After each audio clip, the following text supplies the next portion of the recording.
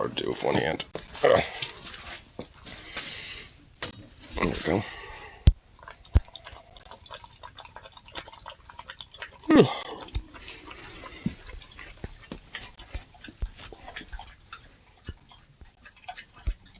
Sweet.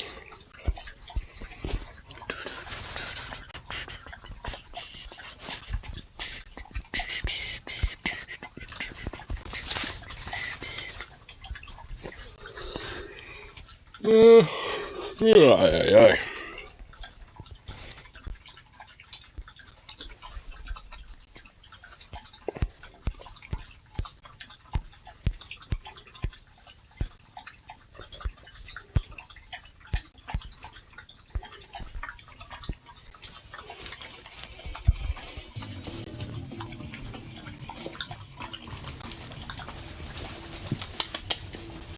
Who's a good boy? Who's a good little puppy boy?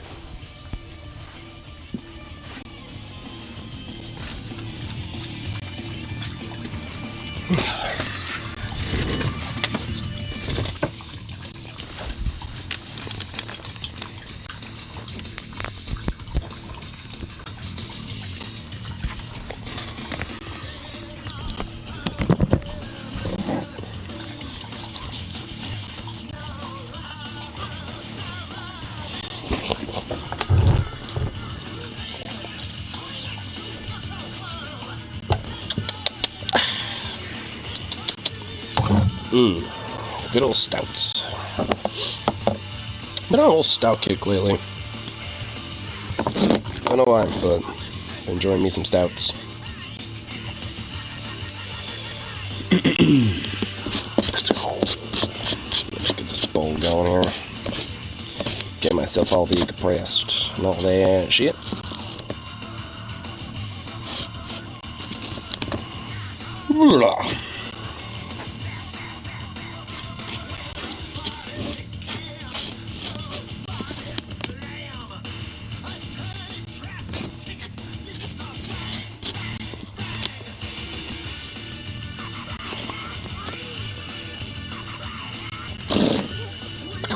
Nope.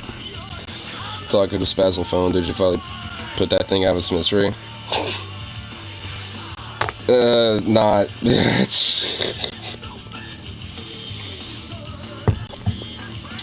I got at least, some of my shit transferred onto my laptop, so I'm just gonna, at some point on my, one of my off days on Tuesday or Wednesday, probably Tuesday, I'm just gonna get shit switched over.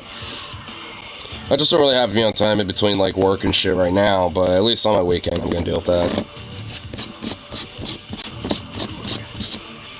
That thing was blaspheming my car. I'm sorry.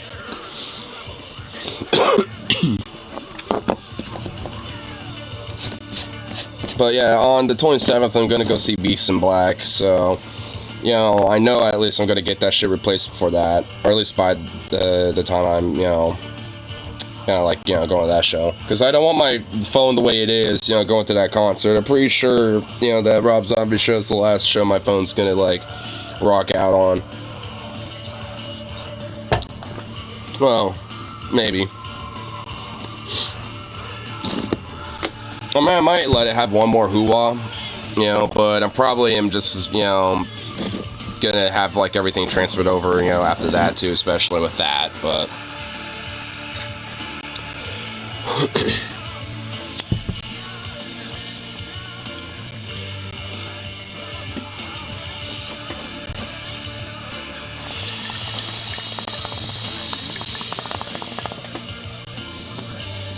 Hammer whacking at the end? Nah. I'm gonna, like, give this one the proper burial of just being in a shelf somewhere in my room. I mean, for this phone, for what it is, has survived some fucking shit, man. Like, straight up. I'm honestly surprised this phone has survived the way it has. I will admit that. Is that using snow? Oh, yes.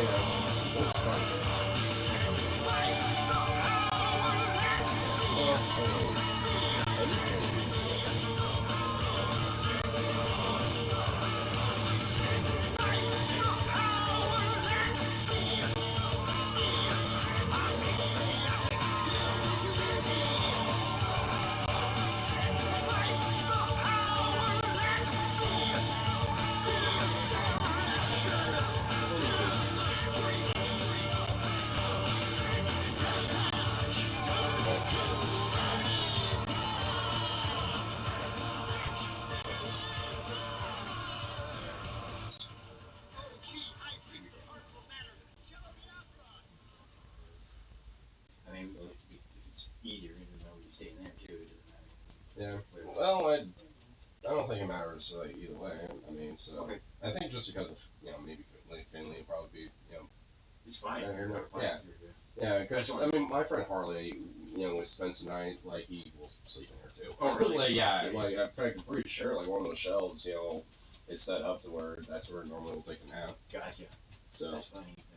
Yeah, like because honestly like once the shed got cleared out, my friend Harley's using a little bit like.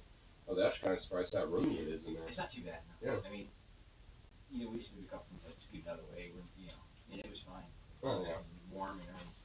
Oh yeah, like during the only times it gets actually cold is like during the winters, but like during the summers it actually gets really fucking hot in there. With that. What? No.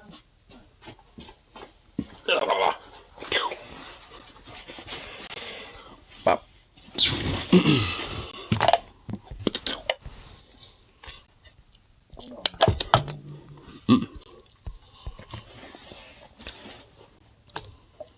Oopsie, have you tried this like Dragon's Tooth stout yet before? I might have asked you actually, but these are actually not too bad. Last night I got some of these like Rogue Shakespeare Nitro Stouts. So these are like by Rogue, and these are actually not too bad either.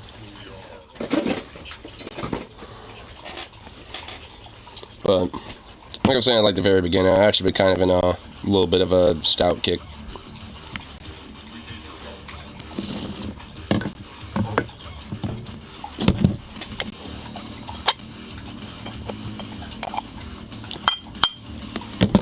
Ugh.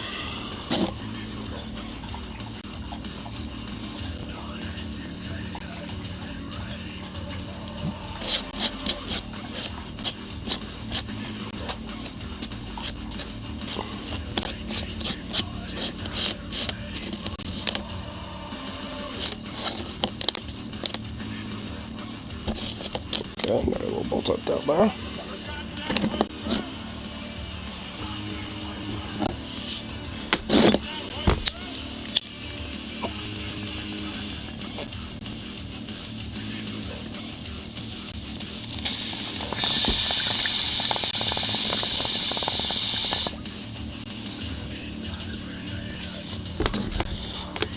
You've had the Dragon's Tooth before, remember it being bad. Shakespeare is good.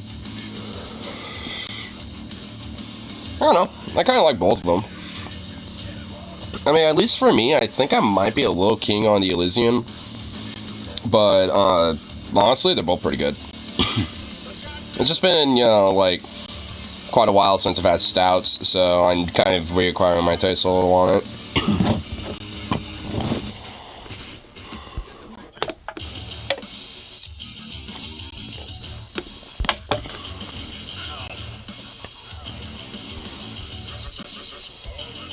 Oh, so what's going on for a tube today? Oh, I'm sorry. Oh.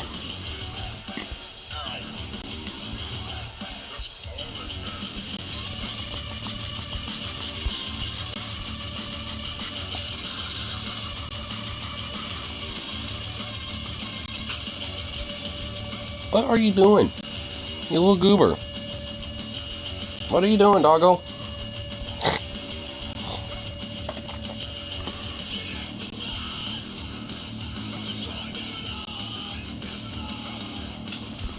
Now he's just walking around back and forth like a goof. Oh my lord. Goodness gracious, what a goofball.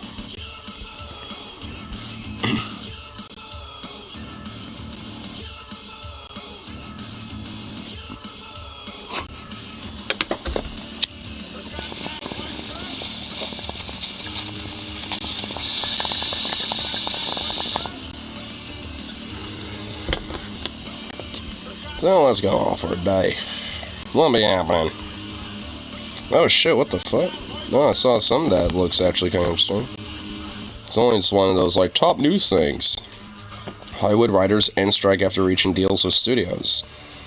So the fucking WGA actually reached their agreement and strikes, at least at the moment, halted. Well, holy shit. How long is the strike going on? And dealt in one of the two strikes have halted the film for nearly 5 fucking months. Damn. Their contract agreed to after 5 marathon days of renewed talks by negotiators, WGA, and the AMTP, or the PTP. It must be approved by the Guild's board and members before the strike could be declared officially over. So I guess the strike is technically still going on, but it's, you know, like, it's not official yet. Well, holy shit. I'm wondering if a lot of it's just, you know, due to the fear, you know, that is kind of going on with this whole, like, you know, rise of labor and shit. I'd imagine, you know, that probably has, you know, like a pretty strong, you know, like, I'm pretty sure it has a strong, you know, relation to that. Trump has possibly the most deranged rant ever. Called on every Democrat elected office to resign because they were guilty by association with Menendez. Oh my god. Would that include him too, technically? And the Republicans because they're also affiliated with that fuck? Like, oh my god. Wow. Dude, that dude is just fucking insane. That guy. So cool, yeah, because of that, yo, with that Menendez fuck, you know, they're all guilty by association, so fuck them all. I'm like, oh my lord. I mean, to be fair, I'm not really that surprised.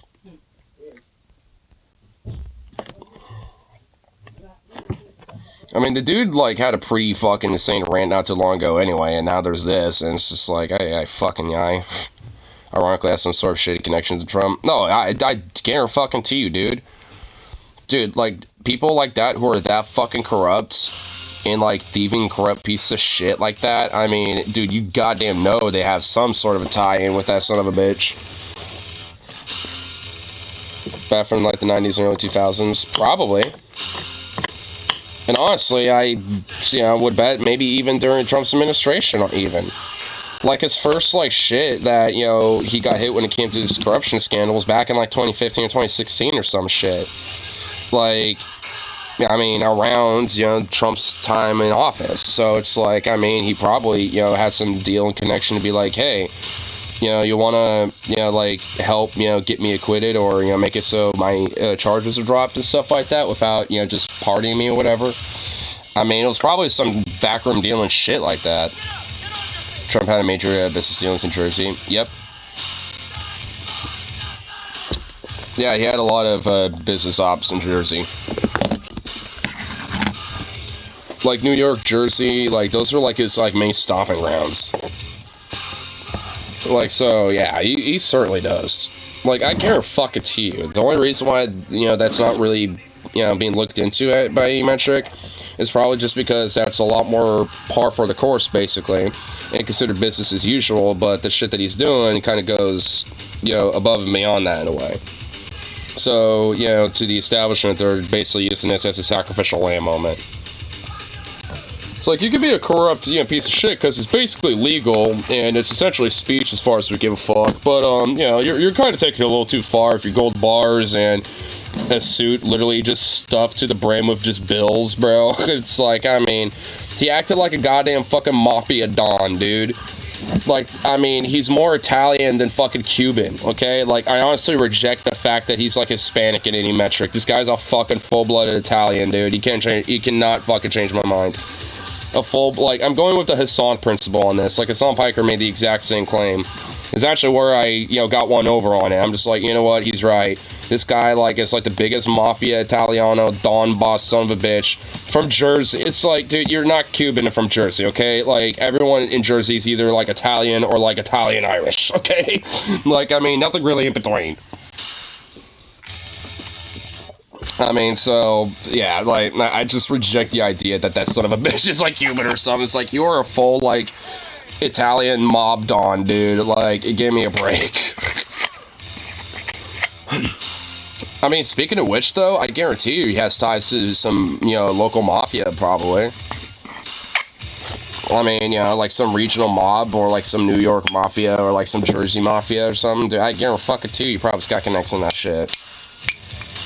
I mean, like, you're not a corrupt politician, or really just a politician in general without some fucking connection like that.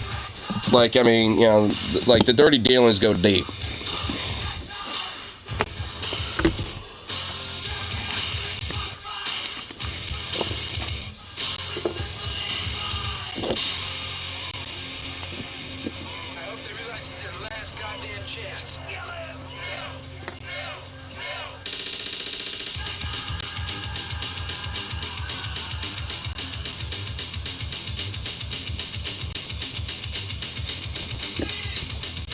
Doggo. Goofy little thing.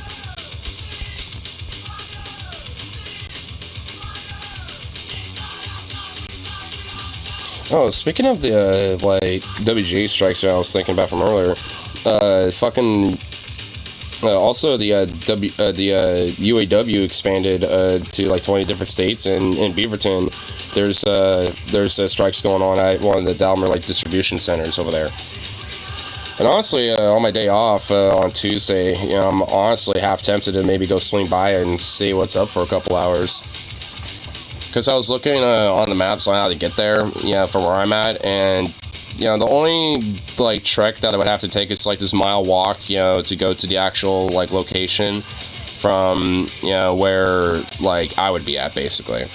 You know, like, or from where the bus stop would be, you know, where I had to get off. You know, so, because it's basically, like, exactly, like, 1 mile from, you know, from, like, the distribution center with the bus, so... Though for some reason, it's like, you know, want me to take the bus from downtown instead of maybe just taking the blue line and then take another bus somewhere or something. You know, like, I don't know why, but that's what it's doing though, so, whatever. It actually took me fucking forever to try to find out where the hell it was, too. Because, like, so it's on this boulevard. I looked it up, and I just, like, for the longest time, I couldn't find it. But it's, like, literally on the most, like, east end of it. Like, where the boulevard nearly ends. It's, like, way out there. It's like, oh, my God. To where, it's out in Beaverton. It's, I think, Allen Boulevard or something. I remember, saving on my maps, I think.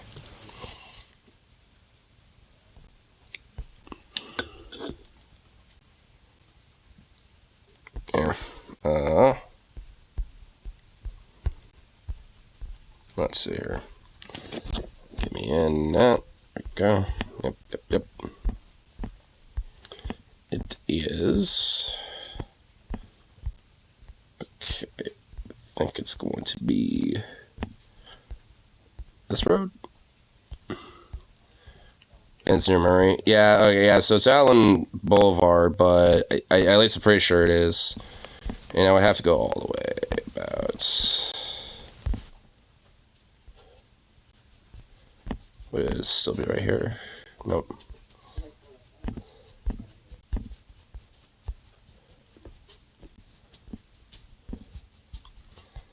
Yeah, so... yeah, it's... where the fuck would it be around over here?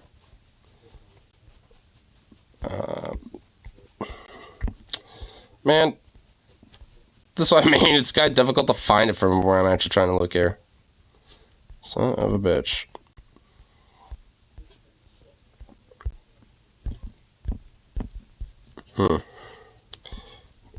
Or am I just looking in the wrong spot? Pretty sure this is the right spot around over here, right? So I have to take, I think, this road, yeah? So I think it... alright, hold on. I think I might have found the spot. If... no? I don't fucking know. Like, I am trying to look around, but it's not telling me. Or at least, I mean, it's showing, like, these, you know, some big industrial centers and some stuff like that, but I can't tell if this is where it'd be. God damn it. Yeah, so I don't know exactly where the fuck it is. I'll have to... here, maybe I can, oh, wait, hold on. Yeah, it's still on my, oh, you know, I was in the right spot the entire time. It just did not pop up for whatever reason. Like, it actually did not want to show on the maps. But, yeah, so it's right... well, it's actually right next to another bus line. So why is it not telling me to take that bus line? I don't know, whatever. There's at least a lot of bus routes, actually, from what it looks like, so... Yeah, yeah, alright. But yeah, here, actually, I can pull it up here, so... Like, that's where, I believe this is where the strike will be held at, is right here. And it's basically going to be, you know, like, right next to fucking, what is this, 205? Or, yeah, or, well, yeah, the freeway, Beaver to Tiger Freeway or whatever, so, but I think that's, like, 205. But yeah, like, the blue line, you know, I could, like, take the red or the blue and then, like, you know, take some buses down there, but... You know, I could also, I guess, take a bus from down fucking town and all that shit instead. So it's just like, I don't know. And there's fewer ways so I could get down there. If I wanted to. 217. Oh, it's 217? Okay. I knew it was like something like that. But yeah, 217. But yeah, so, you know, I might at least go swing by and see what's up. The next to a place called Catfish Lou's. Sounds like a... Is that a food place? Oh, it's a billiards hall. Oh, no, they also have food. Oh, it's like a bar slash billiards hall, and it has live shows. Dude, fuck yeah, dude. Hey. I might want to kind of check that place out maybe sometime. It's right next to it, too. So, yeah, I bet a lot of people from the strike probably going there. Foodware. It's called Catfish Lou's. It's right off of Allen Boulevard in Beaverton.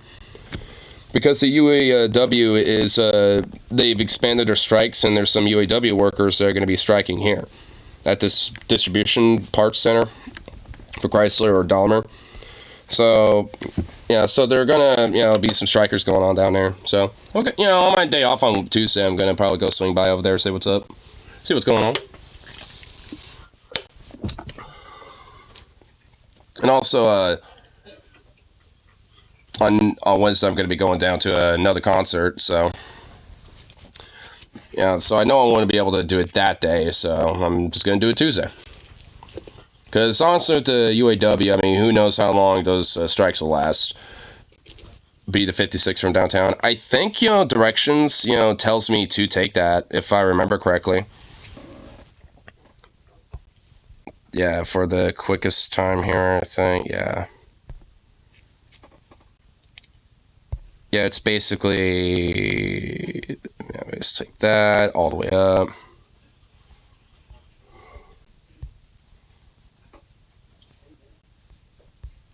Oh, well, for some... Okay, I guess in this one it kind of says to take the 54. For some reason. But here, what about if I change it a little bit with, like, this? What about this one?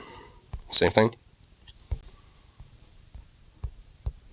Yeah, it's down. Oh, yeah, this one's telling me to take the, 54 as well.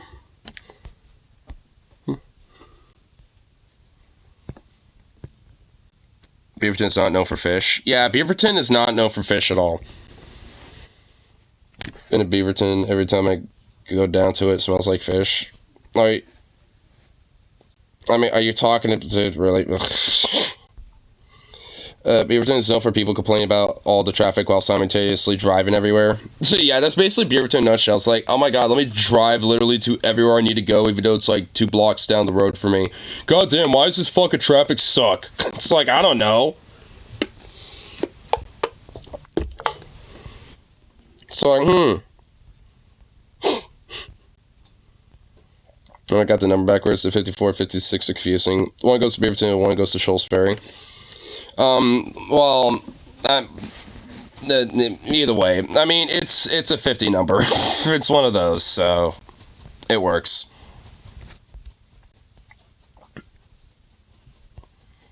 Here,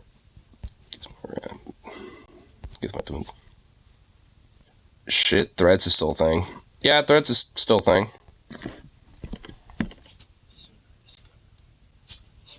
But why? But why? Why? Someone left his jar of pickles in the trash bin. That's a perfectly good jar of pickles. That's a perfectly good jar of pickles. Like, what's wrong with people?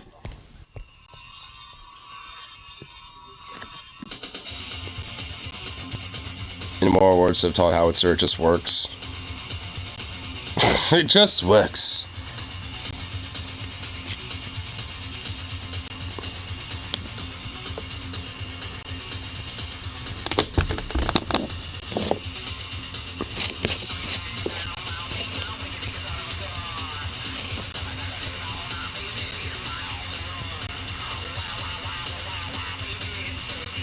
Move from one billionaire to another is just lipstick on a pig.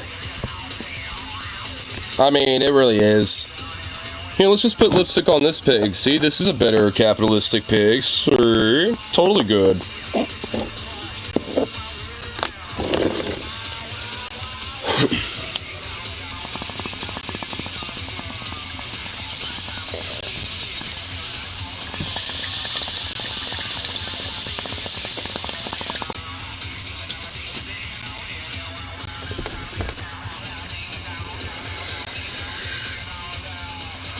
Lizberg is marginally better than Musk, but not by much. It's basically a social media platform version of lesser to evilism. But honestly, at least there is an argument for that, I guess, because Twitter is basically just like co-opted by Nazis, and Lizardbug Facebook is just basically your old boomer grandma. And maybe like some weird middle-aged suburban Karen. Like, that's about, you know, so, yeah, like, I mean, honestly, like, I certainly would fucking, you know, like, take fucking Facebook over Twitter at this point. That's just me. I still wouldn't use either of those platforms, but if I had a gun to my head and it's like, you have to make a new account on either Facebook or Twitter, I would choose Facebook at this point. It really ain't saying much, like, for sure, but, I mean, whatever, fuck it. At least I don't have to, like, you know, get spammed and endlessly berated by literal fucking Nazis, so there's at least that. I'd argue Facebook is the lesser evil because you can make, you grew up in a different time argument. Yeah. And also, like, I mean, you can also at least, you know, find groups and find people that at least are, you know, more tangentially, like, you know, towards your politics and stuff. It's not like, you know, Facebook is literally nothing but cluttered fucking, you know, just, like, boomeristic wine moms and shit, and, like, you know, so, I mean, there's certainly way more of them than any other platform, for sure, maybe outside of Twitter, but, I mean, you know, for the most part, though, I mean, you can find, like, little outlets and little niche communities and little cliques in, Facebook. I would use threads. Twitter is a Nazi dumpster fire, and apparently Musk's gonna start charging people to use it. Yeah, he's just gonna charge people just simply to fucking be on that platform.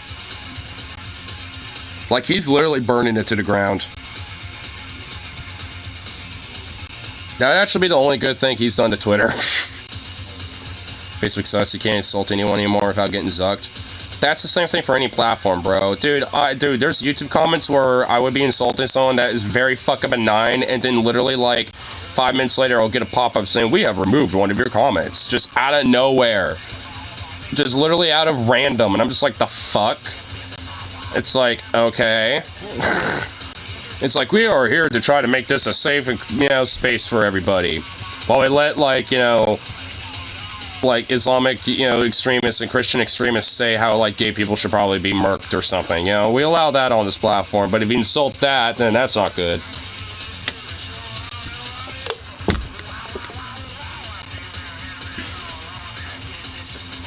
Why do boomers always mention race when no one brought up? So this guy who happened to be a black, you know, just happened to cut in line in front of me at McDonald's, that stupid son of a bitch. I mean, you kind of forgot the, you know, between be black. I mean, you know, because, like, you have to go, like, really, like, you know, channel the racism of these fuckers. Because, I mean, you know how they actually speak. I mean, let's be real now. Goddamn, one of them blacks just happened to be fucking, you know, cut me in line or some shit. Son of a bitch. It's like, goddamn it, dude. Calling Nazi human trash that deserved a free shower that Nazis gave Jews. Well, dude, you're being way too fucking obvious with it. That's why. Like, here's the thing. like you have to be a little colorful with it. Like, if you're gonna be benign, but at least kind of have an overt implication, like get a free shower like the Nazis gave Jews, that's kind of implying, you know, the gas chamber shit, right? Like, so I mean, that's the thing. You have to be a little bit more vague. Like, I mean, you know, and honestly, I'd argue the reason why is just because, you know, him and a bunch of his, you know, right-wing triggered snowflake fuckwits, you know, like, you know, will legit just spam report you. They'll just, like, report your comment, you know, and just do that endlessly so their feed and algorithm picks it up. Because they know they can just do that shit and get away with it.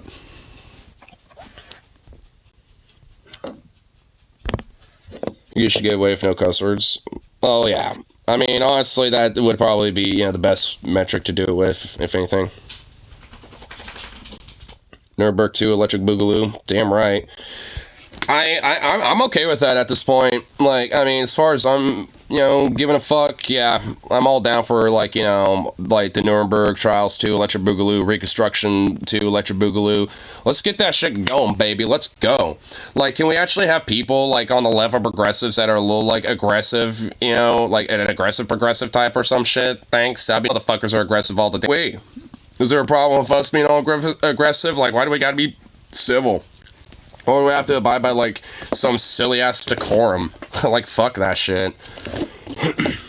I really get annoyed by shit like that. It's like, I mean, I could get it if you're, like, at a bar talking to some people or whatever the fuck. I mean, you know, those environments, you know, I think, you know, are, you know, exempted from what I talk about. But, like, when it comes to, like, you know, something specific like a march or political rally or, like, you know, someone just trying to flex their stupid right-wing bullshit at you or something, or, like, some street preacher, that's where there should be, like, no holds barred type of shit. Be like, no, you're a fucking quack, you're in dipshit, and you're advocating, you know, the suppression and exploitation of every fucking person here, and annoying everybody, and making everyone's, you know, fucking day ruined because your retarded fuck ass, you know, was so damn bored with your life, you have to go here and feel fucking validated, you know, by, you know, people, you know, looking at you and shit and talking to you. It's like, I mean, I guess granted I'm, you know, feeling the problem, but you know what? I mean, at least they're getting their fucking dress down. I mean, that just needs to be the case. None of this like, oh, well, I disagree and I think you're a quack, but whatever. It's like, can we quit doing that? Can we, like, stop, like, with that bullshit, you know?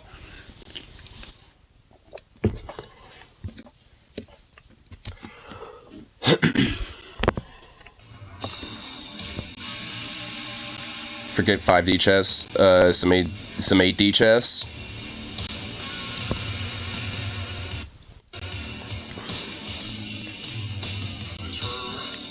Well, Donald Trump change it, but yeah, just open it up in the Reddit app. Yeah, what are you doing, Reddit? Come on. There we go.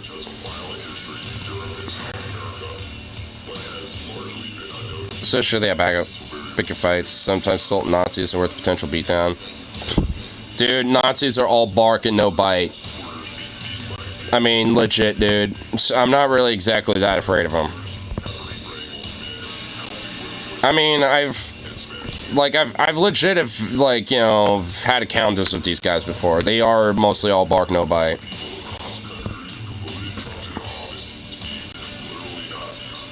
Yo, Reddit, would you, like, pull your shit? Okay, thank you, there we go. Oh, well, Donald Trump changes gender to become the first female president just to piss off the liberals. No such thing as stupid questions. Oh yeah, bro. With his mind and amazing mind, he could even declassify documents. This is the 4D chess they've been talking about.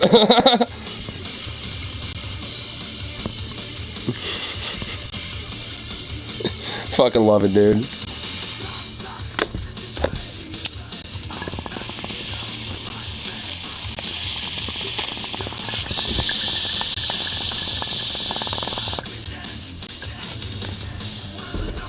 But a couple that bite, back up to bark to bite harder. Yeah. I mean, at that point, I wouldn't even, you know, like, I won't even, like, you know, put it past me to fucking put the blade out.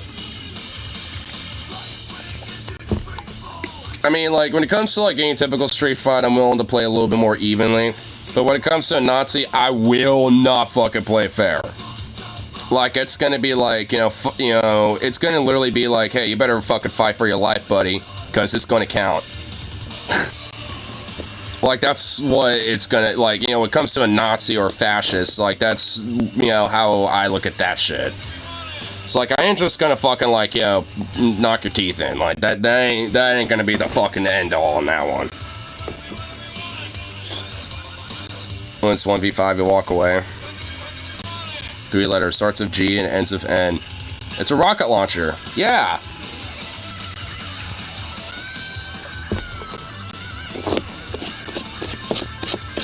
I mean, honestly, like, the chances are that, like, people in public will help, like, curb a couple Nazis, too. Seeing that someone stands up. That happens a little bit more often than you would think. Because, I mean, honestly, there's been rare times, not down here. Well, go to New Mexico, I feel like it would be a little better. I feel like the odds would be better in your favor. But at least up here, like, there's been times where people have, like, had, like, like some Nazi shirt or, like, some weird, like, local fascist, white supremacist chapter hoodie or something like that. Or, like, a, SS tat and shit. Like, there was only one time, and it was recently, because, the one I've talked about not that long ago, about the dude who walked in with the SS tat, looked around, and walked out. He never really stayed long enough, to really have anyone interact with him. But, in the times past, like, usually customers are the first ones to do it, and actually makes us employees feel a little bit more comfortable to start popping off, because, like, yeah, you got some racist shit. Like, I mean, now you're starting to pop off and be agitative, so now I can fucking call you out. You weren't, because you're just like, can I get like an 8-piece like everybody else, but, now that now that someone called you off on your Nazi shit and you want to cause a scene, then guess what? No, it's all over on that one.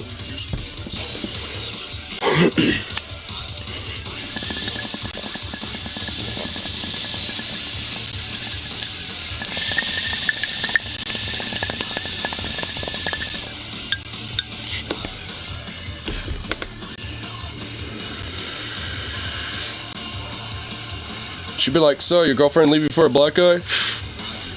Well, I mean, there was one time, this was years back, but there was one time where there was like these, where there was this Nazi couple, and they had these blue hoodies that were a part of like this, I think they were called like, the Iron Crusaders or whatever the fuck, I forgot. It had like Crusader in their name. I tried looking it up after I encountered them, to see if I could find out if, their movement was online or anything. As far as I could tell, there wasn't.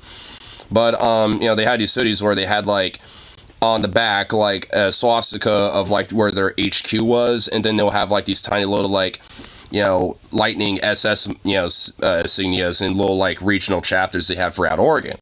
And it's just, like, and it was, like, a couple, obviously, and they both had rings on, so you could tell they were a married Nazi couple, too. And I was just like, wow, ain't this fucking sad. So I guess, for them, it's not really that the girlfriend or wife left the black guy or, left for a black guy or anything. They, she's also just committed to the cause. Which, fuck her too.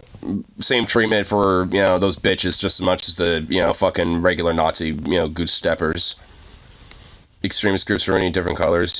You can't wear red, white, and black without people thinking you're part of the Third Reich.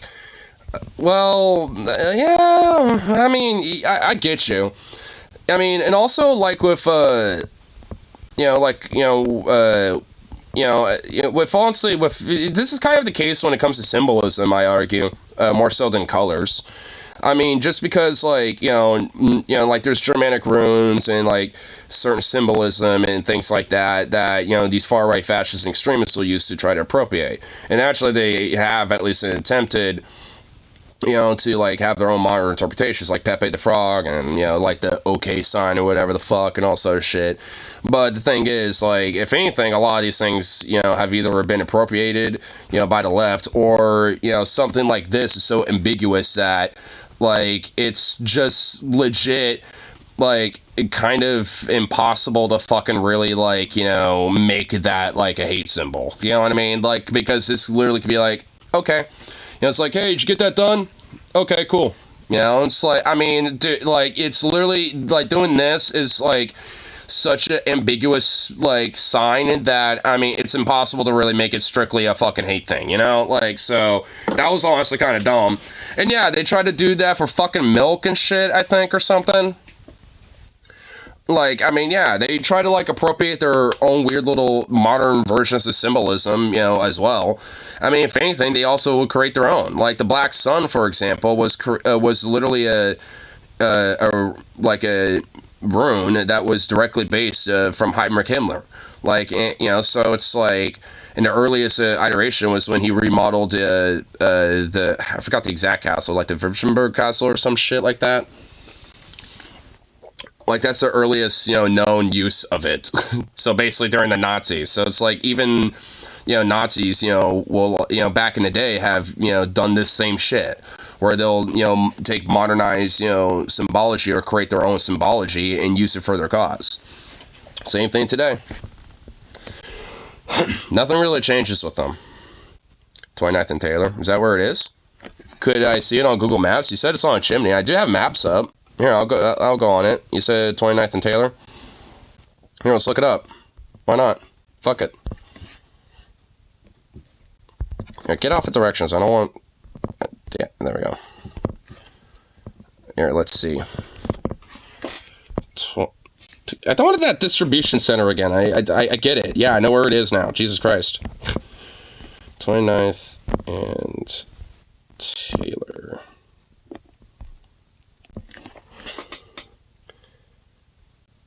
Wait, you said southwest, right? No, you said southeast. So why in the fuck am I getting southwest? Why that I don't... Yeah, wait, yeah, what the hell? Yeah, no, wrong. Not Taylor's, whatever the fuck, Ave or some shit. And... Taylor... Yeah, okay. Alright, there we go. Yeah, let's go on Street View. Where's the chimney? Where's our chimney? Oh, is this it? Wait, that's not a chimney. Wait, this is a suburb. Is it a suburb? Nine 2925. Okay, yeah, because but is it in a suburb? Oh wait, maybe. Okay, hold on. You said all right. Here, I'll do that. I said it was okay. 2925. Yeah. Okay.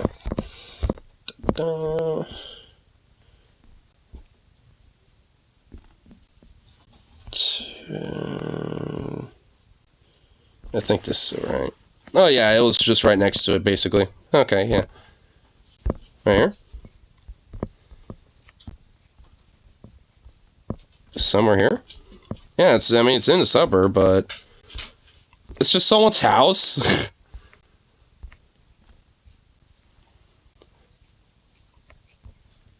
It's on the south side. I legit cannot tell. He said fourth house. Okay, so alright, okay, here we go. So we got 1, 2, 3. Wait, so I'm looking at this right. South one. Okay, so 1, 2, 3.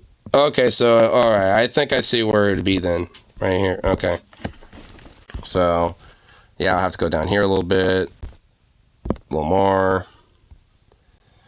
It's only like one specific position on Street View, so it's kind of hard to see. Took a screenshot. Oh, you did?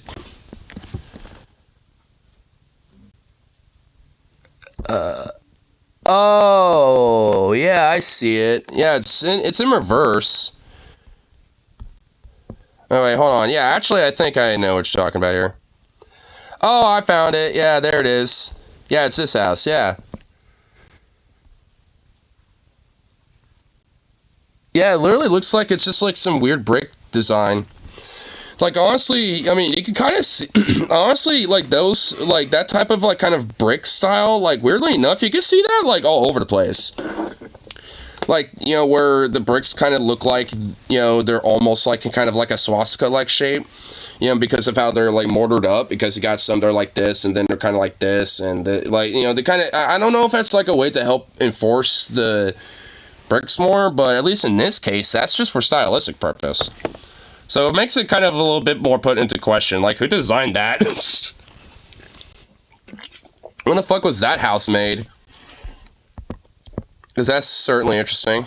I mean, because if it was made, during like the 30s or some shit, that, I think, that, would be understandable. Might have been put up there before World War II, I have no idea. Yeah, I mean, to be frank, and, there's like, a lot of old, pre-40s, pre-30s architecture in Portland, including homes. So I wouldn't be surprised if this road was back during the 30s, and maybe not as, populated with houses, but there's probably a couple houses here and shit. Maybe that was just one of them. And it's just been modernized and retrofitted and stuff over time, and, fresh paint over the years, stuff like that. Had a lot of Nazi intentions. Yeah. I mean, if anything, before the Nazis appropriated that symbol, the swastika, like, that symbol was used by like a fuckload of cultures throughout the world, from Native Americans, even Jewish culture too, to an extent. Like, obviously with like in Hinduism, there's a lot of elements of that. Germanic culture, in Finland, and like in the Baltics, it's kind of seen as like an iron cross of a sort, basically, or at least a variation of it. It's like a fire cross, I think is what they call it. At least I think in Lithuania, that's what they called it. And, so like all over the world, it's been used as either like good luck or as kind of like a symbol of, goodwill or, stuff like that. I mean, it's been used kind of for multiple variations, depending on the culture and stuff, for fucking millennias. But then the Nazis showed up and fucked it up. I mean, basically, like, the Nazis ruined a lot of shit. And it's going to take, I think, honestly, legit, kind of a long time for those wounds to heal, you know what I mean? Like, I think we were for a little bit, but they kind of came back now and are starting to ruin it again. So it's like, I think we were kind of starting to get there at this rate. Being able to, potentially, like, move past some of this shit a little bit, but then they all decided to come back because we kind of got complicit. We're like, yeah, they're gone now. We don't have to worry about that. It's like, it's like, you sure about that?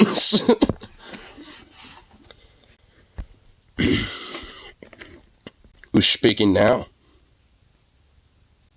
What's going on here? Goodbye, chat. Looks like that person is gonna get a rat right to the fucking dick, dude. What's going on here? What the hell? What's this dude doing? What's he doing?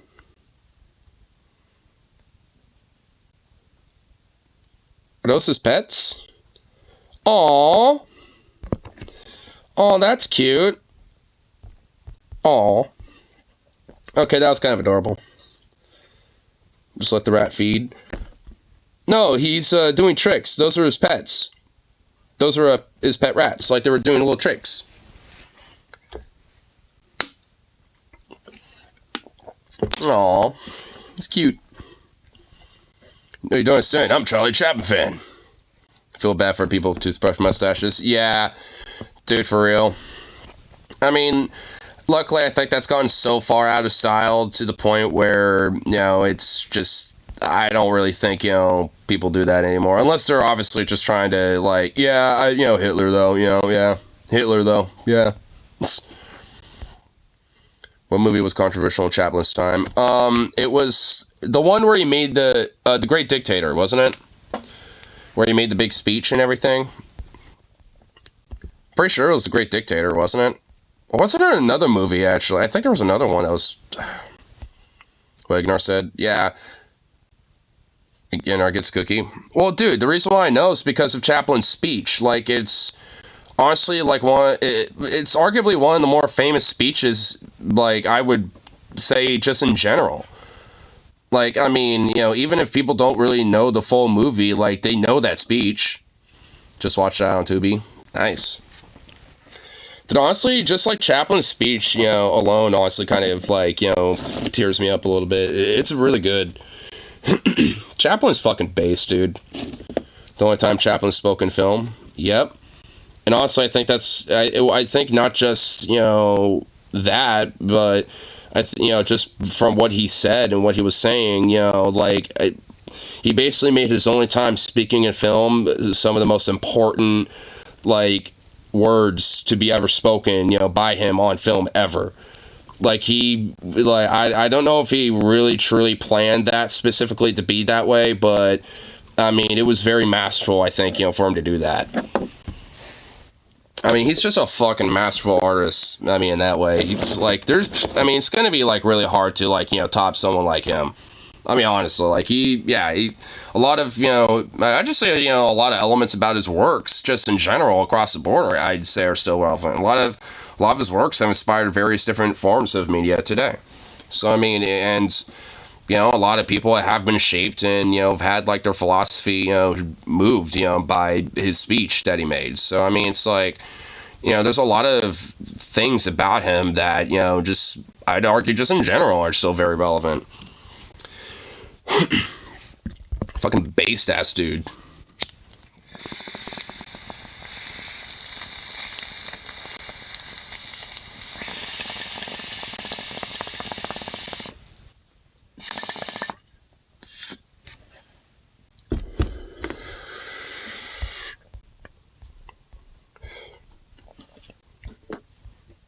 I mean, honestly, it's almost kind of like a proto I Have a Dream speech in a way.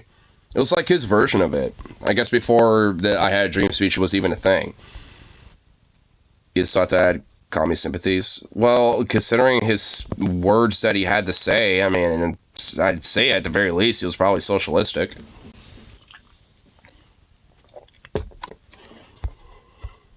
But, I mean, I'm not, like, 100% sure, like, what his politics were, but honestly, I'd argue that they certainly were very left-leaning, considering just everything about him. And that and artists tend to kind of leave left-leaning anyway.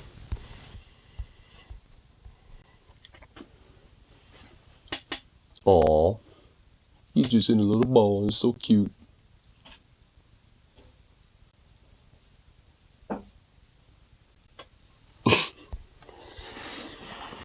McCarthy fucked with him a lot post-World War II. Do you, or do you not, have any affiliation with the Communist Party of America? Oh my god. I hate how that shit's kind of like back in full swing too.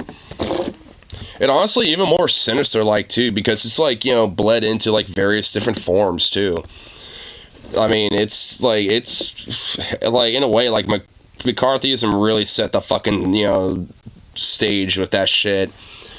Like, because obviously, there's just, like, this major overtone of, like, anyone that's progressive left, just being some sort of, like, Russia/Chinese simp or something like that, because Xi Jinping and, like, Putin are somehow, like, based or whatever the fuck, which is just retarded. Like, I don't even think, like, there's really any lefts I'm aware of that, at least when it comes to, like, Russia that are, like, sympathetic towards that. China, arguably more so, but, I mean, at least of Russia specifically, no. I've never fucking heard it.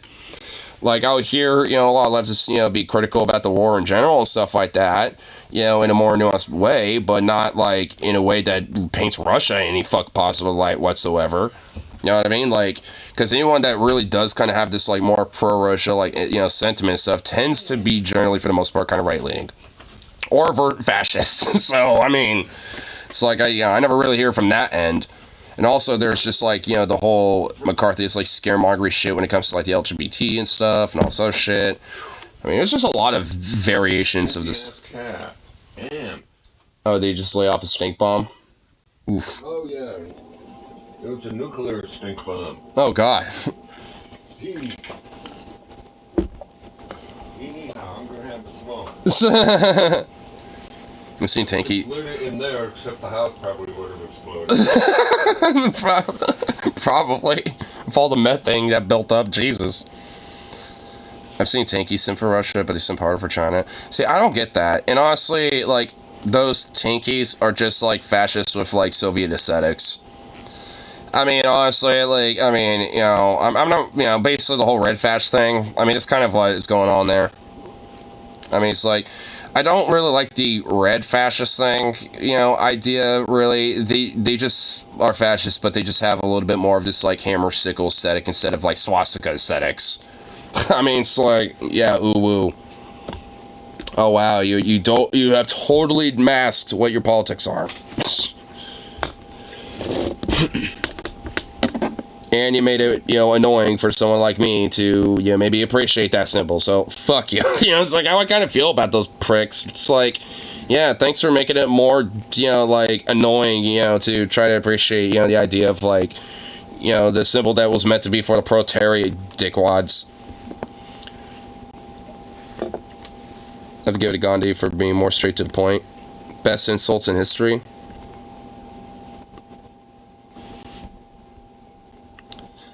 Best insults in history. Winston Churchill. What did he say? Extremely witty, much whatever. What does it say? If you were my husband, I'd poison your tea. Churchill's repost. Madam, if you were my wife, I'd drink it. Damn. Gandhi. His vocalization, no, okay. One incident was when Gandhi traveled to London and a reporter asked him what he thought of Western civilization. Gandhi replied with this scathing remark, I think it would be a good idea. Or I think it would be a good idea. Damn. Damn, yeah, that is pretty straight to the point. Well, Churchill had a pretty straight to the point one, too. Old Abe. During a debate, the popular but not so attractive Abe Lincoln. Hey, he's a pretty handsome fellow. Fuck you. Was accused of being two-faced. Lincoln's rebuttal proving more self-effacing than insulting, but people still felt the sting around the room. Is retorted, if I had two faces, would you still... if I had two faces, do you think I'd be wearing this one? Damn. Ooh, Babe Ruth? To be fair, he was in London. Yeah, to be fair, he was in London, yeah. So, Western civilization wasn't really a thing there, unfortunately. And I just... prepping myself for the British Gauntlet on Friday. In the 1920s, the non-prolific Yankee batsman Babe Ruth had been such a great blah, blah, blah. Okay. Okay, here. So... when the financial crisis hit home in their early 30s, during the Great Depression and stuff, Yankees officials asked Ruth to slash his pay by $5,000. Request Ruth denied, or declined. At a later press conference, an intrepid reporter commented that Ruth had a higher salary than the current President Hoover and received a cutting remark, maybe so, but I had a better year than he did. Damn! Oof! Damn. Alright. Alright, I like it. Fucking John Wilkes brought the heat. Oh, did he? Our boy John Wilkes. Dude, Babe fucking brought the heat with that one. He's like, dude, it's like he admitted, like, yeah, I am being paid more than the president, but at least I had a better year than him. Like, damn, dude. That was a fucking... Oof. Oh, I felt that. I felt that, like, fucking damn near, like, 100 years later, bro. Oof. When unconcerned with being diplomatically correct, politicians should be the best insult of all time. Such is the case between the 18th century political rivals John Montagu and John Wilkes. During one of the verbal sparring matches, Montagu spat at Wilkes and said, "Upon my soul, Wilkes, I don't know whether you'll die upon the gallows or of syphilis." Wilkes retorted, "That will depend, my lord, on whether I embrace your principles or your mistress." Oh, damn. What are you doing? Battle of the Johns. Dude, I'm pretty sure John just fucking slayed that shit, dude. Dude, that was... Dude, all those kind of brought in the heat. I'm not gonna lie, all of those are pretty good. I think, like... John Wilkes is definitely really good. Gandhi's is straight to the point. And also kind of like pontificating in a way too, where you had to think about it. Back then that would have erupted in a brawl. Man, we need that. Dude, we really, like, need to fucking have the goddamn brawls back, dude. I want Congress to have a fucking brawl. I just want it. It's time, dude. It's just, you know, like, it's just time, you know, for us to just have it already, damn it. We need that back. The energy's there, you know? So come on. Come on. Like, when's the last time that shit's actually happened? You know what I mean? Like, I'm pretty sure we've looked this up. I think it was back in, like, the early 1900s. Like, I think, like, the 1920s or something. Like, I mean, it's been a long fucking time since this shit happened. It isn't there with mummies in office. I mean, for real, dude. That and, like, decorum libs. Like, you know, like, fucking, like, you know, civil, like, decorum, you know, liberals that are like, yes, you must have civility. Brr.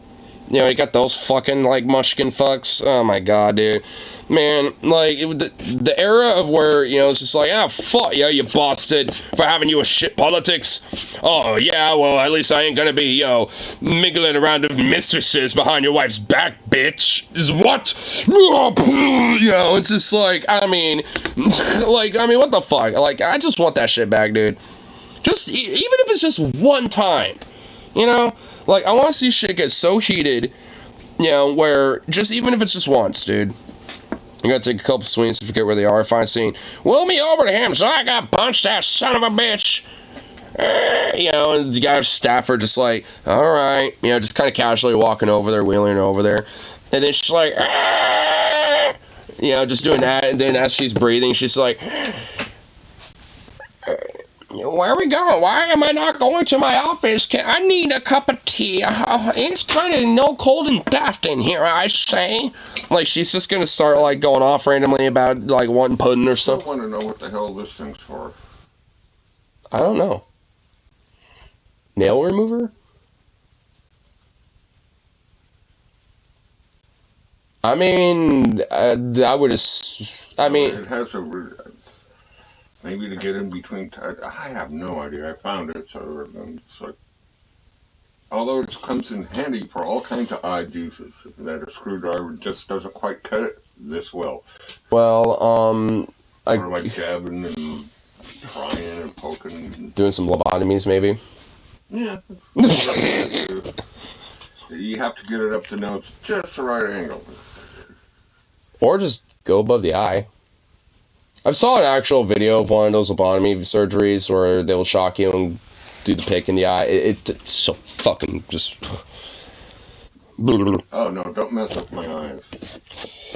Well, where you're literally shocked to the point where you're not basically kind of like passed out, but like, you know, like, but... No, yeah, you're just... Yeah, comatose. But still, it'd just be like... Why do they mess with someone's eyes after they're getting a lobotomy? Because it was very quick and easy, and it's, you know, the bone structure behind the eyes is... They're going in the eye to do the lobotomy. Well, not literally in the eye. What they do is, like, they will take, like, something to lift your eyelid up, and then they'll take the pick, and then they'll, like, bing, bing, you know, kind of... Yeah, dude, yeah. Okay. Yeah. Like describing a vasectomy or something. It's just like, yeah. Okay, I don't want to hear about it. Yeah, it's brutal. Yeah, it sounds brutal. What was I doing again? You wanted to punch Joe Biden. Oh, Joe, I haven't seen him in years. Why was I seeing him? To punch him. Oh, yeah, that son of a bitch. What was I doing? You're going over there to punch him. Oh, yeah, because that stupid slobberknocker. In front of me than in front of lobotomy.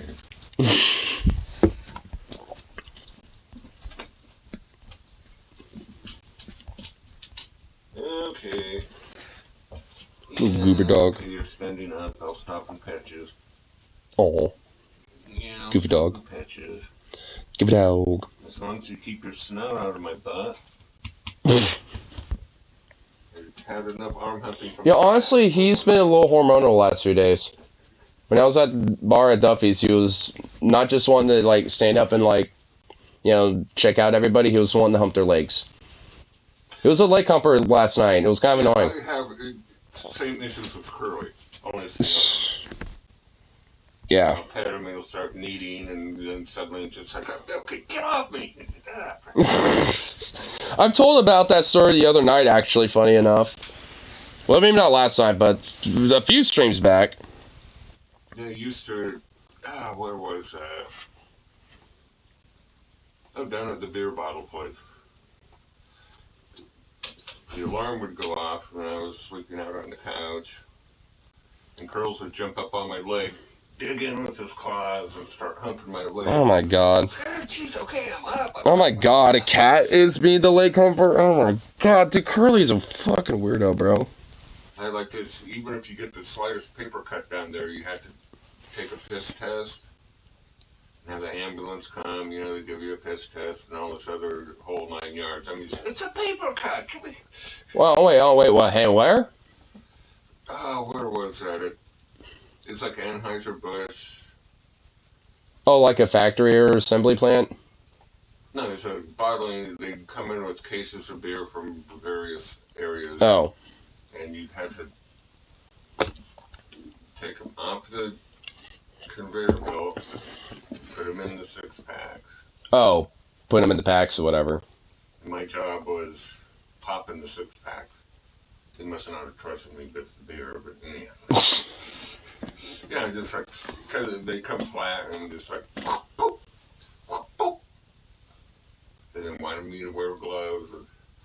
You know, one morning I came in and just like, I woke up this morning, a cat scratched me. I could have called the ambulance, called in late, and you know, had them come and check me out, but then I would have had to take a hiss test. She thought that was funny. She was a little girl too. Transportable Levant, you break the thin bone separating the ice from yeah. Which was kind of the common way to do it from like the 50s to like the 60s and shit like that. But even worse than any sexual fight, the bell rings. Fight! And fight! And fight! Are they gonna be fucking fighting? Dude, man, to know that like the geriatric fucks trying to fight. Honestly, I mean, look.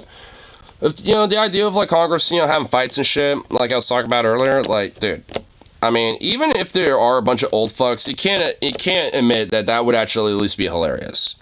Like, I mean, you know, that would at least be funny. Like, I think, you know, that would lighten the mood of, like, American politics enough to where it's just like, you know, alright, you know, we have a moment where, like, all of America could kind of collectively have a laugh, you know, in solidarity of the whole absurdity of it all. You know, so I don't know, like, I mean, even then, I'd be totally fine. It was the most brutal, barbaric, and infamous medical procedure of all time. And I spent a camera for isolated in the brain and wriggled around. Yeah, it really was. You know, honestly, ever since that was mentioned, like, my eyes, like, especially, like, above, like, you know, like, directly above my eyes have been hurting.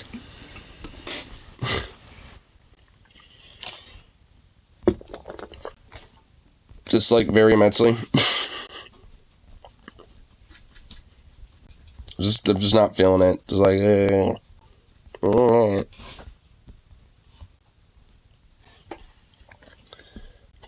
Cats are mad. Coming up on Whoa. Whoa. Hey, what are you doing being turned off? Don't be doing that. Cats is their kids. What the hell? These cats is their family. That's all they got. You cats, your fan, tell you what, the bean, la, bam, bam, bean, bam, bam, bam, boom. Anything true with love and respect, they'll treat you with love and respect back. Locked up, bruh. Oh my fucking god, dude. Man, America is so obsessed with this shit. Well, not anymore as much, but dude, there was seriously a large segment of the population that just was fucking obsessed with this. Basically treating, like, you know, people in the prison system as, like, just fucking, like little monkeys for the TV to be like, hey, dance around and do this and that, blah, blah, blah, blah. You know, to tell us about your life in prison, you criminal scum boy. It's like, oh my god, dude. The social center Raw makes it sound like a porno. It kind of does. of almost every prison is the yard. It's the rare space where inmates socialize, exercise, and occasionally fight to the death. Oh my god, dude. Honestly, I'm probably going to be a little bit more like, you know, commentating on this shit more so than like the cats. Because I love how they're like, you know, showing basic, you know, like, you know, like obviously a bunch of inmates just doing casual shit at the yard. Like, got some people practicing at the, like, the outdoor gym. Some people playing, you know, some ball and stuff like that, you know. I mean, yeah, and they also got the National Geographic. Dude, there honestly is. It has that generic ass, like, National Geographic Discovery Channel fucking, like, soundtrack that was in, like, all these shows. Like, oh my god. It's like, here you can see the natural habitat. Play with black people on screen. Dude, honestly, there kind of is. I mean, it's like, here you can see, you know, these prisoners, who all happen to be black, you know, out in the field, then, you know, where they can all socialize. It's like, beg your pardon? It's like, I mean, like, what are they, like, herd animals or something? Like, what the fuck? And then they move into this out of nowhere. It's like, and also, fight to the deaths. And then it just shows some random fucking, like, you know, prison riot that happened. You know what I mean? Like, it's like, dude, Jesus Christ. I hate how, like, you know, fucking media paints shit like this, and including in entertainment. Like, so fucking much. I'm kind of glad we're, you know, we're somewhat kind of getting over this now in America, but, like, fucking hell, dude. A little late in the party on this. And on some yards, even at dangerous maximum security institutions, inmates have found something to fill their hearts with love and nurturing. Just not for each other. It's my buddy cousin's cat. Nobody's family home cat I could see could be happier than these cats in here. One of the first things that I noticed when walking out of the yard in Kentucky was something that I never thought that I'd seen a million years on a prison yard. And that's all of the cats. They were all over the place. Nobody remembers exactly when dozens of stray cats began to adopt Kentucky State Prison as their home. And hey, that guy has a guitar? Dude, this guy has probably been around in the Cash days or some shit. And he's like, this is a guitar that Johnny Cash himself gifted me to, you know, entertain the folks here in the prison. Like, I mean, oh my god, knowing that, dude. I mean, holy shit. How much I want to bet that's almost, like, pretty much is what happened? I mean, maybe not to a T, but, I mean, like, goddamn, dude. The inmates were more than happy to adopt the cats as pets. Especially when they're little babies and you can raise them up, pet them, you feed them, you watch them grow, and it's your cat. They're like kids. It was really amazing to see all of these felons, the guys that were in the state's maximum security penitentiary, with cats climbing all over them. They had them up on their shoulders, they were petting them constantly, and it was really interesting how the inmates had developed very, very nurturing relationships with these cats. We got all kinds of cats, and you got these guys here that these cats is their kids. And you mess with one of the cats, I mean, it's just like messing with my kids at home. I mean, these cats is their family. That's all they got. That's all they got. Tell you one damn, I mean, boom, I got, like, you know, full-on 70s porn mustache, you know, on my side business. I, you know, do a little bit of porn directing. I tell you what, it's a good way to make extra side money. So, I mean, my god, get the, like, fucking porno shades on him for, like, being a director, and, dude, I mean, get a weird sleazy, like, Hawaiian hat or some shit. I mean, you got yourself, like, a weird 1970s porn director right here. And like any proud parent, the inmates shared photos of their favorite felines. We cat lovers up here. Now here comes one. This is a monster right here. People had specific cats. Dude, that guy's got a fucking bullet. To that cat. The last thing you were going to do is commit an act of violence that would send you to segregation where you couldn't care for it anymore. So, in this funny little way, the cats contributed to a lower level of violence on that yard. You know, like, I kind of find it funny that this is from, like, what, early 2000s or something? Like, it's, you know, I'd be kind of curious, has this kind of thing been maybe adopted by other prisons and shit, maybe? At least ones that have, like, more open yards like this and stuff? Because I'd be kind of curious to see if that's the case. Because obviously, like, if you have all these kitties that have pretty much adopted, or, you know, they have adopted them, or, you know, the mutual adoption, basically, I mean, you know, it kind of helps, obviously, lessen, you know, the violence in a way. I mean, because if you think about it, I mean, if you're going to be friendly with, you know, the cat that you're close with, and you got some other kitties that are hanging around, and they walk up to you, I mean, why would you hurt them, you know, just because they happen to be, you know, like, more attached to someone that you have a little beef with? Like, if anything, y'all might just talk it out while you're just petting the cats and be like, you know, man, you know, like, what the fuck was that about the other day, bro? You know, it'd probably be some more shit like that, and if anything, shit gets settled with, like, talking more so than fights. I mean, just based off of that alone. And just seeing how, like, everyone's just kind of casually just kind of doing their thing, just having cats on them and stuff. Like, if anything, like, you know, even if there are prisoners that don't really have, like, cat of their own, they seem like they're just more willing to socialize with people just on the virtue of, you know, maybe being like, oh, shit, you got a cat with you. What the hell? You know, so, I don't know. I mean, it just really seems like this is a genuine positive way to lessen, you know, tensions and angst and potential violence that could definitely happen in prisons and stuff. You know, like, like, if there's at least, you know, like, a tiny, maybe, like, Band-Aid that I think could help, you know, given, you know, all the other circumstances, I think, you know, adopting this idea, no pun intended, would probably be, you know, helpful in some places. Maybe a bit. Oh, really? Is there an actual article on it? Prison animal programs are benefiting both inmates and hard to adopt dogs in Florida, experts say. Tails program has saved more than 500 at-risk dogs. Are starting to symbolize a ray of hope for inmates in Florida. When was it? Oh, well, nice. Back in 2019.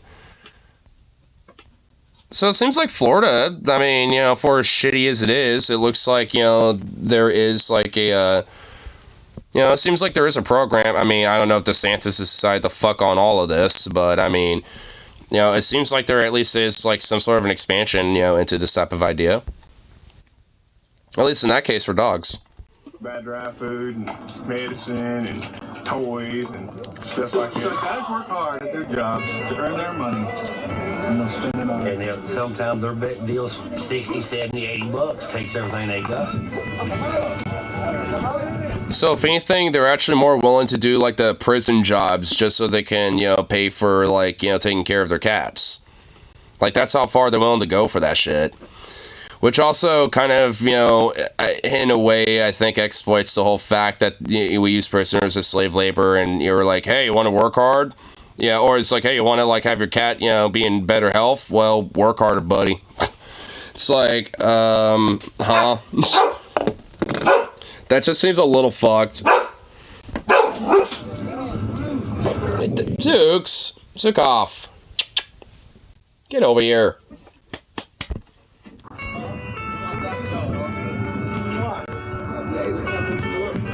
Red, I wish you cats would get together and get Hey. these rats we got running around this yard, man. Hey. The people rats. Now, you leave the little bitty mice alone.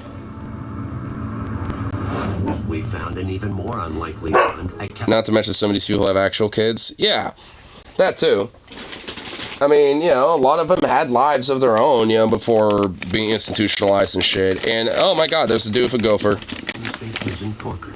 It's like anything, true with no respect to Look at that little dude. That little gopher just like, what's up? What's up, y'all? It's kind of gophering my way around. Oh my god, how much do you want to bet maybe these dudes might low-key try to train that fucking gopher to help him escape? Well, you know what? I think they've got too much of, like, you know, I think a mutual thing going on here to the point where, you know, like, if anything, for what it is, I mean, like, it seems like this specific prison really isn't, like, as bad as others, at least given this specifically. I mean, at least when it comes to, like, the rates of, like, you know, having to segregate prisoners for violence and this and that, it seems like it's far less of a problem in comparison to, you know, other places. But obviously, this is from a while ago. I don't know if this still holds true for this place. I mean, considering, you know, I'm sure their policy about this hasn't really changed, you know, I'm assuming it probably is relatively the same. You know, so, you know, I'd be kind of curious to kind of see what, like, really overall, like, the broader, you know, kind of data is for this kind of prison specifically, you know, and, like, if for prisons that do have this, because, like, I mean, given whatever conditions or whatever problems, you know, that just American prisons have just in general, I mean, this seems to kind of help, like, mitigate some of those issues in a weird way. Not all of them, and you know, like I said, it's kind of a band-aid, you know, of an idea, but I mean, at least when it comes to trying to, like, help prisoners not fight each other or, like, guards or anything else, or, like, you know, and all that other shit, I mean, it does seem like, you know, that does genuinely have an impact. Respect back. We were just kind of out on the yard shooting, and I looked over and I saw these guys petting something. And at first I thought it was like a kitten, and it ended up it was a gopher that they had tamed. We share a pool, give them a little grouse, bring the dirt mites in and play with them and let them run around our cells, feed them apples, lettuce. Feed him apples and lettuce? Wait, so they actually let this gopher hang out with him in the cells? It's like the best companion I've ever had. A lot of the guys Aww, ran into it. that little dude. Probably never had anybody, you know, to love, or anything or anybody to love them. And, you know, when you run into somebody who is, you know, a gopher, and it gives him some sort of outlet for affection, it's got to be a good thing. But we found a very different case of inmate creature. A pigeon? Inside California's San Quentin State Prison. Oh wait, so this isn't a different one in California. So it seems like, you know, some places, you know, there's like, you know, there's kind of like this like semi-adoptive like kind of policy that has happened. Mike Miller is my real name, and the staff here call me Birdman of San Quentin. Birdman of San Quentin? San Quentin. Birds seem to have flocked to me for some reason, and I don't know, they probably think I'm the Birdman of Alcatraz. Maybe they're mistaken, because he's kind of shaved head too. Miller was serving an 8-year sentence for burglary when he proudly showed us his cell, a virtual shrine to his winged friends. Damn, dude, he literally has a bunch of stuff about birds, dude. Dude, get this guy into a program to, like, you know, get into, like, you know, like, avian, like, science or something. Like, get him out there to, like, you know, be, like, a researcher, or, like, you know, help, like, get into, like, you know, some sort of, like, you know, cause to help, you know, do environmental protective work, you know, for birds and shit like that. Dude, get this guy into, like, some shit like that, dude. I mean, does this guy show that, like, you know, even for, like, his, you know, as odd as it seems, does this kind of show that there's, like, an outlet to where, you know, the dude could potentially make a career off of? And, you know, he's in a spot where ostensibly, you know, when it comes to prisons, there should be, like, you know, an element, or at least in theory, there's supposed to be an element of being able to get back into society and back on your feet once you've served your time, so to speak. And this guy hasn't even really done anything super heinous. He just did some burglary. It's still bad and not cool and all that shit. But, you know, like, out of all the things, you know, someone can be in prison for, that's not really that bad. So, like, if anything, this guy honestly seems like he has a legit, you know, chance to potentially, like, you know, like, get back on his feet a little bit. I've been here, the birds just come up to me like they know me. You know, I got them landing on my shoulders and my hands, and, you know, different kinds of birds, not just pigeons, but I got the, you know, different kinds of blackbirds, like the finch and the redwing landing on me. I think the birds is a good way of I love that sign right there. releasing a lot of tension and anger. And before I got arrested, my girlfriend used to chase the birds away. She didn't want me around, and so now I'm in here, I have a chance. Well, low-key, fuck that bitch. To mingle with the birds. And basically that's... Also, what's with his dude's girlfriend? What the hell is she hiding? Yeah, why was she like, fuck these birds, eh? Like, yeah, like, what the hell's up with her, dude? If anything, I would probably be more suspect of her, more so than this guy. This guy just seems a little quirky, but, you know, just seems like he had a rough patch in his life, you know what I mean? Like, I mean, and since he just mentioned his girlfriend, you know, was, like, you know, someone he was with just prior to being incarcerated, I wonder if that had something to do with it. Like, legitimately. God, there's birds, you know, I can't trust anybody else. I mean, honestly, I mean, birds are very smart, too, so I guarantee you, you know, when he started kind of feeding a few birds and a couple other birds in the area noticed that, they started kind of communicating that and realizing, hey, this dude's friendly. You know, and thus, you know, kind of came up and, you know, eventually got friendly with him. You know, because, like, birds are way more intelligent than people think. Especially pigeons. Pigeons are pretty fucking smart. But she was also a succubus, so she didn't want him exposing her. Yeah.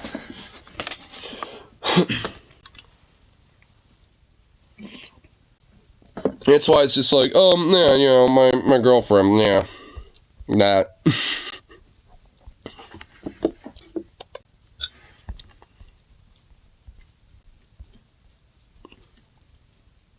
Boo boo.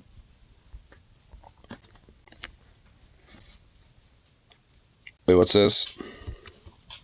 When you hire geniuses to help move? Yo, what the hell? Oh no, what's going on here? What the fuck is going on here, dude? What the fuck is happening here, dude?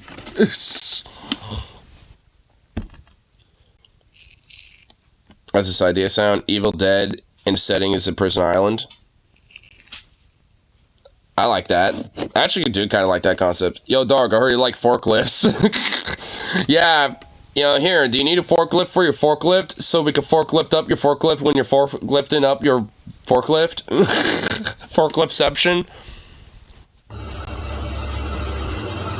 Oh my god, it's tilting. Oh no, oh fuck. Yeah, why did y'all think that was a smart move? How in the fuck did the forklift get the forklift on? You know, like, I'm wondering how that fucking happened.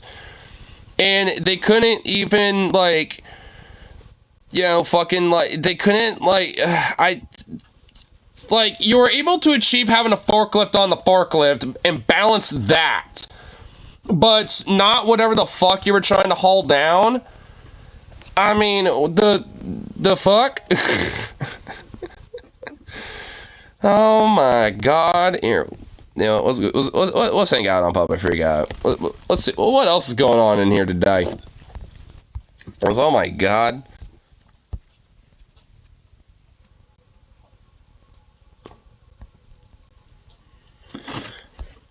Actually, I had the idea, or in my head, where the movie will focus on two inmates and end up escaping, you know, with the Necronomicon in their possession. Whoa.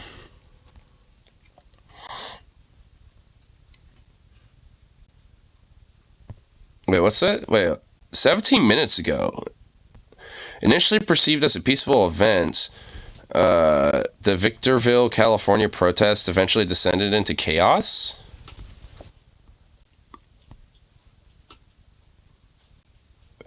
Huh?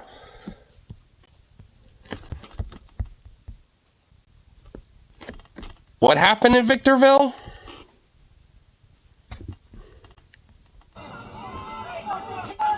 What's happening? Hey! Hey, who shut the fuck up? Who shut the fuck up? Hey!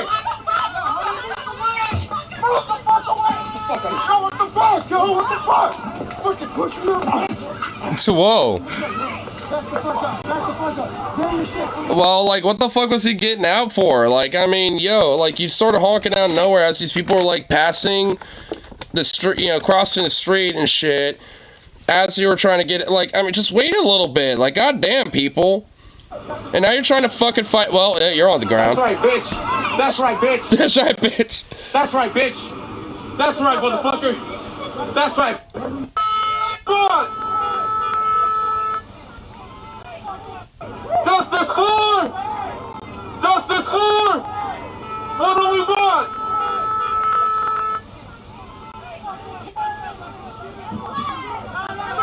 So I guess for some reason we're repeating it? You fucking hit the door on there! You just fell in a rock. What the fuck? Wait, hold on. What happened there? Let's lead up to this. Hey! Hey! You fucking hit the door on the woman, dog! You're the fucking girl! You're the fucking girl! You attacked her first! You attacked her first! Yes, you did! You fucking hit the door on there! You fucking hit the door on there! I mean, it kinda did. That's what he gets! That's what he gets! What were those? What were those little love taps right there? My good lord. That's what he gets!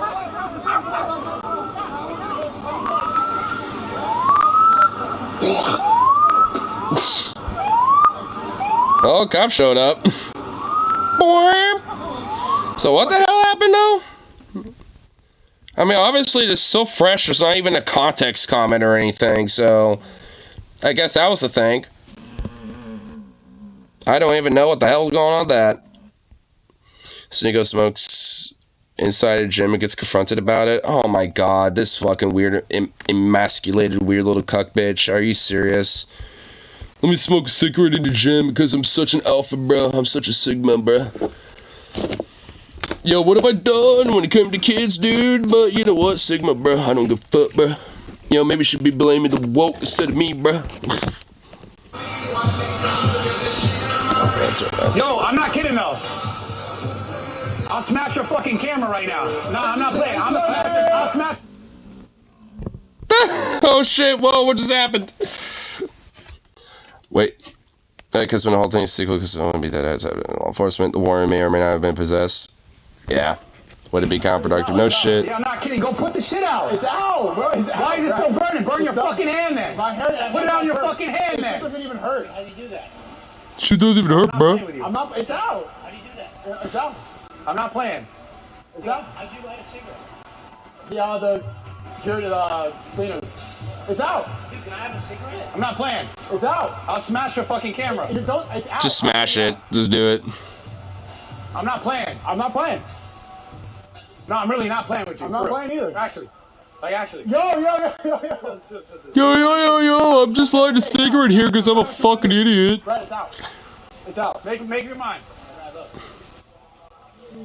Yo, you're not smoking cigarettes. I'm not playing with you. I'm not playing at all. I'll shut this whole shit down. Why are you so mad about a little cigarette? I don't like cigarettes in my fucking gym, period. Bro, it was half a cigarette. I know, but I'm not good. I'm not good with that. The joke's done. The joke's done. Yeah. I'm not kidding. Okay. I'll take that shit out too. You do that shit again, I'm gonna end this. I'll smash this goddamn camera right in front of your face. You don't do that. You do that shit again. I swear to God, bro. That's disrespectful as fuck. That's the truth. No shit. Yeah, you disrespectful little fucking mutant. Like, I mean, dude, I mean, you know, honestly, you know, say what you want about, like, gym bros, but this guy's actually, like, you know, very fucking well. Like, obviously, it's his fucking gym, and he just wants it to be, like, you know, just a chill vibe area, and he doesn't want, like, little fucking little mutant cretins, you know, like Sneeko, to just be, like, you know, making their weird little fucking jock bro cigarette smoke sesh, you know, in the fucking gym. You smoke weed in here, you're not smoking cigarettes in here. One half a boat. I'm not kidding. I'll smash your fucking camera right in front of you. I'm not kidding. You said that. You're disrespecting me by smoking in my fucking gym, and I'm not kidding. I'm not kidding at all. It's out. There's no more cigarettes. You gotta spar instead of this. Bro, he's gonna go 100. Did he just? 150. It's out, bro. Why No, are you but so don't. heated? Because I don't like shit like that. I'm not playing. That's a funny game, but I'm not playing. It's out. I'm not kidding. Don't do that shit again. I'm not kidding. I didn't, yeah. I know. I saw it in his eyes, bro. That's the same look he gave me when he sparred. No, that wasn't the same look. That was the same look. look. I was about to hit you dead with my fucking fist, bro. That was the same look. That was not the same look. That's the look he gave. That wasn't the same look. Are you really mad? You can't get high in here, but you can come in already high. So, I mean, well, in a weird way, he's implying that. It's like, yo, you take that shit outside. Like, if you want to smoke a cigarette or smoke weed or whatever, you're not doing it in here. You're going to do that outside, you know, where I ain't seeing it. And it ain't on my property. Like, which is fair enough. I mean, honestly, most establishments, unless it's like a smoke lounge or something, it's going to be like this. Disrespectful like that. That's not respecting me. Do that? You thought I wanted to do that? You did want to do it. Bro, I told you 3 times I didn't want to do it. You fucking made me do that dumbass shit. I didn't make you do it. Bro, you called me on the phone. Look, get this shit on camera. You called me on the phone in the fucking SUV with this guy. And I said we shouldn't do it multiple times. You came here, I said we shouldn't do it multiple times. Bro, he's Nah, he's acting like I'm not. Then I was not mad. Now I'm mad. And you know it's different now. And I know you know it's different. Don't come like my bro. Nothing smells bad in here. I don't give a fuck. I told you don't smoke in my. It's not a joke. There's no. So he's done this before. He's actually, like, you know, pushed this shit. Not a joke. There's no smoke. Don't disrespect me in my fucking house like that. I mean that, for real. There's no smoke. I know, but I'm telling you, like, it's a funny game for a minute, and then it's not funny. I don't like that. There's no game. We're just talking. Yeah, but I'm telling you. Oh my god, this fucking bitch, dude. Oh yeah, there ain't no game, bro. I'm just talking, even though I'm literally making this a fucking game for clout, bro. Lol. Dude, I honestly wish this guy would just fucking deck him right there, honestly. Playing the game, like the Steve will do it bullshit, like it's funny. You call this shit bullshit? That's your man. Well, that's my man, but I'm telling him, like, it's not funny. And I told this motherfucker not to do it.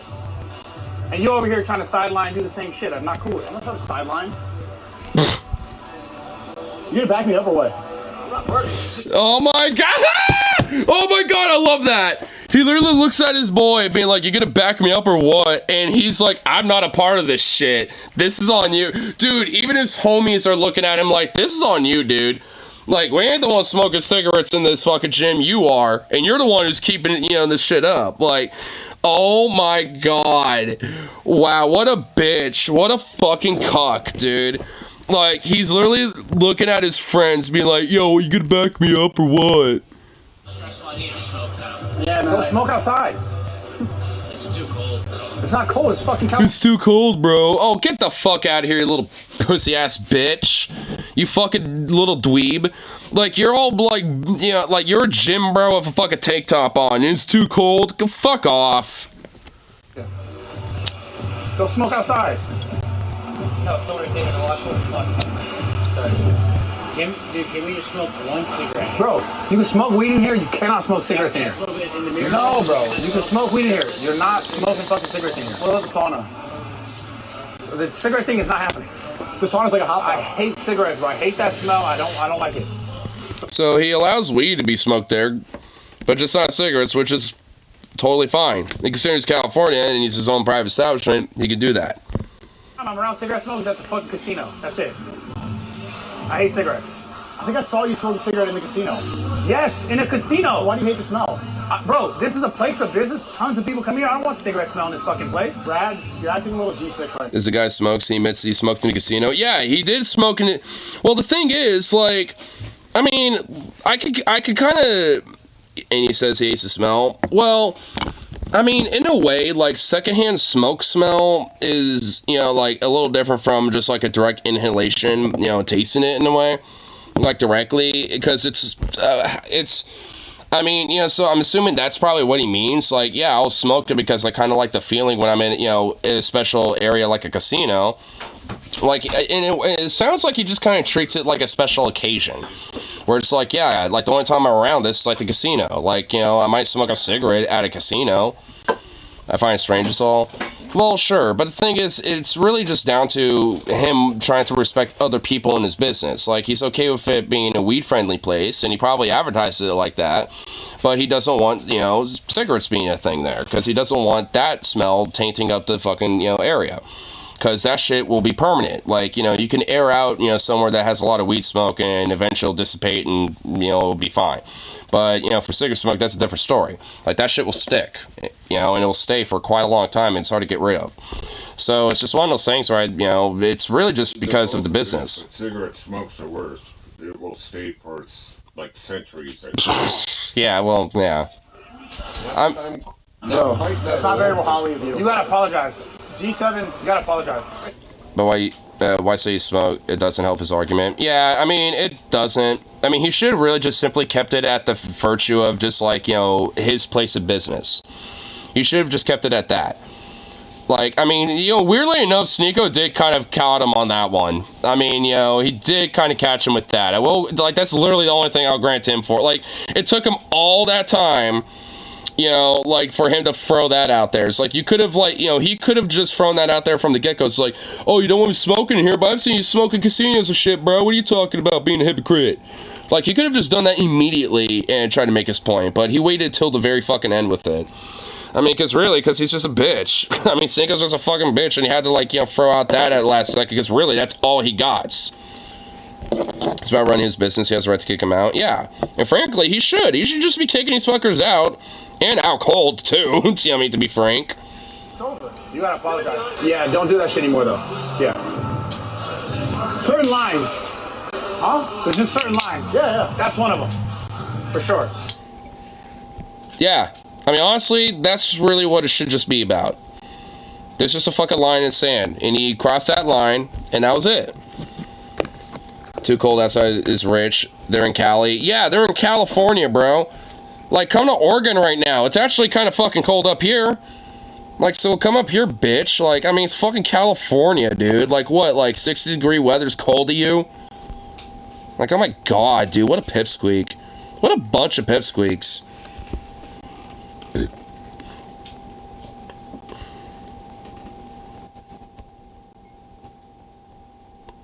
Here.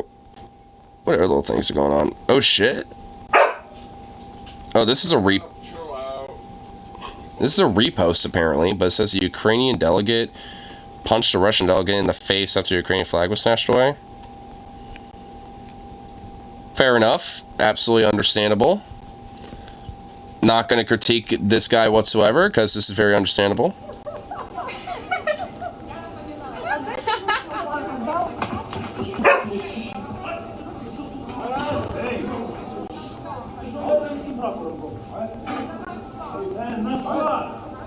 And there was a bunch of fucking weird little harpies laughing at this, too.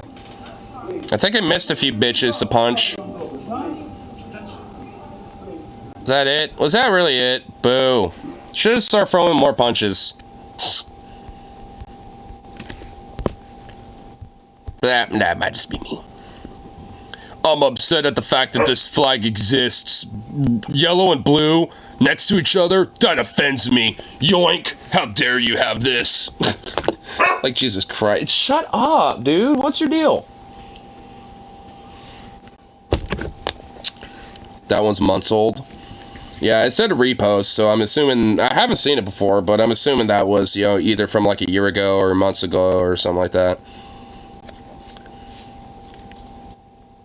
Caught you red-handed. What the hell's going on here? Is that a dog?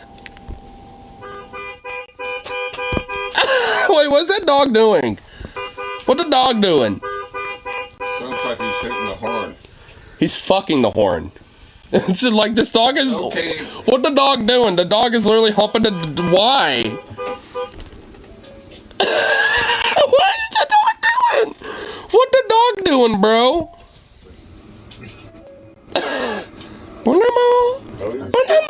Obviously. Judging by the horn. Well, yeah, he had a rhythm going. Beep, beep, beep. Get online and see if they have these flea things. It worked really good back when we first got the scooter. No, at least I assume they did because there was a bunch of fleas stuck to them. They're like a sticky trap to plug in, and it warms it up.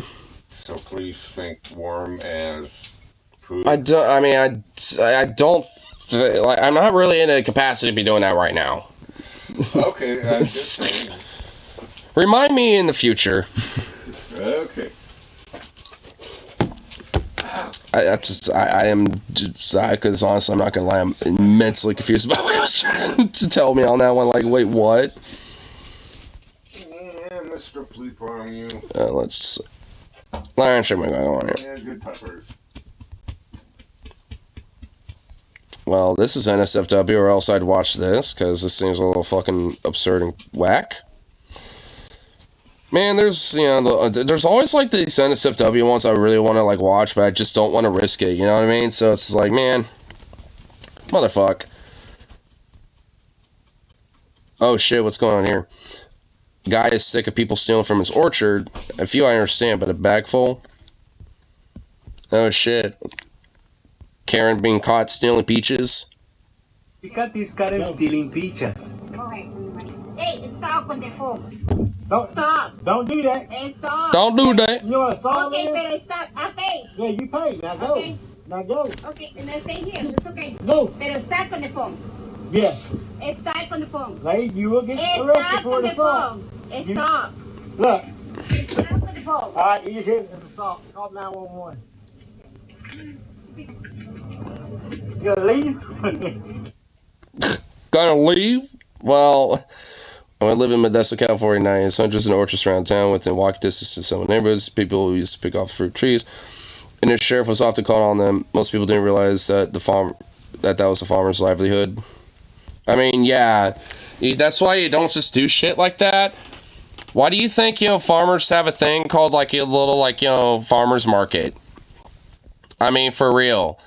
It's called a farmer's market for a reason, like, because those farmers, when it comes to the leftovers, you know, or whatever that, you know, like, might you know, like they usually have these things set up, like, sometimes even right outside of their fucking farms. So it's like, they'll, you know, while they're harvesting things, they'll take, you know, a bunch of them that, you know, they know probably won't be able to, like, make it for, you know, more mass, you know, production and shit like that. And we'll just, you know, sell them to people. And probably for way cheaper than you'll get it at the market, you know, the actual store. So it's like, I mean, just instead of fucking picking it on your own like a weirdo and, like, trespassing on their farm too, just, like, you know, wait for him to set up like a little stand outside and, you know, and be like, hey, you know, I notice you're selling peaches, can I have a, you know, bag or something? It's like, good lord, dude, fucking weirdos. Fucking weirdos, dude.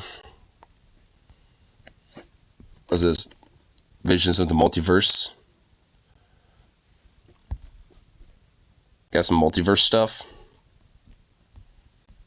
Whoa. Some dope ass art.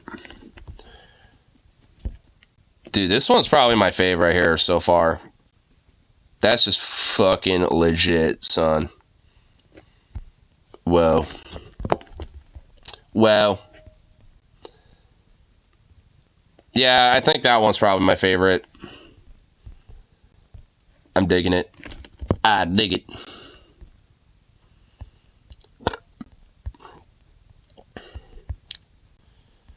Here, let's see what else is going on here. This is a classic repost, but I don't know if I've seen this one either. There's a few of these that I don't think I've ever seen yet. I think this might have been from back in 2020. Judging by the masks. Karen refusing to get off a plane. Pretends to be attacked by a black woman shuffling by.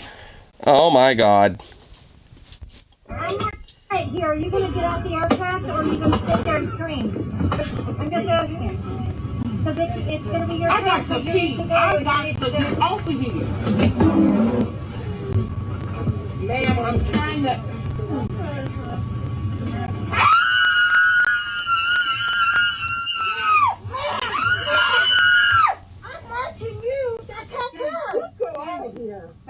Excuse me, I work here, ma'am. Excuse me, I work here, ma'am. What the fuck? I mean, you're not gonna fuck me. What the fuck? What was she even freaking out about? That was such an unnecessary ass scream. I mean, no shit. Just a Karen going Karen mode? Oh my god, dude. Shit like this makes me nervous about flying, honestly. I love, you know, being on the window seat, you know, and shit, and just staring off and, you know, into the ground, you know, looking at just everything below me. But, you know, anything beyond that is fucking miserable. Just French police protests mean business. There are two links. Testing 1, 2, dash about a baby boom. I mean, it seems like things are working. So wait, what's going on here? Anti-police protests in Petty. Anti-French protests in Petty. Fugs the pigs! Fugs the piggles!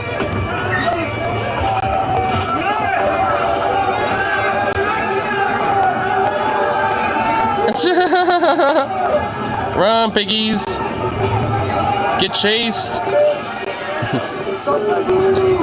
Sacre bleu!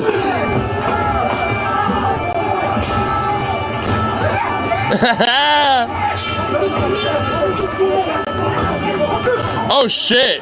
Dude, he got a gun out. Dude, that cop immediately pulled a fucking gun out on that shit. He was about to go full America mode on that son. Dude, that cop was about to go straight full American mode. Oh my god. I'm about to unleash the founding fathers on your ass, bitch. It's like, damn. Like, holy shit. Damn, dude, that cop was about to fucking open fire on a bunch of dudes. Like, I think he immediately kind of quickly realized that that was about to be a bad look and just immediately, like, went, First it's been literally designed to thwart uprising spirits. Sure, a fair amount of them. Looks like back up's winning another 3%. Swedes dance around maypoles. Germans celebrate Oktoberfest. French try to violently topple the government every now and then.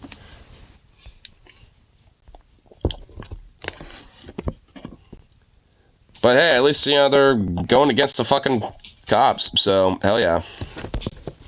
I can dig it. Oh, I can dig that shit, I'll tell you what, that might. Yeah.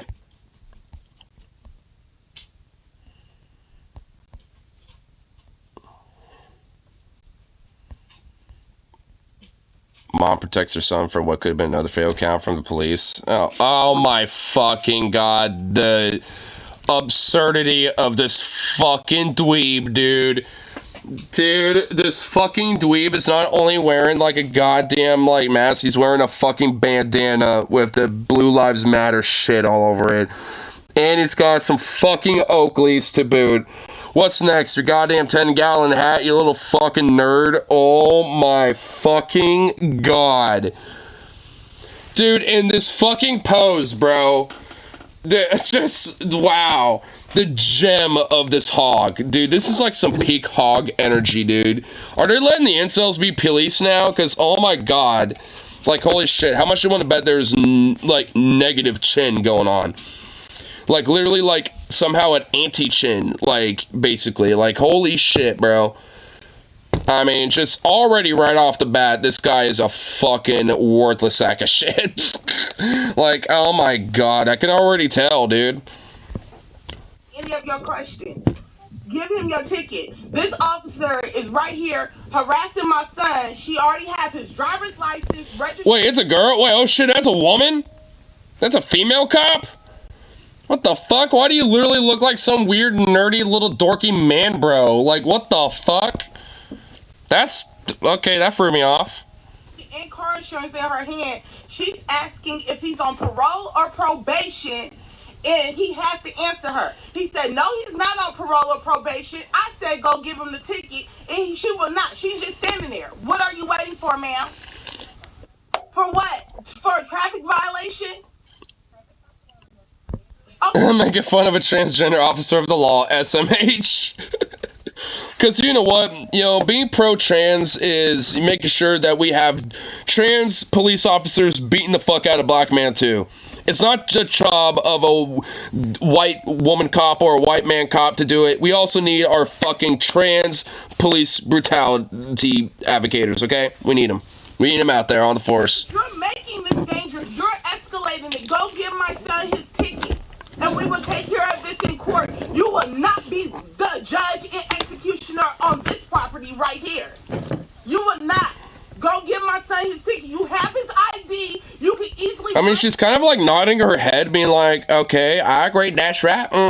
I mean, it's just like, good fucking lord. Like, yo, bitch, just do what she's saying. Like, hey, just go write the ticket. Evidently, there was like some sort of small traffic ticket that happened. Whatever. You know, challenge that shit in court. And, honestly, the mom is being legit very smart and very cohesively like, yo, like... just like, yo, because honestly, I guarantee you she's had her, you know, run-ins with the law before, too, because they've targeted her as well for no fucking reason. You know, because she's probably a hard-working mom. And, you know, it's like, now they're doing that to her fucking son, and she probably knows damn well that they've probably done this to the past of him. And they're just, and she ain't having any of that shit. ID and see if he's on probation or parole. Not this child. Then go do your job. Why are you standing there? Why are you holding on to your gun? Yeah, she's literally been the entire... see, she hasn't moved. Her hand has been on that gun ready to go the entire time. Like, she's just itching to just fucking shoot some black kid, basically. She just wants to do that. She's just sitting there waiting.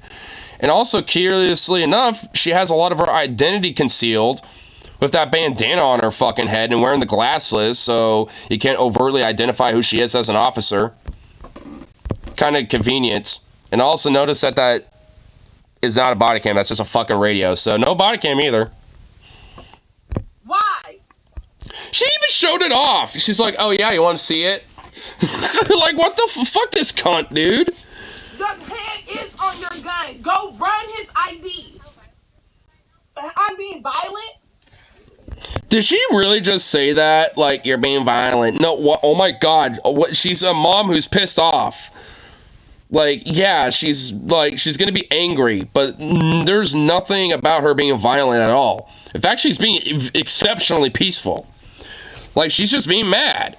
Like, what the fuck is this? Like, oh my god. So, black people just being angry about things is violent now.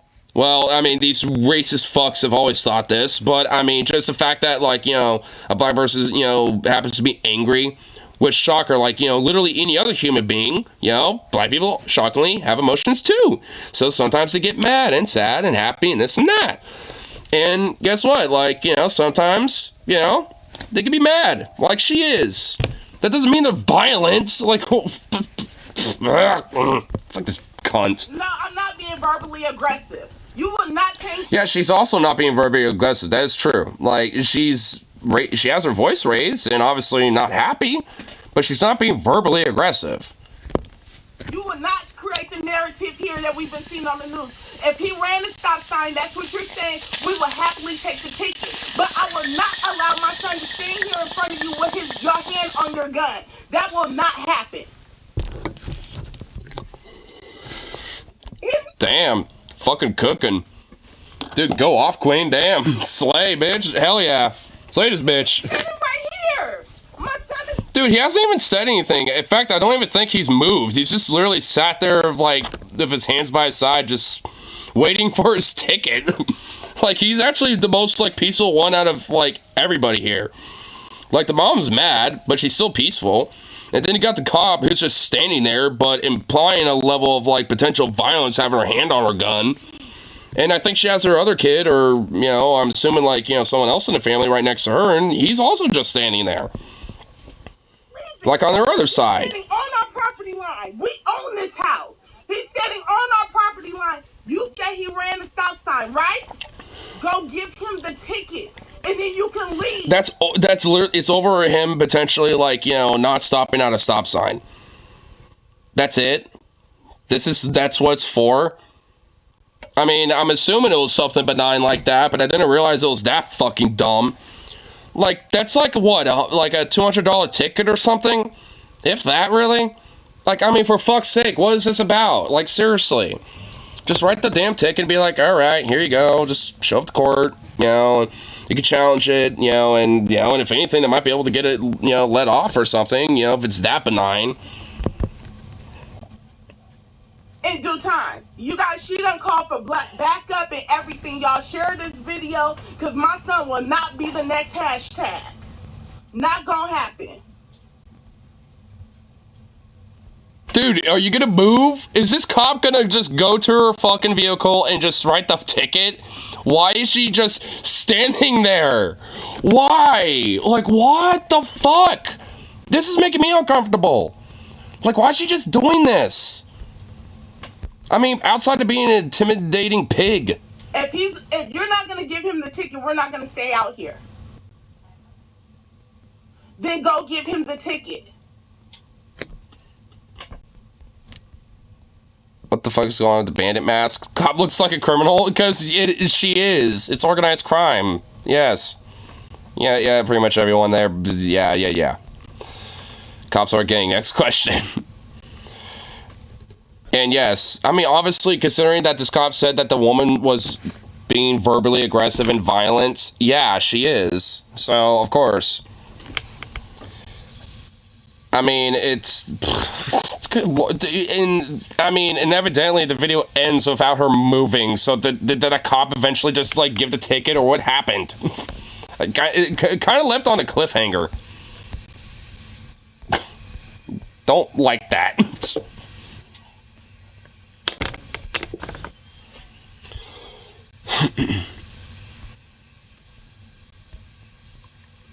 Alright. See what little things are happening on here.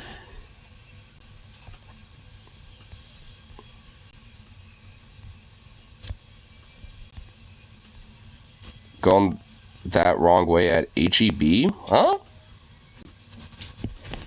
Huh? I can already tell this is probably going to be some drunk fuck driving around.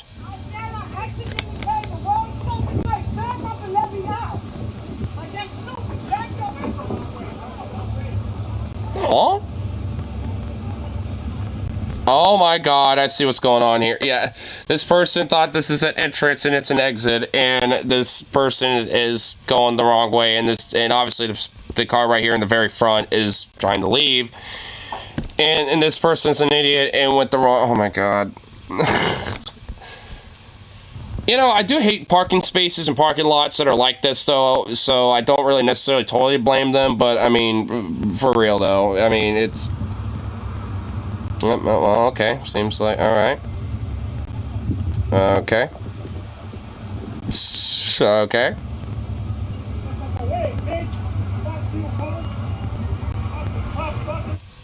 Well, so wait, now all these other cars are going this way, so how are they going the way? So now I'm confused, huh? Is it not a one-way? Huh? Wait, so is it not a one-way?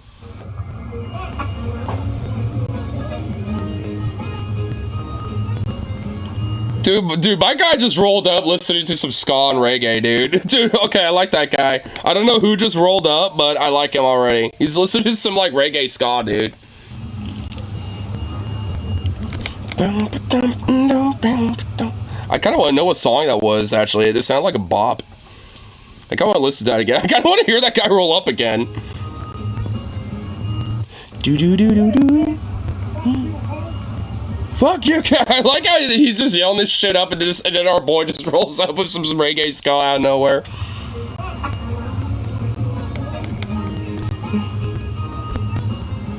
I just like how he just rolls up with that shit while this guy's yelling, "Fuck you, God Barons!"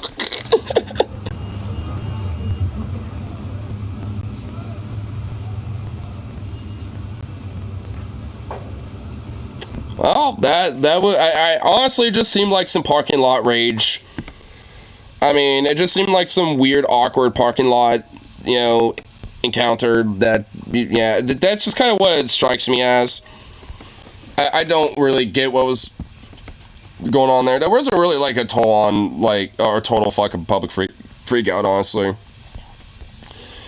It was just kind of more of like a, kind of like a slight little schism of just like, what the fuck, okay, whatever, you know, then they just kind of went on their way.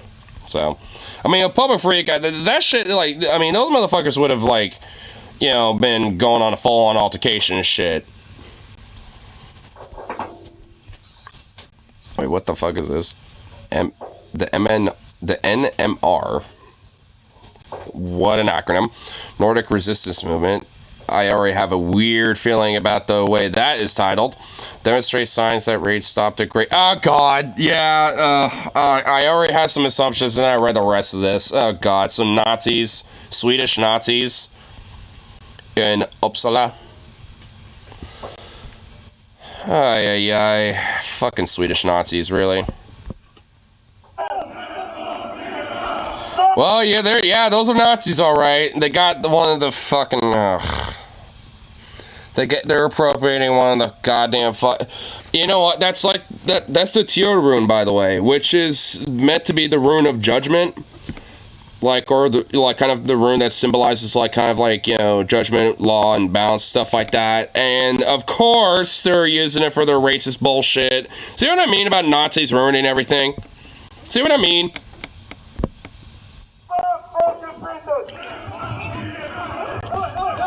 Oh, Jesus Christ, look at these fucking banners. Oh my God. Can we just can we do some reconstruction to Sweden? Hey, Sweden, we need to do some reconstruction on your ass. You're next. Taking the derbs, the great replacement. We're a bunch of Swedes and we don't want these damn Somalis and stuff in our damn lands that are snowy as fuck. Because, you know, we totally have a lot of things worth of fuck here right now. Yeah. It's like, Sweden, you're basically known for IKEA and Swedish meatballs at this point. I don't think anyone gives a fuck.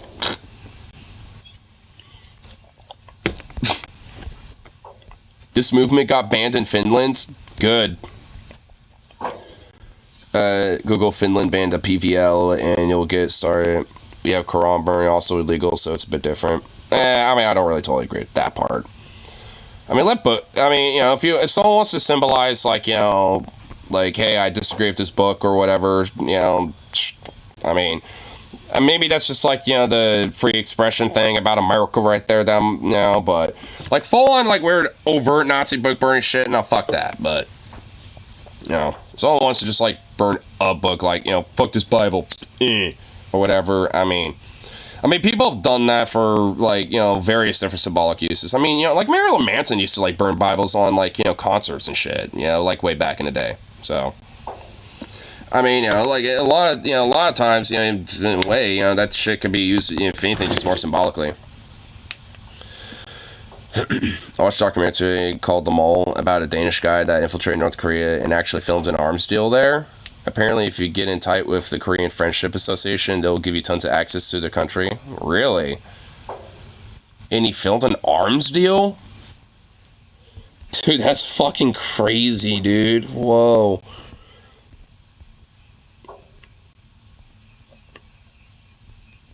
That's kind of crazy. Damn.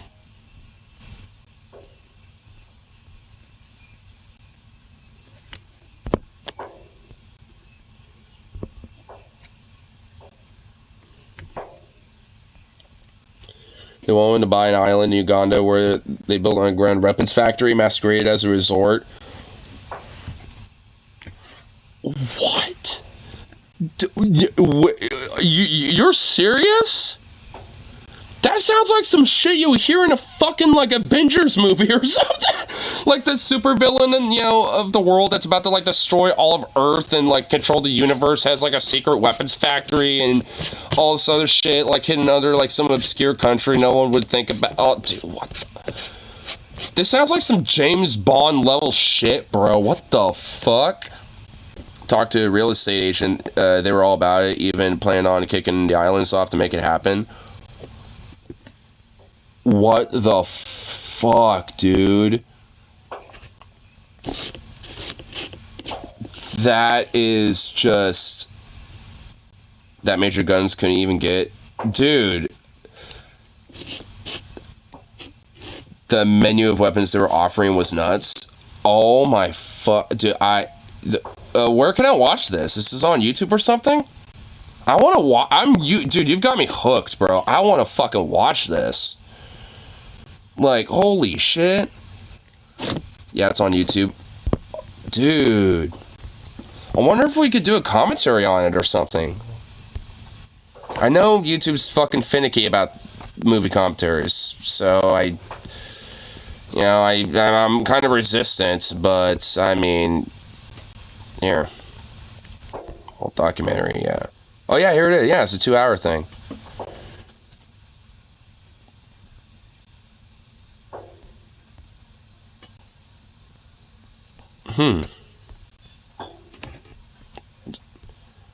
This is the shortened version. Dude, they were in Cologne? They went to fucking Germany at one point? Norway? I'm kind of skimming around, and a few frames mention different countries they went to, I think. Oh yeah, they say Uganda and Kampala. So they're in Kampala.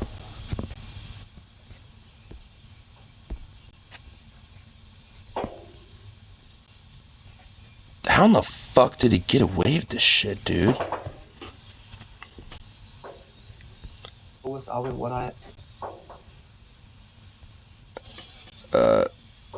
Minutes with... I suppose... Oh, I've heard of this YouTube channel. Am I subscribed to them? Yeah, I am. Yeah, I've heard of this channel. I've seen some videos from these guys. I don't think I've seen this one, though. Yeah, let's just watch this, yeah. Must be the northeast of Pyongyang, to a very slummy area where, well, to be honest, not the kind of North Korea they want to show people. But how much you want to bet that, like, North Korea probably has a hit on this guy? Like, Kim Jong-un himself probably actually has a fucking hit on this dude. Like, I mean, you know, he's openly showing his face and everything. Like, I mean, unless he had, like, some disguises or something where he, you know, had, like, you know, very clever disguise, I don't know how, like, he's in a protection program now. Okay, I would think so. Like, if, you know, unless he had, like, some weird disguises where he didn't look like, you know, himself.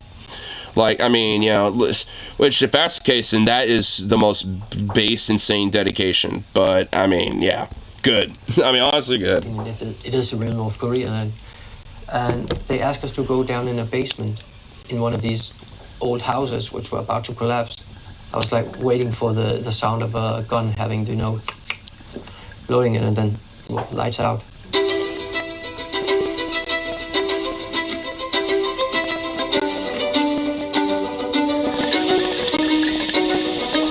I grew up in the southern part of Denmark in a town called Nakskov. It's located 170 kilometers south of Copenhagen. And my dad, he works on the ferry who sails to Germany, and that was before it was reunited as the Germany we know today. So sometime he went to the west, another time to the east. But one day I went with my dad on the boat to East Germany, and I was told by the staff on the boat when we arrived, don't go down there because you will probably be shot or kidnapped or tortured, or what's it, even worse, because they are communist.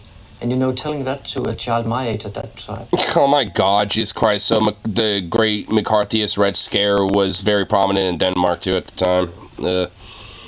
I mean, they probably, were hearing the stories about like the Grenztruppen and the fucking, what were they called? The Stasi.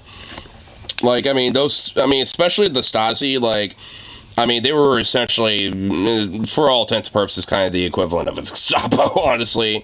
I mean, if anything, like, in a weird, crazy way, they've actually, like, were innovative in, like, certain techniques of, like, information gathering and shit like that at the time. Like, they're, in a weird way, like, a lot of different spy apparatuses, including the U.S., actually learned a lot from them in a weird, fucked up way. So, I mean, like, they were kind of a genuine force to be reckoned with. And then there was the Grenztruppen, which were the border guards, and, like, for the most part, like, most of the border guards and the Grenztruppen were essentially just, like, I guess the equivalent of ICE, I suppose, to a slight degree, or really just kind of custom border protections in a sense, where they were just, like, armed guards at the border, just patrolling fucking, like, grasslands and farmlands and shit, basically, and just, like, random checkpoints. But a lot of the notorious elements about it was with the Berlin Wall in Berlin specifically. The Grenztruppen there had more stringent and stricter policies about, like, having shoot-on-sight policies, stuff like that, which was more common. And there's pictures of, various, citizens and, people that have tried to cross and, have legit been fucking shot and stuff. So, I mean, it's... At least for the Grenztruppen, I suppose it's slightly complicated, but, I mean, a lot of it's just really highlighted specifically in one area where they were really fucking notorious. And, but for the most part, like, a lot of them being out, like, in the fucking German countryside, they were just literally just taking binoculars and, like, yep, that's a lot of forest there. That's a lot of trees, yeah. And some grasslands, yeah.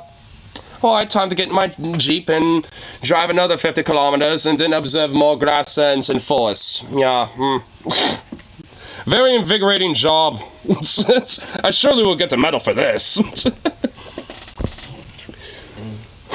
11 years of age was quite scary, so I stayed, of course, on board on the ferry.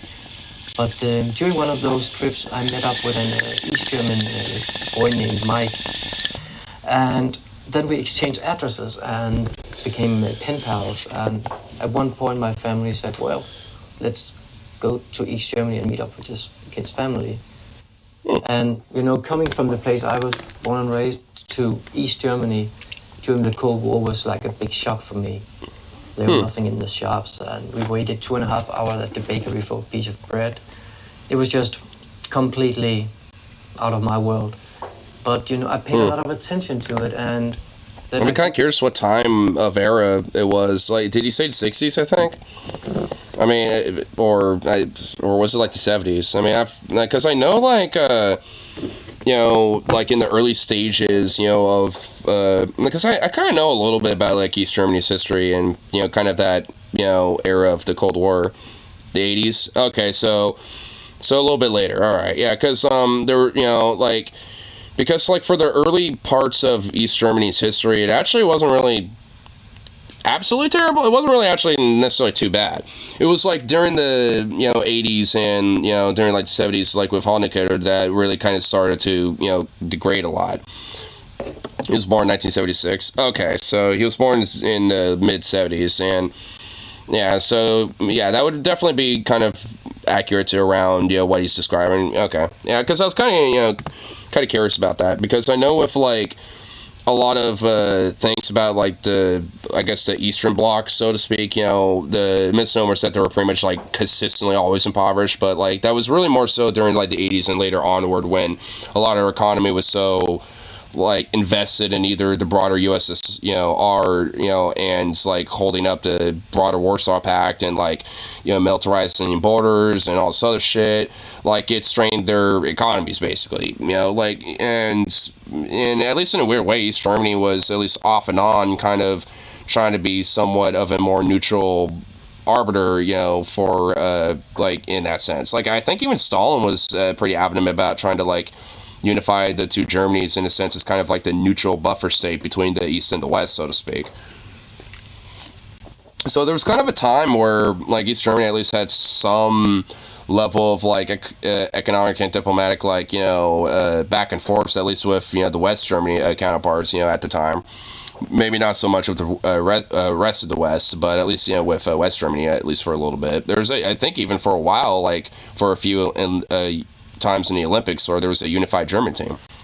So, and that split apart because I think like there was a lot of the East German team members were allegedly caught doing a lot of steroids, but then they basically threw the same accusation saying, well, the West Germans were doing it too. So it ended up just like splitting the whole thing back, and then there was just like the East and then West German teams after that for the rest of the time. But it was kind of funny how, at least for quite a while, there was like legit, despite the East and West German nation states at the time, like there was a unified Olympic German team still. And and then the steroid accusations came out. The war went down. The two Germanys were reunited, and I had an education as a chef. And after 10 years of working as a chef, I had an incurable disease in my pancreas, which prevented me working as a chef and made me spend a lot of time in the hospital.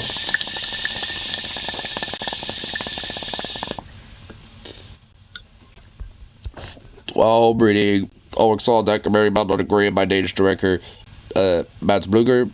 The documentary Bluger visits North Korea as part of theater troupe on a cultural exchange. Huh. I'm assuming that probably had to be during like the 60s or maybe the 70s. Because I know like the early history of North Korea was actually technically better than South Korea for a little bit. But eventually that switched. I think during around like the late 80s to the 90s, that's when it really started to switch significantly, and that's where like a lot of the famine and stuff like that really started to happen, and basically became like the feudal hermit kingdom that it is now at this point. But for a little bit there, like it actually was kind of like more legit, more prosperous than South Korea for a little bit there, for at least like a couple decades. So I'm wondering if it was like during that time. Ulrich started reading about North Korea and started attending meetings of North Korean International Friendship Association. So that's what you were talking about from earlier. Came up with this interesting idea. I found it interesting enough to reach out to Mads Brügger, and never expected Mads to reach back, but he did, and well, so to speak, the rest is now history. To be honest, my idea was not even close to what we ended up to be. I had this naive thought that I could film those people walking around North Korea in like Monty Python in North Korea kind of style, because they are funny people with funny statements, and I'm a big fan of Monty Python, and I saw some similarities. What? Like he like naively was like, let's go in here and make it kind of like a Monty Python little thing, or like is there something about the Danes that I don't know about? Like, I mean, because, I don't know, I like the cut of their jib on that, but, bro, it's North Korea, dog. Like, I mean, come on, man. I mean, I'm assuming, it was around the time before shit kind of hit the fan over there, you know what I mean? But, I don't know, like, I mean, I'm assuming this is actually probably around that time. Like, when did he go? Was it during the 90s? Or, like, the early 2000s? With those people, the chairman could easily be John Cleese or something. But you know, that was actually my whole idea. But I guess I'll just have to watch a whole documentary, or just listen to this guy right now. The thing was, how 2012 to 2019. Oh, so pretty recent. Dude, that fucking Ugandan shit you're talking about earlier was like, dude, that was not that long. What the fuck? Dude, whoa, that shit is going on right now. That's fucking whack. Dude, honestly, that just fucking makes you think, like, if that's what North Korea is doing, like, imagine, like, some of the crazier, like, more sophisticated, like, underground shit that's kind of going on with, like, you know, a lot of these major powers, whether it's like the US, Russia, China, like, you know, or even like some other European states and shit, like with France or the UK or something, you know, like, I mean, it really kind of honestly opens up the whole, like, you know, Pandora's box of, like, well, if North Korea is doing shit like this as a small little hermit kingdom and stuff, because it'll kind of, like, take whatever they can get, you know, to support them, then what about, like, you know, the modern world in a sense? I mean, because we already kind of know a lot of the crazy shit that goes on with that. I mean, and we know in a way that it's kind of implicit that it goes way deeper. So they promised the islanders they're getting a hospital, but in reality they were getting a giant meth weapons factory. In a meth factory? Oh my fucking god. They're supposed to buy millions of oil from a Jordanian oil exporter as payment for the weapons that this guy's business partner wanted from North Korea.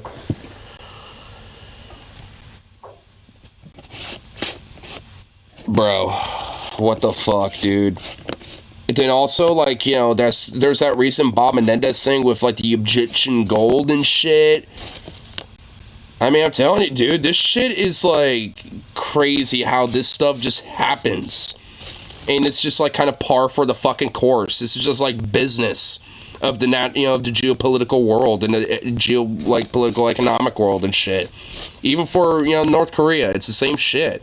It's just their version of this type of fucking business. It's just like, holy shit, dude. They hired a real weapons drug trafficker that Sunston jail time is clean. Damn. Wow, dude, this shit is just fucking insane, man. Really makes you, like, I can honestly understand why some people, you know, kind of maybe go an Alex Jonesian level, you know, about some stuff, you know, because of shit like this. I mean, I can kind of get it. It's just that, I mean, the answer is just a lot more simple than it is, you know, or than they think. Because, like, you know, yeah, it's just fucking business. This is just how, like, the geopolitical, like, business world is, you know, like, regardless of really what side you're on all this shit, you know what I mean? Like, same thing for North Korea, same thing for China, Russia, US, like, it really is the same thing for any of them. Actually going to film these people, and now we're back in 2011, and I went to a meeting telling them, hey... Oh, shit, so yeah, okay, so now we're getting a timeline, yeah, so 2011. Oh, dude, look at this fancy little, look at this little fancy get-up. You know this media called YouTube, and the member of the association is all plus 60 years, so they was just looking at each other like, oh, what is it? So I explained what YouTube is, and that I could film some small propaganda videos telling the real story about North Korea. And the chairman, he loved to see himself on the big screen, and he was like, let's do it. Damn, so you just looked at a bunch of, like, old, like, North Korean farts who were just like, hey, I could sell you all on the big picture about what North Korea is really like and stuff. And they're like, yes, this is amazing. Wow. That easy, huh? It was that easy? Jesus Christ. I mean, holy fuck. After 5 or 6 days in North Korea, I was awarded with a Friendship Medal of the regime, and I had the badges from the leaders, which shows to me that they respect me, and I respect, which is very important, is to respect the leaders of the country. And when I had those badges and medals, it was like all doors opened for me. He still has this whole thing. Then decided to become an undercover spy. The film documentary North Korea exposing the crimes of the regime. This is a jacket. That's his jacket. Dude, look at those medals. You know, those are kind of, you know, here's a way to enhance a little bit. I kind of want to see those. I'm always kind of a stickler, kind of, you know, kind of into medals and stuff. Hey, there we go. You know, they're actually kind of cool. I mean, you know, honestly, for what they are, those are actually kind of cool looking medals. I'm kind of a stickler for, like, you know, little medals and, like, military, like, memorabilia and shit. Or just kind of like, I guess in this case, you know, more or less, like, kind of political memorabilia, but those are actually kind of cool. My North Korean troop, which I had tailor-made back in 2017 in Pyongyang. This is the badges of the leader, which it shows the leaders who... North Korea loves their medals. Well, I mean, honestly, if there's anything about, really, you know... really just about, like, nationalistic slash fascist states or militarist states and communist slash, like, leftist states, you know, like North Korea, Soviet Union, East Germany and shit, they love medals. They love their medals. Like, they'll give out medals for people just for basically just, like, doing a thing. Like, seriously. Like, well, I'm not really wearing any, but I have a bunch of, actually, hold on, I actually have some pictures of my East German medals. Hold on, let me go on my gallery really quick. Hold on, let me pull it up. Actually, at that rate, I could just kind of show all my memorabilia.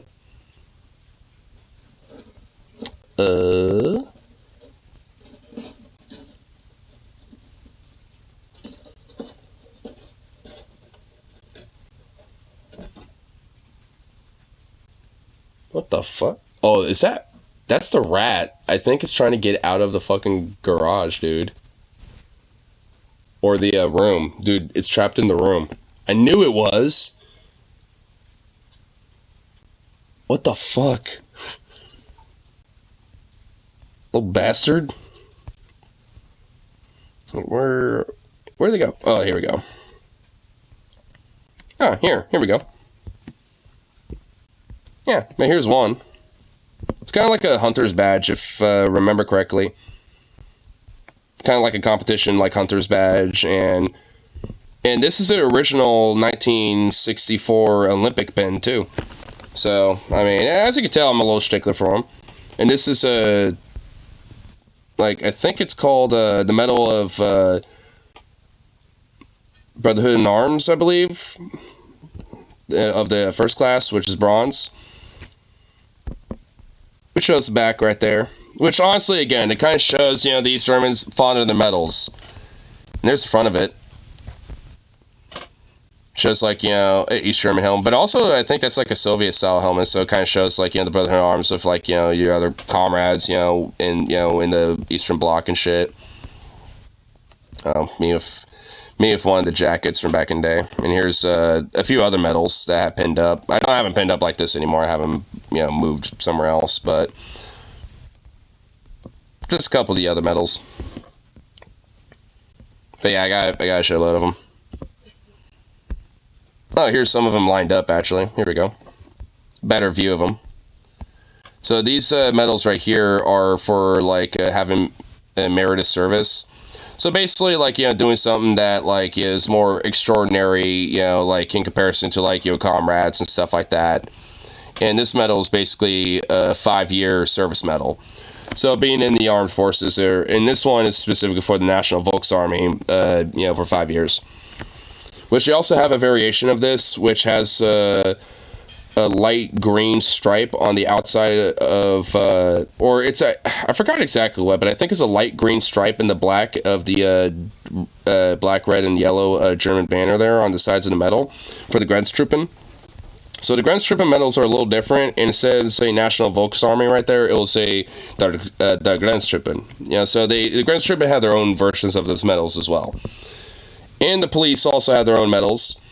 So the state police, you know, when it came to the East Germans, they also had their own medals and, like, you know, civil service medals and shit like that too. They had a fuckload of those.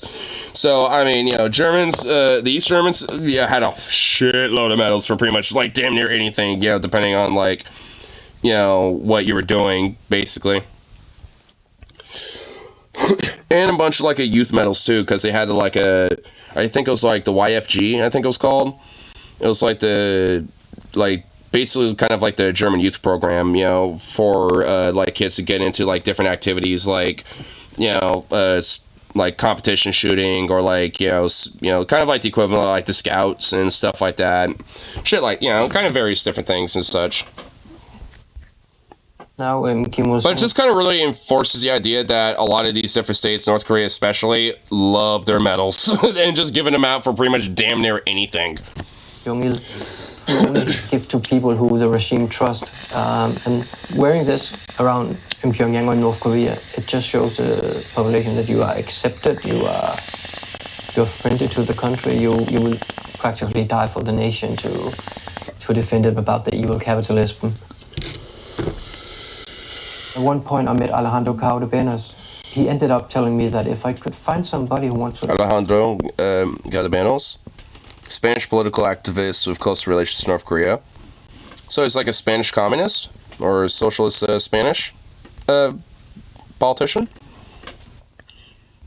I could tell that he also, digs the medals. Are all these North Korean? I'm assuming at least a couple of them have to be like Spanish medals.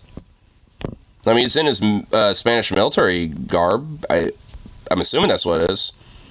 It's just some loser from Spain. Oh, he's just some loser from Spain. Well, I mean, I don't know who he is, so I mean, I'm just assuming. I mean, I literally have no idea who he is. Money in North Korea. And at that point, he's talked about 50,000 euros for 1 million euros. We could maybe do something. So literally, he wanted me to find an investor. So for 3 years, I walked around in all the meetings in Europe in KFA, hosting a speech or, just loving North Korea and all the... I think I went to probably 6 or 7 countries for 3 years, participating in meetings who was arranged by the KFA. And Alejandro gets more and more pushy to me, like, have you found an investor? And I was like, if I came up with one the first day, it would look quite suspicious. So to speak, the day before we didn't have an investor, and I have arranged a meeting in Oslo with Alejandro and an investor. And we just came up with Mr. James, which is, his real name is Jim. And Jim is a former criminal in Denmark. He spent 8 years in prison for selling cocaine to the jet set people in Copenhagen. He knew the criminal game. He wasn't just a random person. It was actually a person who knew about drugs and weapons from his past. So and now he was representing this rich family in, I think... Ex-drug dealer. As now a public speaker, he approached by Ulrich to take part of the undercover project to pretend to be an investor interested in North Korea. Norway, I just realized that Ulrich kind of looks like One Punch Dad, but Danish. Because One Punch Dad is kind of like this, kind of like comedic, like kind of military content skit creator. That's, kind of a little bit of kind of like a silly guy. Lol. I mean, yeah, I mean, it kind of does a little bit, honestly. But also, One Punch Dad also, I found out, makes fucking metal music. Like, he actually has, like, released some songs, and I was just like, what the fuck? And they actually are fucking legit. It's like, dude, this guy's fucking, like, multi-talented? It's like, what the fuck? And he's, like, literally one of the most rarest, like, breeds of the army, a warrant officer. It's like, dude, this guy's, like, legit, like, the most weirdest little gem of the earth. It's like, what the fuck? And also, he's pretty wholesome, too. Like, he's actually a really cool, laid-back kind of guy. He was... They were located... so we just went to Oslo, me and Mr. James, met up in the airport, had a breakfast, spent 20 minutes to find out a cover story, which we never used. And luckily enough, Alejandro, he was in love with Mr. James, or at least the deep pocket of Mr. James for the regime. And just being there for 5 minutes with Alejandro and Mr. James, Alejandro, he just said what he could present from North Korea, what Mr. James was able to buy. And we were like, when the meeting was over, it's like, if this is true, we just got something that North Korea is doing sanction busting, or at least trying to, but also kept in mind that maybe Alejandro just trying to fool us and just to reach out the money of Mr. James.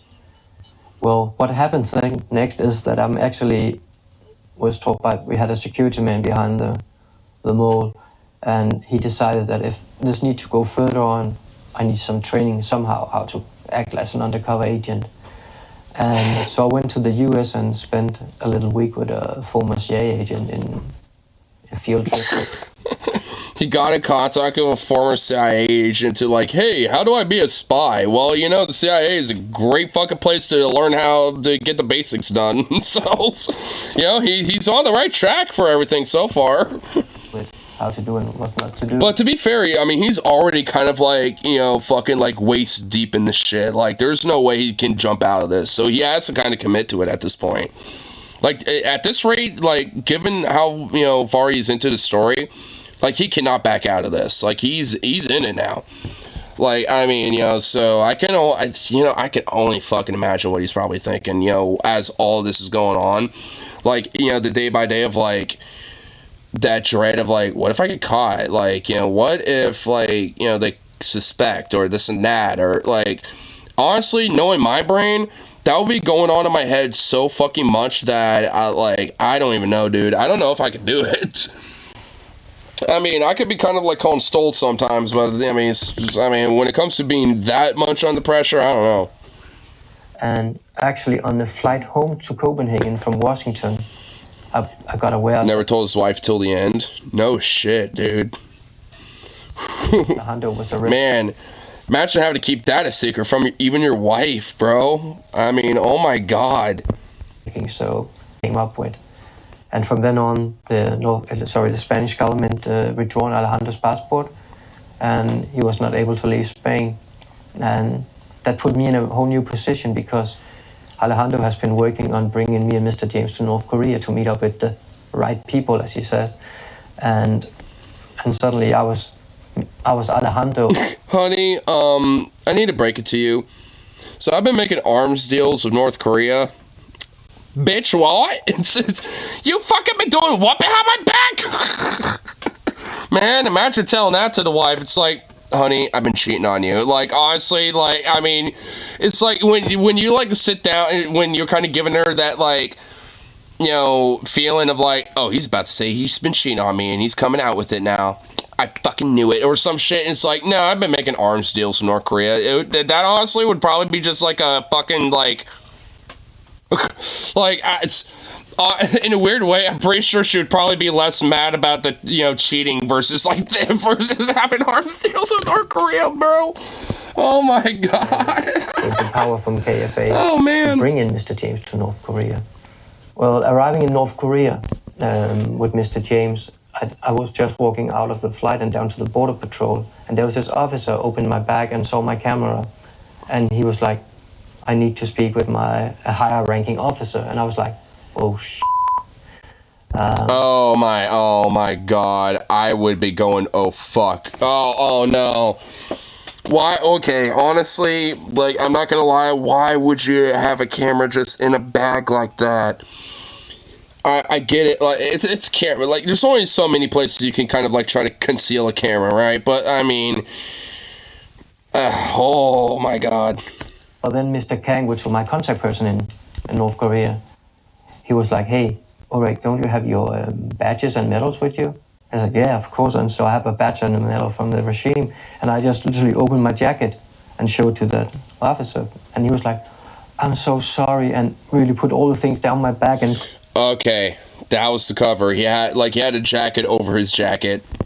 And gave it to me, and bowing for me. He was very sorry that he interrupted me and like he did something wrong. I was like, oh, it's his job, so don't be sad. But he was like, wow, this foreign person is really somebody here in North Korea. So I literally walked through with my cameras and honestly, I wonder how that officer must have felt like when he saw the jacket, and he's like indoctrinated to think, oh, because they have those medals and stuff, I must, you know, like, no, I'm now the problem. It's like, he kind of recognized, like, no, you're just doing your job, like, and all this shit. He kind of, like, you know, reassured them. I wonder how he probably felt with that, you know? It's like, wait, oh, what? Goes against how I was taught. Wait a minute. Out in a waiting Mercedes-Benz and drove to the hotel. We spent 2 days actually just walking around, talking, and they were showing a lot of things which was nothing that Alejandro promised us we would talk with the North Koreans about. So I took Mr. Kang aside and said, hey, in 96 hours, I will be in a flight with Mr. James back to Denmark, and we haven't been shown anything of what Alejandro told Mr. James. So you're probably losing an investor here if you don't speed it up. And well, next morning we were asked to be ready a bit faster than normal, and we went down in our car, and they drove us out in what I assume must be the northeast of Pyongyang, to a very slummy area where, well, to be honest, down the road were running faces and urine from the house blocks. It was not the kind of North Korea they want to show people. But in my opinion, it is a real North Korea. And they asked us to go down in a basement in one of these old houses which were about to collapse. And I was literally expecting that my time on Earth ran out, because I was like waiting for the sound of a gun having, loading it, and then, well, lights out. But the door was like... I mean, it sounds like he was fucking, like, having these... Like what I was mentioning earlier, like, about, like, that paranoia of, like, what if I get caught? What if this and that? Like, it sounds like it was hitting him, too, this entire time. I guess it makes me feel reassured in a way. I mean, if he could do it, then, fuck, my fucking, like, stressed out of the brain could probably handle it, I guess. And damn. It was covered in black leather, and it was really scary. But I started opening it. There was some, like, fireworks or something lights inside. And I was really, trying to keep calm. And I could see at Jim that, okay, this is probably not a good way to end up our lives here, but because nobody wants to hear from us again or found out what happened to our bodies.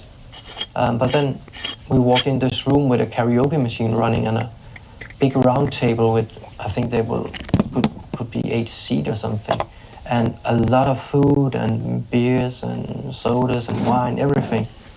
So there's like a random underground secret club in just like some favela slum in North Korea in Pyongyang? What the fuck, dude? That is honestly, kind of clever, but really interesting. Because if you have all these delegates and all these people that, ostensibly, let's say, have sour relations, could just, like, spill the beans and stuff, you know what I mean? Like, so they would be seeing that. Like, I mean, it just seems interesting.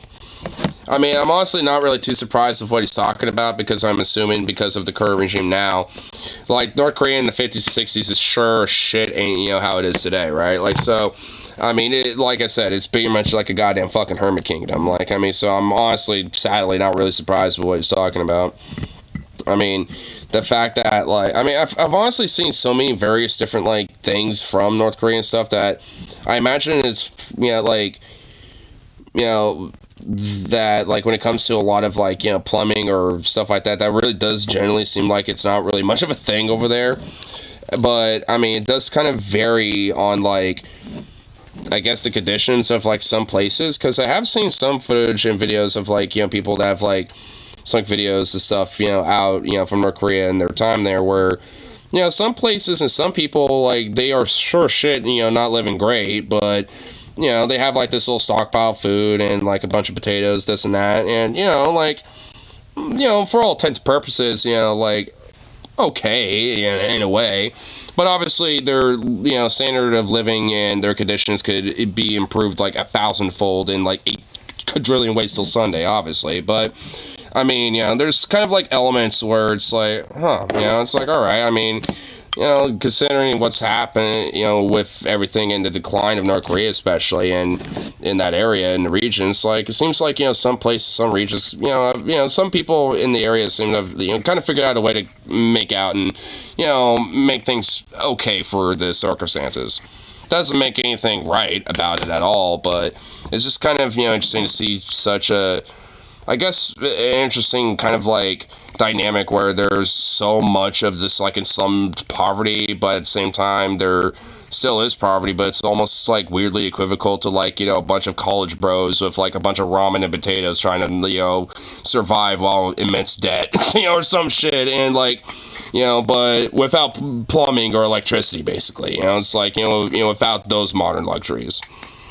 So it's like, I mean, there's in a weird way, there's just like a lot of interesting dynamics like that kind of go on. And of course, then you got like, Pyongyang where, you know, a lot of whatever electricity and plumbing and stuff are there, you know, those type of citizens probably have like an extra set of, you know, being a part of a higher class in comparison to just literally everybody else.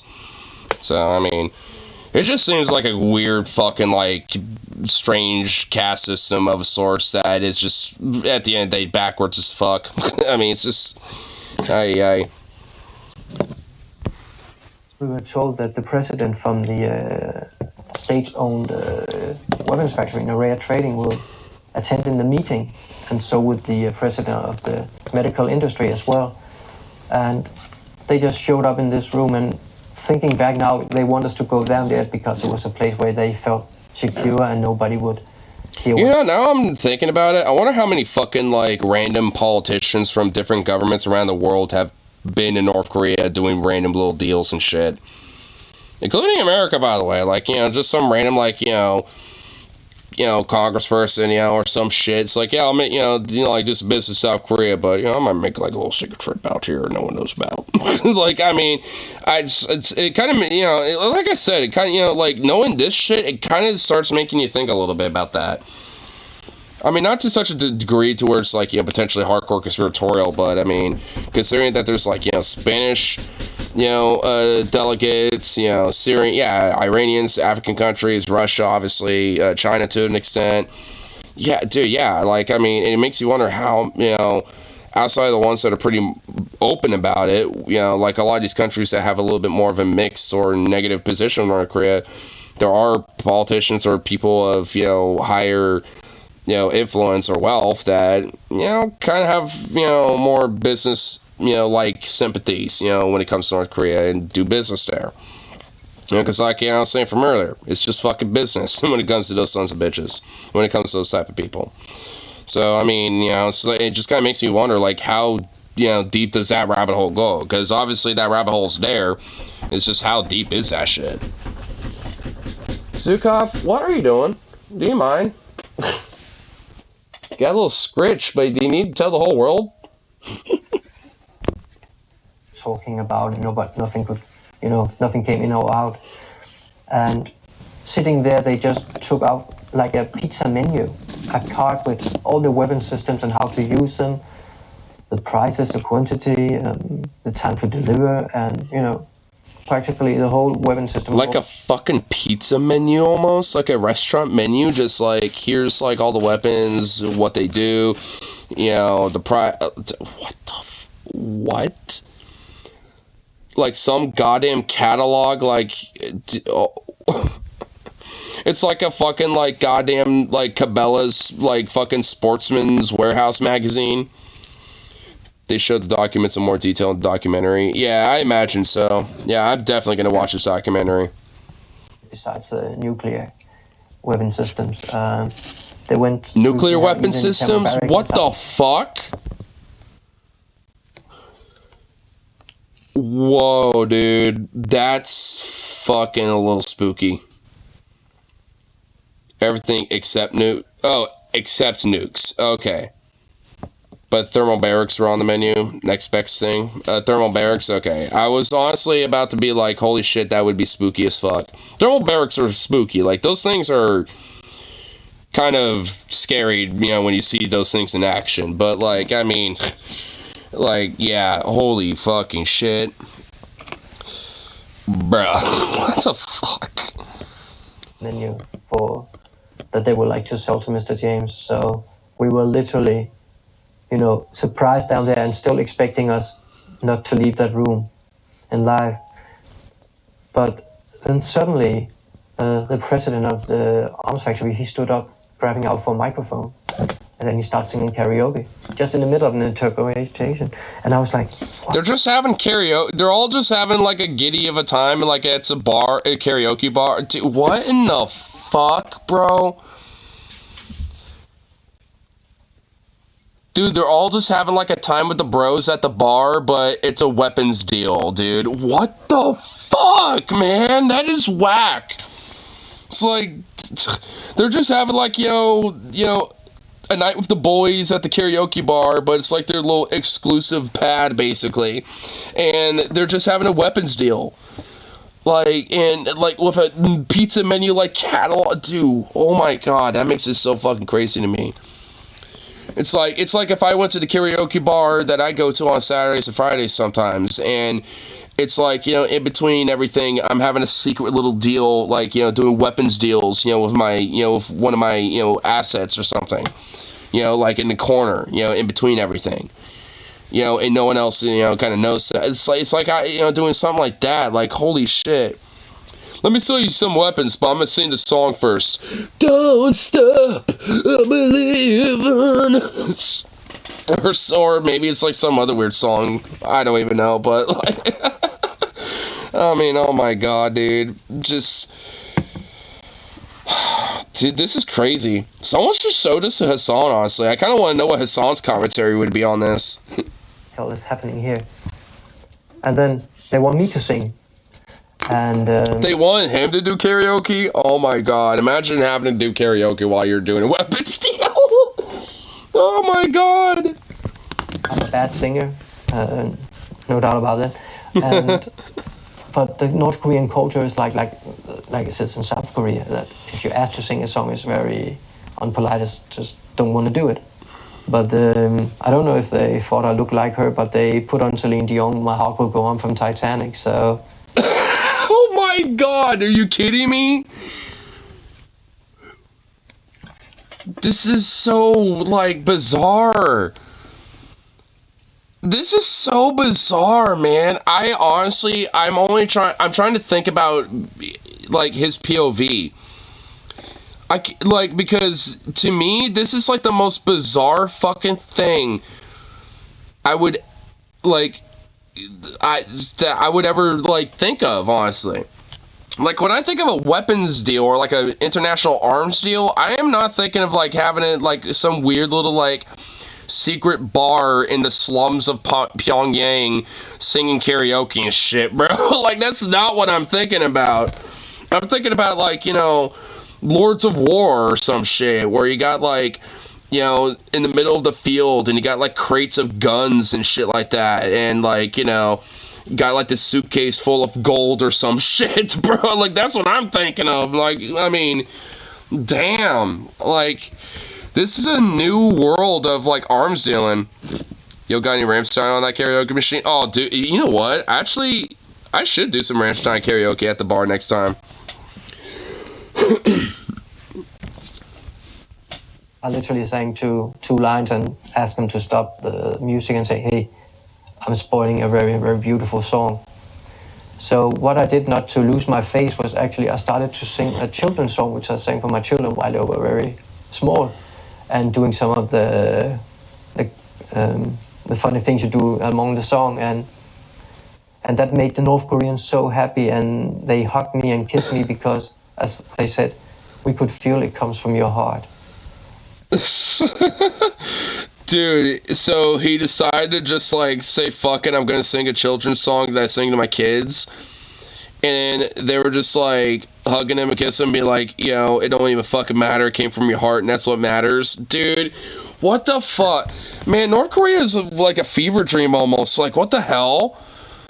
Like, they seem like, you know, like, from what I'm noticing, there's a pattern of, like, this sense of, like, immense, like, you know, respect for your fellow person and wanting to, like, you know, try to, like, be, you know, really nice and this and that. Most of the people are legit nice, just deluded. That's what I mean, you know? Like, I think also, in a weird way, I think that kind of, you know, the delusion, you know, kind of is exploited by, or their niceness, I think, is exploited by that delusion in a way. You know, because, like, I mean, it's built, you know, on such a backwards fucking, you know, idea, but, like, I mean, you know, they obviously have, like, a very sense of, like, you know, communality and, like, friendliness, and wanting to just, like, basically, like, you know, be brothers with people and, like, you know, hang out and all this shit. I mean, that's kind of that's, at least so far, like, a little takeaway that I'm noticing, at least, you know, with North Koreans, you know, just so far. And honestly, they've always kind of struck me like that. And, you know, and I think, you know, one thing that, you know, would make me hopeful about the idea of a unified Korea is that in the short term, I think there would be so much of, like, this welcoming, like, kind of cultural, like vibe that a lot of the North Korean populace will feel, that, you know, of just like, hey, there's a bunch of people now, fuck yeah, you know, like, you know, show us your stuff, this and that. But like, I mean, it's, you know, and also just because they've been cut off from the world for so long, you know, and for, you know, for such the amount of time, and, you know, and how propagandized they are with that shit.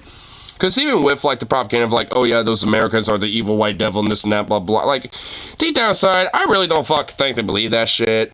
You know, like, I mean, if they, you know, because if they, you know, had, like, a bunch of American tourists show up and, like, you know, sing a bunch of karaoke at their bar or something, or whatever the fuck, I mean, they would probably be like, oh, my God, you know, and, you know, vibe out, just like, you know, what he's saying, yeah, in a way.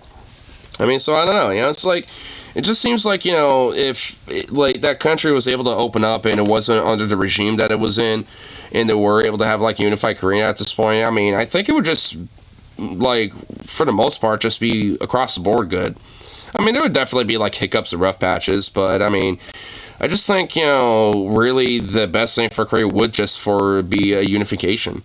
Because I just think, you know, that as an outcome is just far more, I think, prosperous and fruitful in comparison to anything else. And honestly, that's just, like, I think really the better outcome anyway. Like, because Korea's only been divided for, you know, for way less of its history in comparison to it being an entirety of a thing. So, I mean, in a way, it just makes sense even on that. Come from your heart, which means you love your children and our leader. And that's the most important thing in North Korea. Always love the leader, otherwise you're screwed. See what I mean? Like, their niceness has been exploited by the delusion. The delusion, you have to love the leader no matter what. As long as that niceness and respect, you know, is also at the end of the day, you know, given to the leader, you know, equally, then it's all good. See, that's where, you know, it gets exploited, and that's kind of the sad thing about it. Because I imagine they are legit really nice people. Whoa, fucking hell, that was way louder than that guy. Goddamn, I was not ready for that. Yo, your mic, turn it down.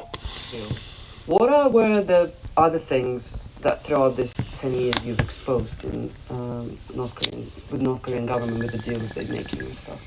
Well, what scares me the most is that North Korea is operating in Africa. When we had the meeting in Pyongyang, we agreed on, because I said, hey, I'm very happy being in North Korea. I love it. I have to play my role. I love the leader. I love the country. I will do anything for North Korea. But it would be quite suspicious if me and Mr. James will travel in and out of North Korea 10, 20 times a year to just talk with you guys here, because that would make some attention from some intelligence service if those two Danish people were traveling in and out. So the North Korean came up with the idea that we could find a place in Africa to build up a factory to produce our own weapons, and Mr. James could, you know, literally sell So this is that whole thing you were talking about with the islanders and shit. From there, the North Koreans will send, you know, the workers to Africa. They will build the factory, and they... Dude, like, what's fucked up and insane that, like, North Korea is not the only country doing crazy shit like this. And this is why it kind of makes you think a little bit, at least for me, because, like, we already know China does shit like this, too. America's been doing shit like this for a while. I mean, honestly, like, sadly, Africa's always been kind of like the, you know, continent for, you know, big, you know, modern powers and shit, and, you know, to just exploit. I mean, like, and it's just, it's just showing here so much. It's like, fuck, man. And those fucking islanders had, like, no goddamn voice, and they were nothing more than just a chess piece of this shit. They're, if anything, they were probably considered a nuisance of, like, they're just gonna be a nuisance, you know, when we try to build this thing, so, find a way to get rid of them. Yeah, fuck them. Like, cause it's all just business to them. They're just, you know, a roadblock to that business, you know, being concluded. So, they ain't gonna give a shit, like, fuck. Actually shown us papers of how it should be, and they had cooperation with Namibia at that point, so we decided to go to Namibia. But in the period of time before entering there, Namibia cut the connection to North Korea. So then next country was Uganda. And we figured out it could be very wise to buy an island in the Lake Victoria, in the Ugandan part of the lake. So we could do our things peacefully and riot the government to, just to be there and look the other way. We then went to Uganda. First. Come on, look at that pic. You know, like, that is a fucking really cool picture. I mean, Africa's just a really beautiful place, honestly. Like, I mean, I would just love to visit there just to see the natural beauty of the place. Because, I mean, it really is just, like, you know, very vibrant, beautiful place. I mean, it just really is. I mean, honestly, it just kind of looks like almost like a town in the Southwest in America or some shit, like some Arizona town or something. I mean, or like somewhere in Utah almost. Like, it looks like, you know, some shot, like, you know, from like fucking Salt Lake or something. Like, it just kind of looks like, you know, some America town desert almost. I mean, oh yeah, but there's just birds back with that baby. They barely have like no running water. Fucking hate racist chuckle fucks. I make that argument because, like, this looks like a modern society here. Just because a bunch of fucks exploit their country doesn't mean that they're like backwards or something. It's a fucking, anyway, whatever. This is kind of a side tangent. Some real estate broker about buying an island, and many people has been asking, how do you find an island for sale in the Lake Victoria out of Ugandan coastline? And I was like, well, it's quite easy. I just Googled it. We said island for sale Uganda, Victoria Lake, and came up with an offer. So we get in contact with those real estate brokers, and we went out to see the island, and it was a cost of $5 million, which was in Mr. James' world quite cheap. So we took a 2-hour boat ride from Kampala to the island, and when we get close to the island, we could see a lot of people in a little harbor, and they were dancing and screaming, and it looked like they had fun. And we got a very warm welcome, me and Mr. James, and we're quite surprised because we were actually trying to buy this island. But just before entering the island, the real estate broker told us, hey, don't tell them you want to buy this island, because I told them that you guys are here because you want to build a medical clinic to care for the people here.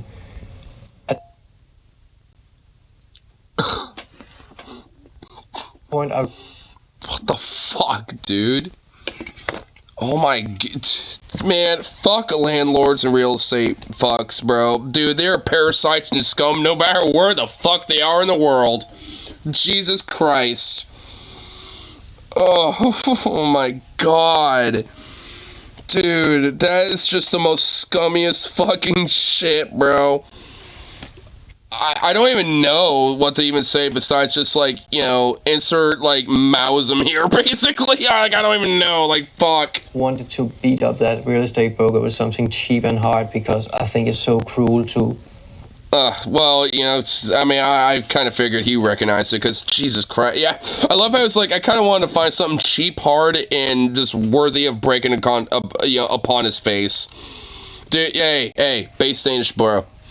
I mean, honestly, what he's done so far is pretty fucking basic. Just, he's got, like, the balls of, like, goddamn Jormungandr or some shit, dude. He's got, like, balls of Thor. Like, I mean, yeah, like, this dude is just straight up, like, I mean, you know, like a badass. And, you know, and also, like, yeah, don't like landlords either. Nice. I don't either. We could be friends. Those people would never have another place to go. What happened next is that... Yeah, they literally wouldn't. It's like, where are they going to live? Like, on boats in Lake Victoria? Like, oh yeah, what a great life.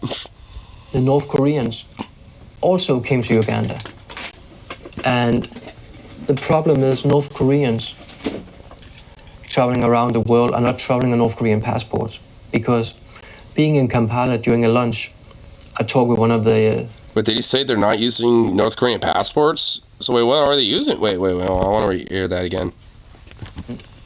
The problem is North Koreans traveling around the world are not traveling on North Korean passports because... Yeah, he said they're not traveling with North Korean passports, so what the... Wait, so they have, like, fake-ass passports? What the fuck? So... Dude, the crazy, weird little, like, espionage shit, and, like, dude, this is, like, some James Bond level shit, bro. Think Chinese passports? Ah, so maybe they have, like, you know, if that's the case, maybe they're, like, you know, dual citizens, or maybe they have, like, legit, like, you know, passports that are fabricated that look like Chinese passports. being in Kampala during a lunch, I talked with one of the I mean, knowing, you know, the relations of China and North Korea, I'm assuming probably just dual citizenship. That's probably the loophole they, you know, do to get away with that. Because, you know, China does a lot of these, you know, somewhat similar business trades. You know, maybe not to this type of extent, but, I mean, I don't know. Now that this has been dropped on me, I'm starting to think that a lot of the economic, you know, bolstering that they want to do with Africa and stuff like that, you know, when it comes to, like, you know, their expansions there, I feel like a lot of the things he's talking about is kind of, like, underlined with a lot of this. One of the businessmen from North Korea, that, you know, chit-chatting, and I was like, hey, how's things back in Pyongyang? How's Mr. Kang? Kang was not attending. And he literally jumped across the table, holding from my mouth, saying, hey, shut up. We're not North Korean, we're Chinese. We're traveling on Chinese passport, and he waved a Chinese passport for me. But it makes big concerns for me, because if China gives passport to North Korean criminals to travel around the world to do business, we have a big problem, because already now China is deep into the market in Africa. And if the North Korean goes in to do production of weapons and methamphetamine in Africa, it could look really bad for, actually for world peace. And for China, and considering that China has already not exactly got a positive rap in Africa either. Well, frankly, neither does, like, most countries. I mean, to be honest, like, Russia doesn't, America don't, like, UK, France don't, like, most countries, frankly, don't got any good rep when it comes to, you know, like, Africa. But, like, I mean, as of lately, like, it's basically been, like, you know, China, and I guess North Korea to an extent, and, like, basically the US and Russia, like, it's basically just, like, the big three that are kind of, like, you know, doing, you know, a lot of this underground shit, because we've been, you know, the US has been doing, like, secret operations and shit in Africa for a while. I mean, that's been kind of, like, an open secret fact for, you know, some time.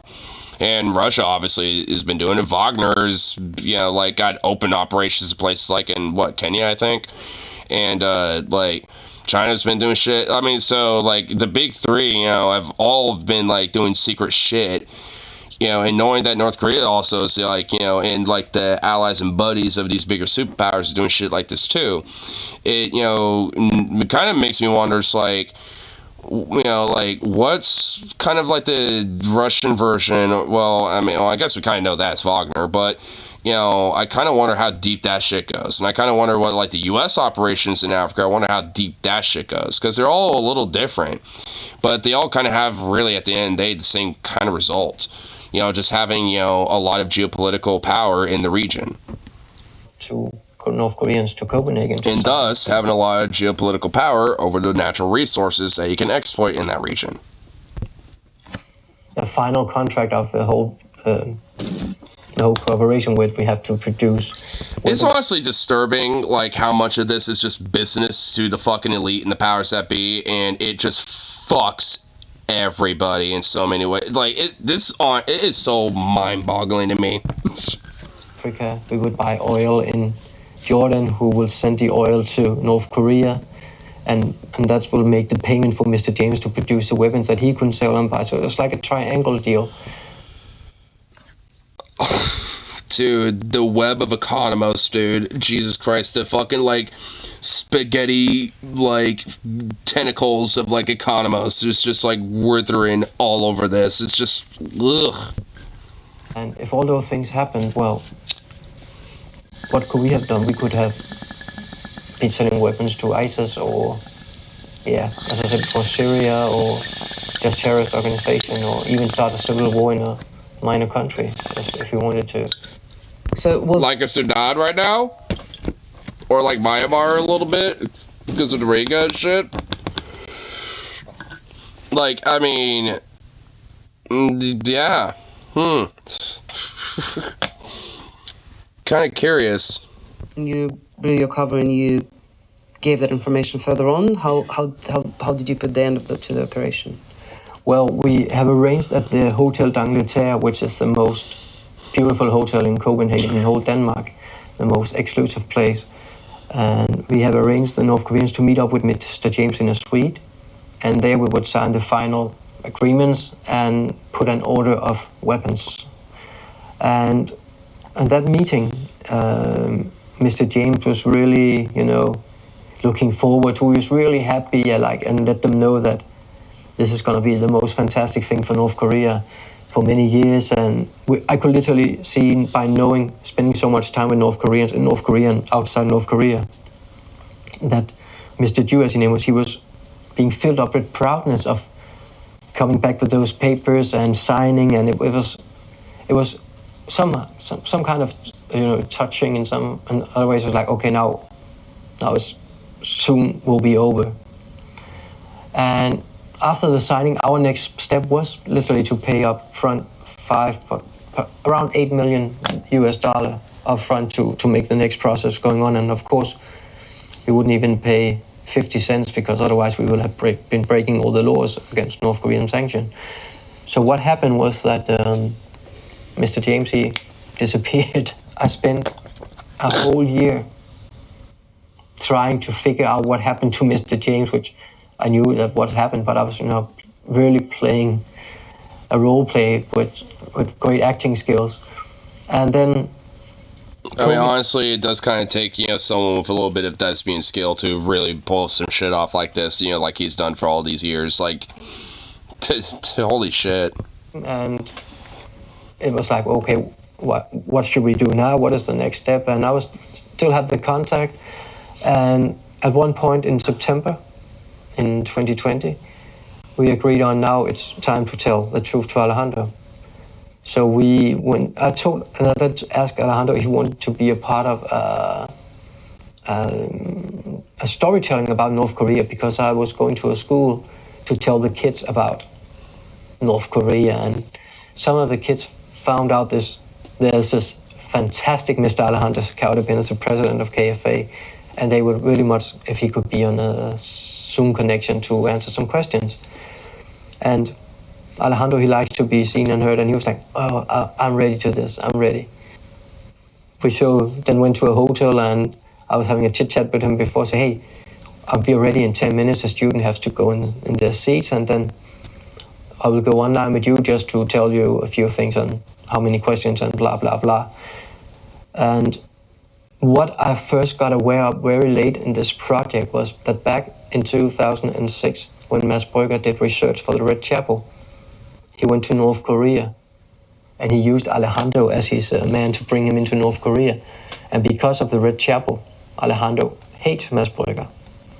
And suddenly now I will be sitting next to the man that Alejandro hates the most, maybe, and now the one he trusts the most, me, will be, he has been working with this guy for 10 years next to me. So I was really scared of, when I was telling my story for him, that he will literally hang up, because it was so important for me to have Mads sitting next to me so Alejandro could see us together.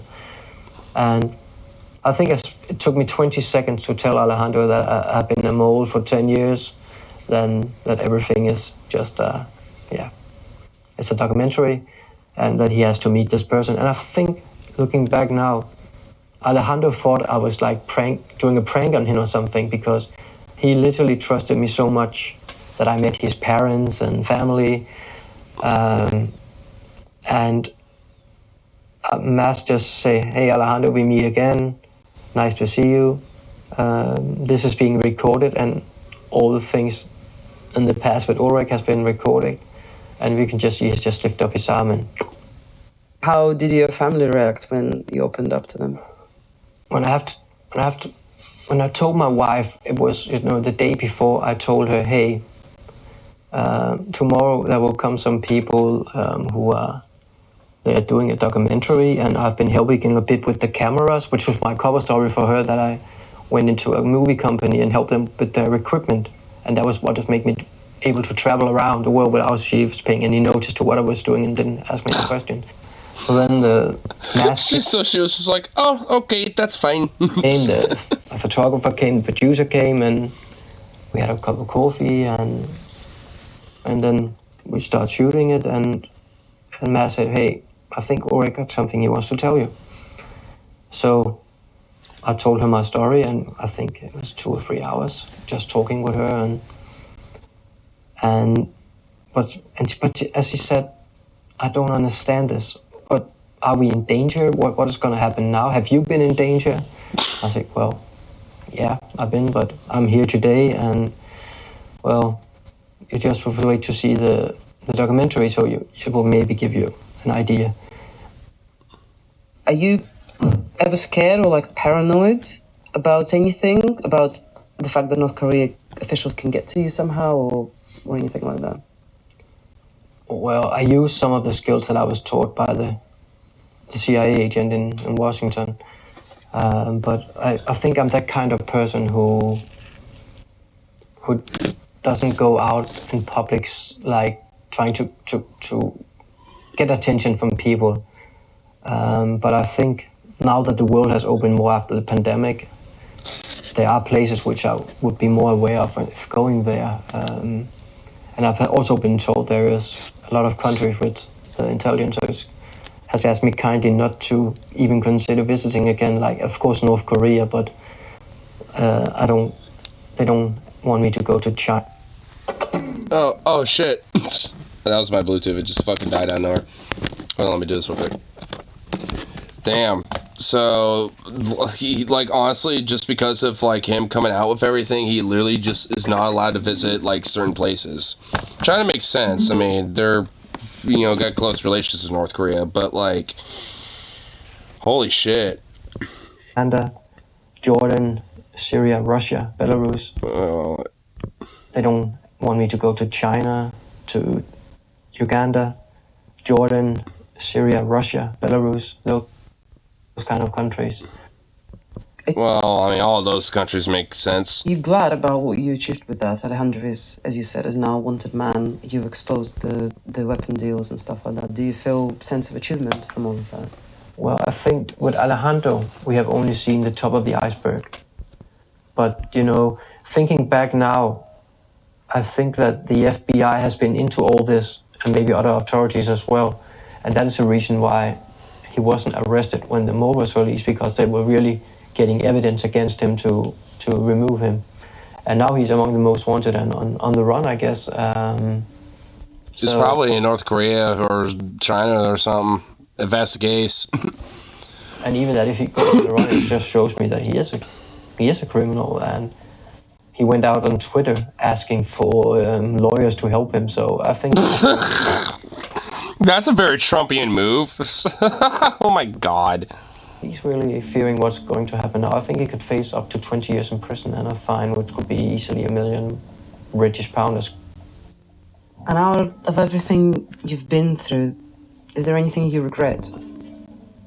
No, not really, because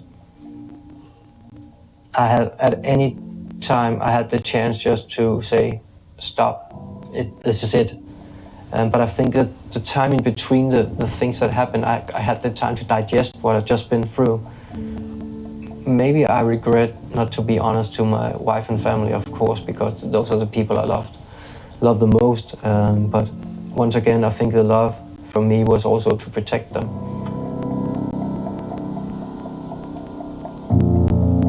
On the day... Damn, dude. Wow. I mean, honestly, like, I gotta watch. I'm honestly, I've never heard of this documentary, so I seriously really need to check this out.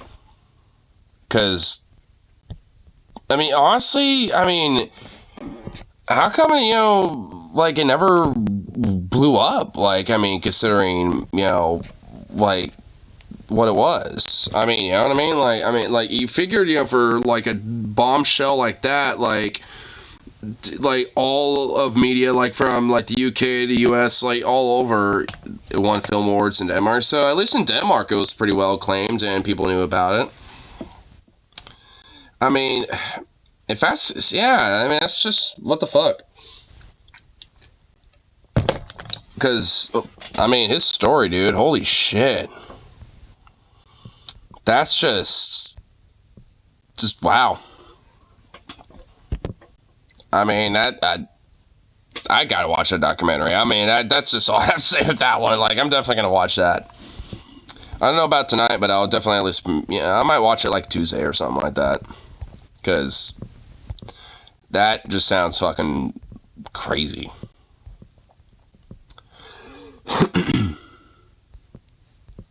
Yeah. See what other things go on for tube. Other little things we could look at for the lovely evening.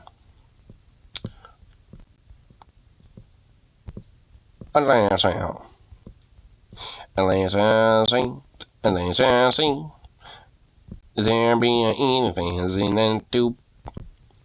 I know it's Sunday, but but come on now, there's gotta at least be a little something here.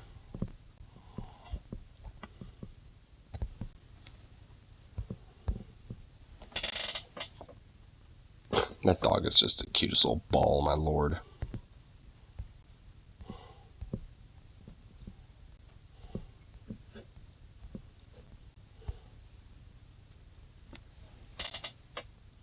Looking like a little croissant. My good lord. What a little croissant. Adorable, fluffy croissant.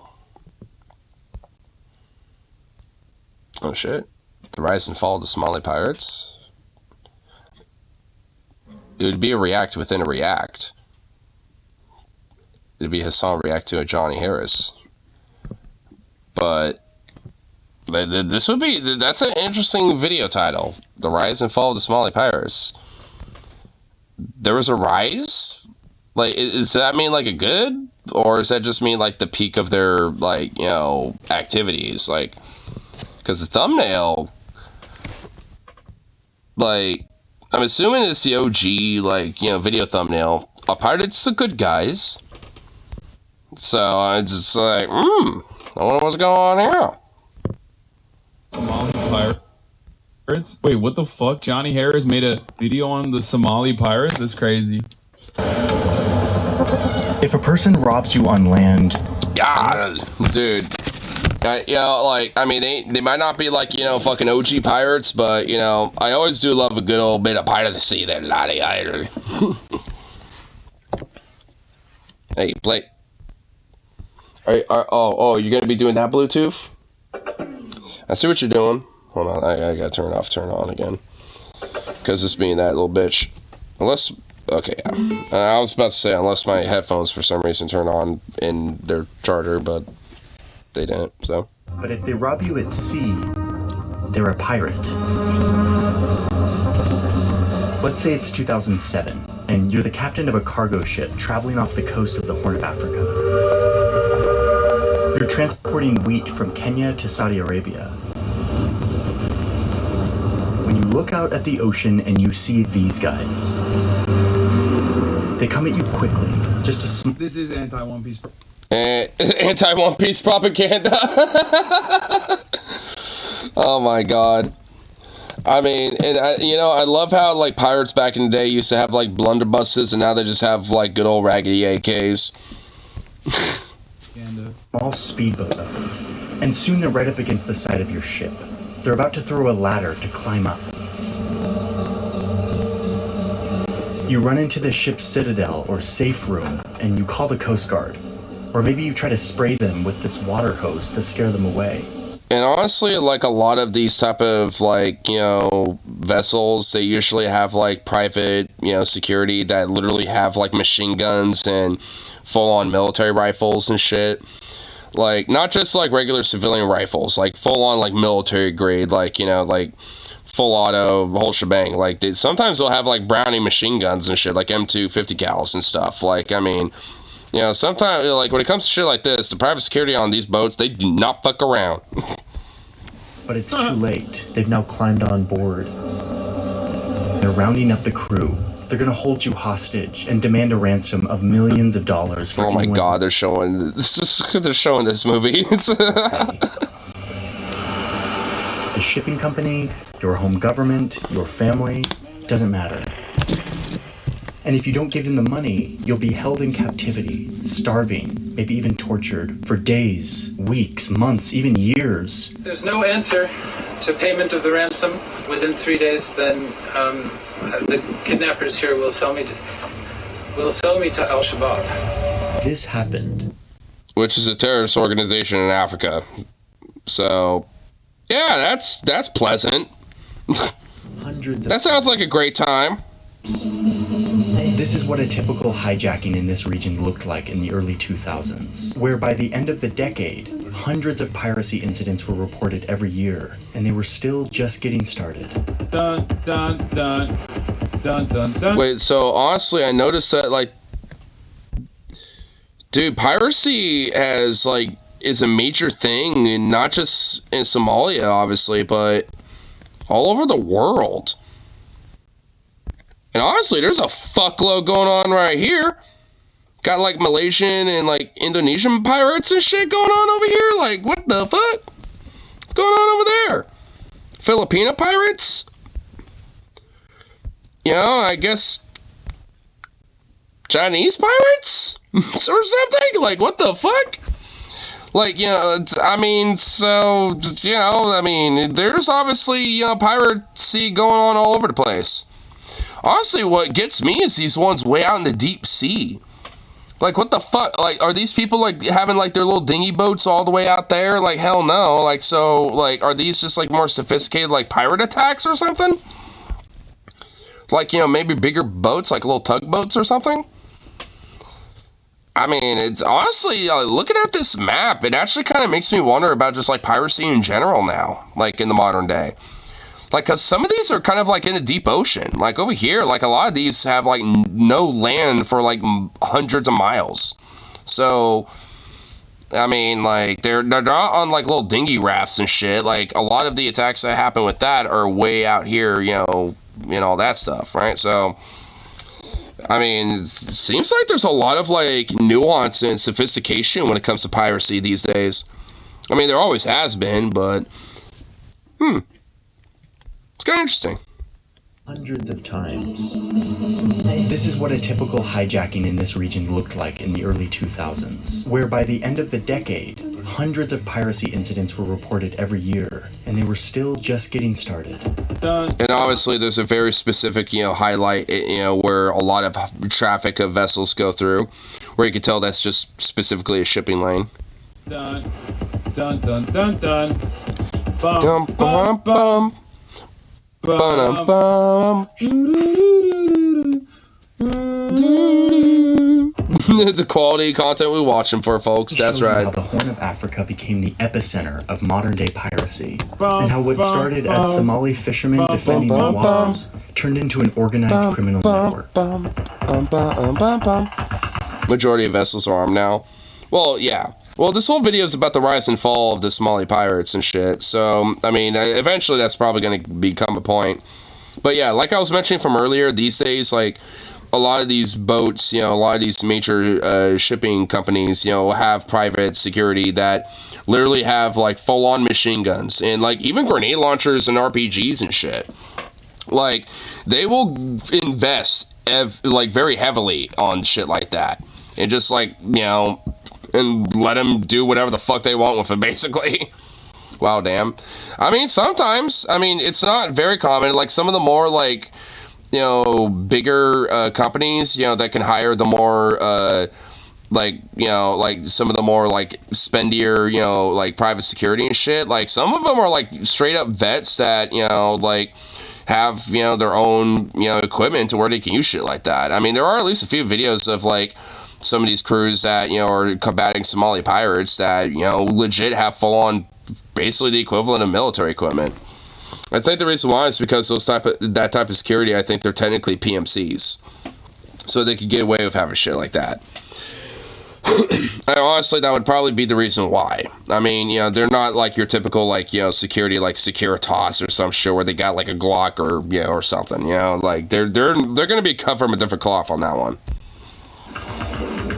This is the rise and fall of Somali pirates. It's kind of wild that they were, like, able to do so much with a bunch of dinghies, you know what I mean? Like, barely. Tiny-ass boats that would tip over with, like, a little bit of fucking, a little bit of wave activity. And they were, God, man, when there's a will, there's a way. Mashallah, you know? You gotta say.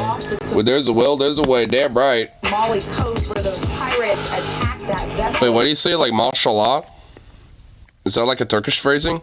Or like a Turkish phrase, you know, for the same thing? There's a way. Mashallah, you know? You gotta say. Mashallah. You know, I kind of like that, dude. I like it. Somali coast where those pirates attacked that vessel. Mashallah, when there's a will, there's a way. I mean, honestly, if you think about it, there's kind of a reason why a lot of these Somali pirates, not like it's a good reason necessarily. Well, at least it's an understandable one. I mean, the reason why they do this shit, it's not good. But, like, it's Arabic for God has willed it. Oh, so it's Arabic. Well, I know Hassan's Turkish, so I don't know if he was specifically saying something Turkish or not, so. But that's just my, American ignorance. But yeah, but either way, though, like, actually, you know what, now that you mention it, I can actually hear it. Like, Shallah, because there's Allah, and then, yeah, so I'm hearing it now. Actually, now you're mentioning it, now I hear it. But, yeah, but, like, a lot of reason why these Somali pirates, kind of did the shit that did, because, Somalia is basically just, like, a very corrupt, impoverished, like, state with a lot of warlords and all sort of shit. So, sometimes, different, villages or different people in different communities and shit will basically kind of, like, as a way to supplement and, get some form of a way to help themselves, including warlords, too. I mean, they did this shit just as much. In fact, probably even way more so. Like, they would go out to the sea and do piracy. And I'm sure a lot of them would even not just hit major shipping crews like this, but probably just, regular old fishing boats just so they can steal their, haul of fish, for that day and stuff like that. I mean, it probably went all over the place. Like, I'm sure, like, smaller communities and villages probably just, like, did more of the, like, we're stealing your fish type of shit, while the warlords were doing shit like this. Especially with the map that we saw, I think that kind of shows it. Like, some of those warlords probably have, like, bigger boats so they could go way farther out to sea and, like, hit, these boats before they hit the hard, like, hot spots where, a lot of these, PMCs, that are, guarding the boats, stuff like that, where they wouldn't really expect it. So they kind of got their guard down a little bit. So it's like, I mean, it's one of those things where, at least some of the more wealthier warlords, that might, be able to have, some bigger boats to go out there with and shit. I mean, like, they can, hit these targets where they might, let their guard down. They might think, is that just some, like, lost riverboat or a yacht or something? Like, what the hell? And then they get close enough and they're like, huh? And then once they start seeing the dudes out there with the guns, they're kind of like, a mile away, and they're like, oh shit. They're like, wait a minute, uh-oh.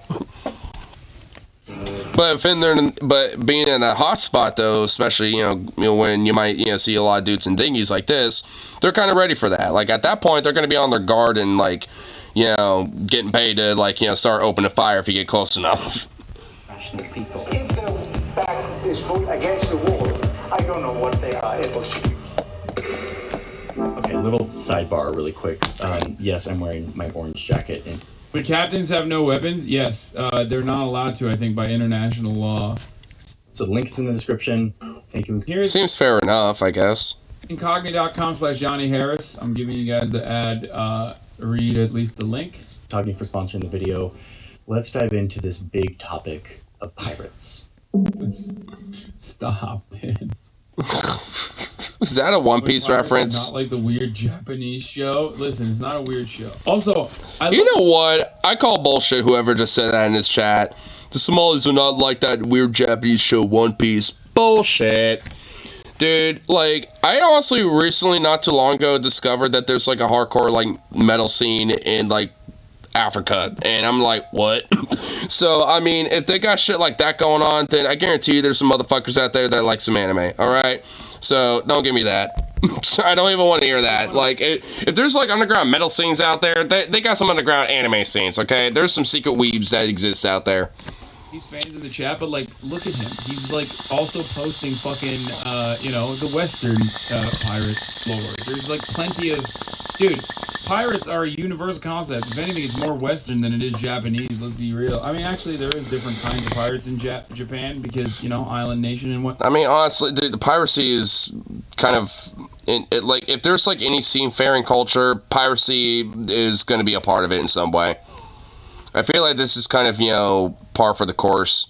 I mean, like, one of the most famous pirates in history was, I think, a female South Korean pirate. She had, like, thousands of ships, to her, like, piracy name and shit like that. So, Like, well, not like thousands, but at least like over 1,000.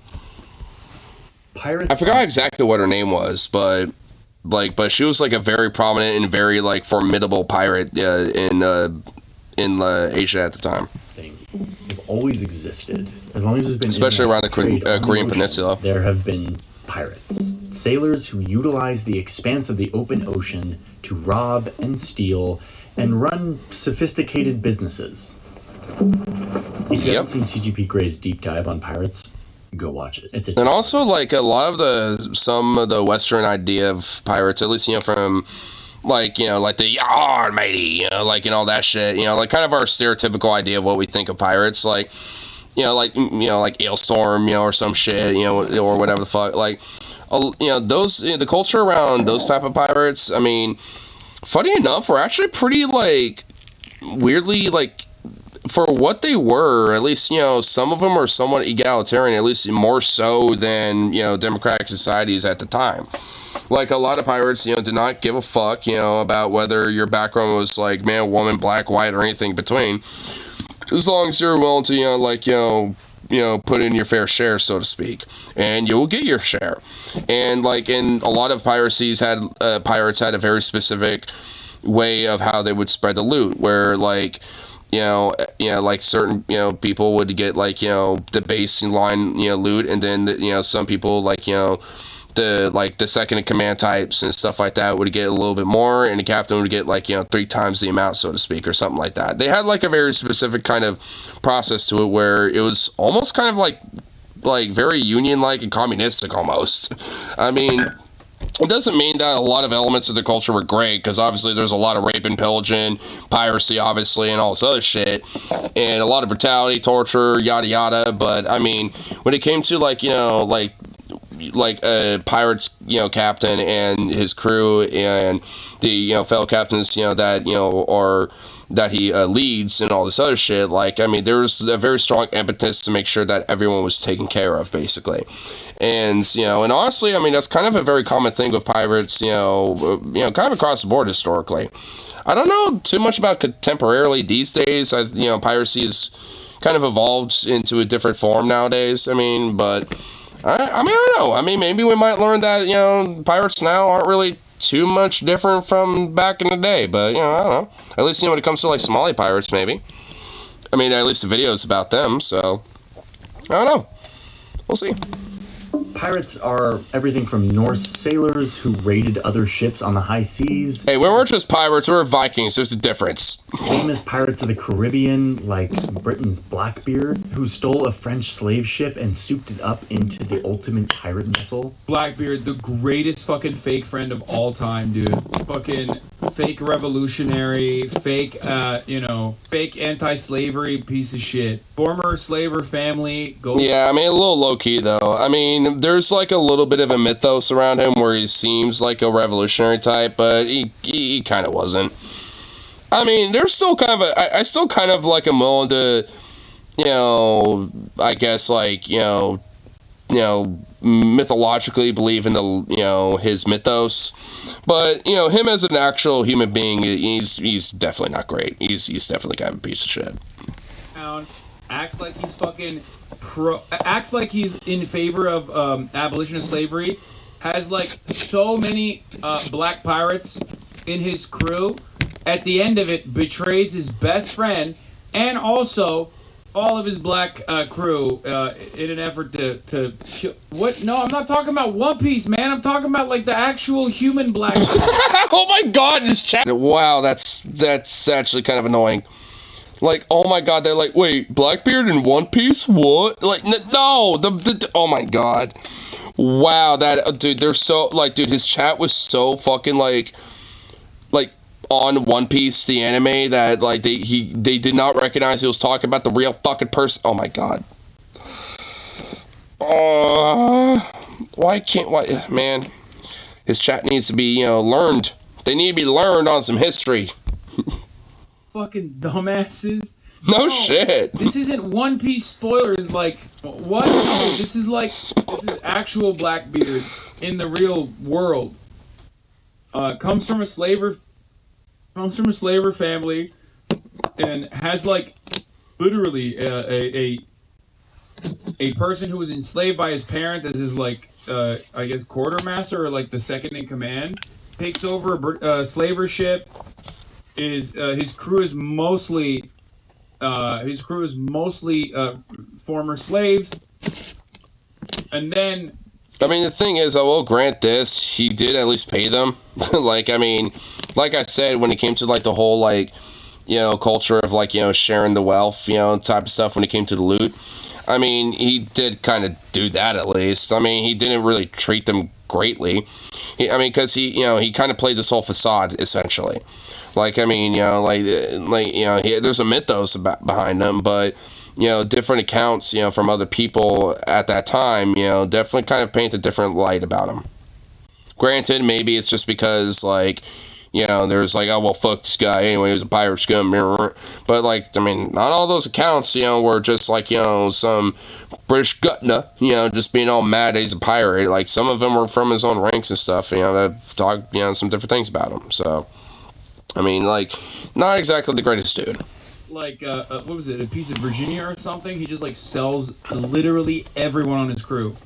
North Carolina. That's what, yeah, like, you know, like, last second, that's kind of a way to save his own skin. Will literally sold, like, all of his, like, black crew, basically. Like, I mean, it's the way to, like, well, I can get away with that because, like, you know, I can't, like, sell the rest of my crew, but I can sell them.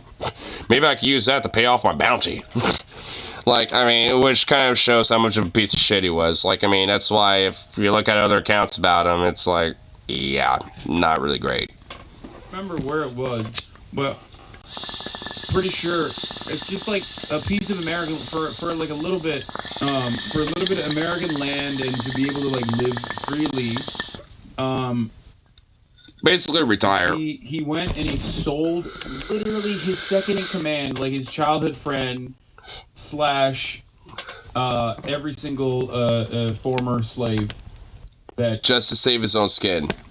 Dude, imagine being like a former slave pirate, you know, like actually, you know, got like pretty decently well off, you know, like fattened up with some nice food and shit, luxurious foods they've stolen, you know, from the French or some shit, you know, for a bunch of years, and then out of nowhere, like, oh yeah, we're in like Virginia or some shit. Hey, by the way, up to the auction you go. It's like, man, I can't even fucking fathom what the fuck is going on in their heads, dude. Because, like, you know, you basically have it all in the world, you know, and you seeing the world, seeing all the sights, and now you're just working on some goddamn fucking cotton field for the rest of your life, dude. Like, Jesus Christ. How fucked up is that, dude? It's like you spent your life working on like some tobacco field in the Caribbean, and then you work on a cotton field in Virginia, like a couple decades later. Like, fuck, dude. You know, that he was able to fight alongside for years and years.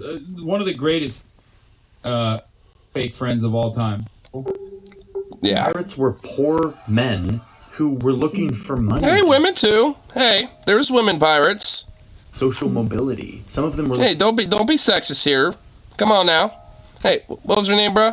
What was your name? Johnny. Hey, Johnny. Hey. Don't be sexist. There's female pirates. Cracking nerd beard on libs. And hey, you're just in time. We're gonna see the rise and fall of the Somali pirates. Glory. Talking about pirates there, laddie. Where seafaring men had little status or opportunity in society. We've romanticized the holder them, of the Chungus. Damn right. And we idealize them as legends and myths of the past. And we also make them pirate metal bands like Hailstorm. Piracy never He wasn't a good guy, dude. He was a pirate. Actually, and I did not know this at all. But no, pirates are like the first formation of like anarchism, and like they had collective ownership. Yep. Yeah, like what I was talking about earlier. This is it. He died sad ending. No. Oh. Not the baby Chungus. Oh. Do you maybe know why? Was it just like stress or something? Got a proper burial. Aw, poor little guy. Oh. May he find nuts in scroll heaven. It varies from pirate to pirate. Some of them were literally, you know... Combination of stress and pneumonia. Got pneumonia, damn. You know, I just realized in hindsight, but... I mean... Possibly from us trying to feed him. Yeah. You know, honestly, you know, it's kind of like... Taking care of him's hard. Yeah. You know, honestly, in hindsight, I was just thinking about, but like, I mean, you know, maybe taking him to a vet. I mean, I don't like. Well, would a vet even know what the fuck? Oh, wait, you already called Squirrel. Oh, yeah, so you're already, you know, like in the works to try to do that, but they called back one day too late. Damn, that sucks, man. Poor little guy. I've noticed, like, you know, the squirrels around here lately, though, to at least, you know, kind of bring it back up. You know, like they're kind of like walking up to me and like kind of really intensely checking me out and shit like that, but like they're still not quite warmed up to me yet, you know what I mean? Like they're not, you know, quite there, and it's like, oh, come on, you little fucks. You're so close to just being like, you warmed up to me, but it's like you it's like, man, it takes a while, man. You gotta have patience with those little bastards. Abolition. They had unionized ships. Not all pirates were as you think they are. They were pretty good. There's a lot of good pirates. There's a lot of crazy, gay, queer, communist fucking pirates out there. I think he's not even kidding. Honestly, like, pirates back in the day were, you know, very mixed, but a lot of them were what he was talking about. Like, actually, D-Fat Fry did an episode on pirates, you know, of old, and they talked about pirates of new, you know, like modern-day pirates, and the old pirate episode that they talked about, a lot of history and a lot of accounts about different pirates were very accurate to what Hassan's talking about here, too. Like, a lot of them were basically the very early forms of, like, you know, collective bargaining, anarchistic commune, like, you know, lifestyles and shit. I mean, a lot of pirates are actually generally pretty base, you know, for what they were. I mean, not all of them. There was plenty of them, like Blackbeard, who were kind of shitty and fucked up, despite the mythos behind them. But, you know, there's plenty of them that actually were merit of the mythos, you know, of actually being kind of based. The issue is that they, you know, didn't shower. They were anarchists. That's what it is. They're like crust punk anarchists back in the day. Never showered, you know, all crusty and anarchists, you know, a crust punk. They were proto-crust punks. This Chatter's a real East India trading company head, huh? Yeah. Like, at the time, who's dominating the fucking high seas? Wait, isn't Blackbeard based on a real person? Yeah, Blackbeard is a real person, yes. He came from, like, a former slave trade family and shit, and, like, later in his life kind of sold off his second-in-command, who was, like, a long childhood friend of his, you know, to slavery, and a bunch of his black, you know, crew to slavery and shit like that later down the line. Not really a great guy. Kind of a piece of shit. Not the fucking pirates. It's literally slavers, okay? It's colonizers. You know what I mean? Bro, you're arguing with a Hakainu. Yeah. Like, not to take this back to, like, you know, One Piece, but, like, you are sounding like a bunch of fucking admirals, dude. What's happening? Marcus Rediker, a Marxist historian, has a few great books on them. He also did a great book on the slave ship as an environment and condition. There's a reason why, you know, pirates have been written about a lot and have a prominent role in popular culture. It's because they were pretty cool. Like, they weren't, you know, they weren't as bad as people think they are. Yeah. Here, wait, what's this? Where's Venom where you need him? I don't even know if it wants to pull it up. Yeah, it's just got me here for some reason. Wait, what is this? Architecture Green wishes Jews a happy Yom Kippur with a menorah. Those preparing to wish a solemn day of Yom Kippur, wish you all a menial fast. Gimel Kaziatova. What the fuck? What is the... Okay, what a weirdo. Does it want to pull up this? It literally just it does not want to pull it. Yeah. Try to resend the link because for some reason it doesn't want to show it.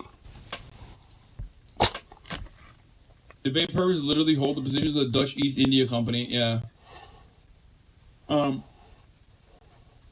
I'm so happy about the live action because now I know what fish. Come back to the video. Stun lock us on. It's like it's on Abby, the stun lock boy. 3-minute ad break now. Fully went away. It's still very much here. Oh, it's an article. Okay. Okay, cool. New Elmore County prison costs could exceed $1 billion. An update to the construction of the 4,000-bed prisons. What the fuck? Oh my god. Do I have final costs? Asked Rep. Chris England, Democrat of Tuscaloosa, during a meeting.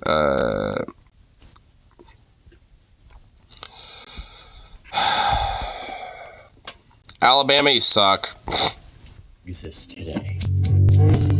Here's a map of all the piracy incidents over the past 40 years, at least the reported ones. From Indonesian pirates hijacking cargo ships in the Strait of Malacca, to Bangladeshi pirates holding fishermen hostage in exchange for ransoms. All the way to... So why ransoms? Just take their fish or something. I mean, like, if you're pirates going after fishermen, just take their fish. Like, why do you have to hold them for ransom? I mean, what? I think you would get more value just taking the fish. Africa, where Nigerian pirates steal oil off huge tankers and sell it on the black market. What? But most of the dots on this map are right here. I'm kind of curious about where that leads. The gateway to the Suez Canal, one of the busiest highways of global trade, off the coast of a country where piracy uniquely could thrive. I remember telling my mama I wanted to be a pirate when I grew up because One Piece, and she yelled at me and showed me these guys. Somalia collapsed in the early 90s. The country fractured. Why would a left-wing guy watch this guy? I can understand why you do this. I don't know, because good editing. And I like think about the tangent that we just went on, where I talked to you about like the ultimate betrayal from Blackbeard and how pirates are fucking... Some of the pirates were actually like early adopters of communist formations before any sort of like Marxist lit. I told you all this shit. That's a fun tangent that we would not have gone on if I hadn't watched this video. It's so dumb. It's so silly that people just like cry about watching Johnny Harris videos. And instead of a central government, local clans started to control patches of the country. There was no real government to regulate this 3,000-kilometer coastline, the longest coastline in Africa. As a result, huge fishing boats, mostly from Iran and Yemen, took advantage of this free-for-all, swooping in to these unregulated Somali waters to fish. These foreign fishers would steal hundreds of millions of dollars of seafood every year with nets that tear up the seafloor, destroying the ecosystem and depleting the fish stock in the process. Yay, humanity! Doing great things to the environment since humanity. Woo! This illegal fishing by foreign vessels started to outsize the catch of locals whose water this was. Local Somali fishermen with their tiny boats could... At least he's like... You know what? I'm starting to see the rise of the Somali pirate thing. Like, they kind of retaliated against, these guys because they literally were essentially stealing, like, their resources and destroying their ecosystem. And, I think this is kind of where the rise of the Somali pirates comes from, if I'm, correct here. Which, if so, then, at least in this case, I mean, based. Like, I mean, if you had a bunch of fucks, stealing a bunch of fish and, basically for all intents and purposes, stealing, like, your natural, like, wealth and resources and destroying the ecosystem at the same time, yeah, you would probably do a little piracy against them too. Like, I would. I'd be like, all right, can we invest on a boat? Let's get the rifles. Let's fuck these motherfuckers up, man. Fuck them. Like, I mean, they're on international waters technically, so who's gonna stop us? I'm sure the ransom demands are far higher than the cost of fish. I'm sure, but, I mean... I'm only, reacting as we're going along, so maybe there might be a catch. Well, no pun intended. least he's admitting like that there were material reasons, and he's not saying that like piracy is in the heart of like the Somalian. You know what I mean? Like, yeah, I mean there were at least some legit material reasons, and and at least on that case, at least in the immediate reaction to what was going on, I mean, it seems like they were actually kind of right, in a way, at least very understandable. I mean, but that's just at least right now. I mean, like I said, there's no pun intended could be attached to this. Because liberals will look at the story and be like, Somalians can't help themselves. They love piracy. They're not wrong. This is what is in their heart. What is in their blood. Couldn't compete, and soon this illegal foreign fishing eclipsed the catch of local Somalis. Around the same time, companies from Switzerland... Do I think Aiden Ross will actually have Kim Jong-un on stream? No, because I'm not a fucking idiot or 12, okay? So no, I don't think that. Did Aiden Ross, one of the manosphere morons, really did claim that? What the fuck? I think that he will not have Kim Jong-un on stream, okay? Please stop. And Somali's former colonizer, Italy, were illegally paying corrupt factions of the Somali government to take their toxic waste, some of it even being radioactive. What the fuck? So Italy and, like, Switzerland were like, hey, we'll pay some of your corrupt, elements of your government to, like, dump our waste. Like, and yeah, some of it radioactive, because I'm sure, like, some of them have, like, nuclear reactors and stuff, so they take that nuclear reactive waste and they're just dumping it in Somalia. Oh my god. Oh my fucking... What the fuck? Yeah, I can understand why, they probably, reacted the way they did when it comes to at least some of the populace a little bit. I'm starting to see the conditions as to why they kind of rose into the force that they were. Tons of this waste ended up in both Somalia's land and water, which would go on to have significant effects on the health of local communities. Toxic waste as to Somalia's... Oh my god, dude. What the fuck? This is making me want to do some piracy. Like, what the fuck? So, it's the 1990s, and between the illegal overfishing and the waste dumping, Somali people's main livelihood is being pillaged by foreigners, and they don't really have a government to help them out. And if anything, their government's been fucking them over and being complicit with it. So some Somalis decided to fight back. An American cargo ship taken over by pirates. Somali fishermen got together and they formed an ocean militia. Some would call themselves the Coast Guard, and they would use these tiny boats to chase down foreign fishing vessels and demand that they pay a fine. Some experts have called this subsistence piracy, because it was piracy, but it was also kind of... Yeah.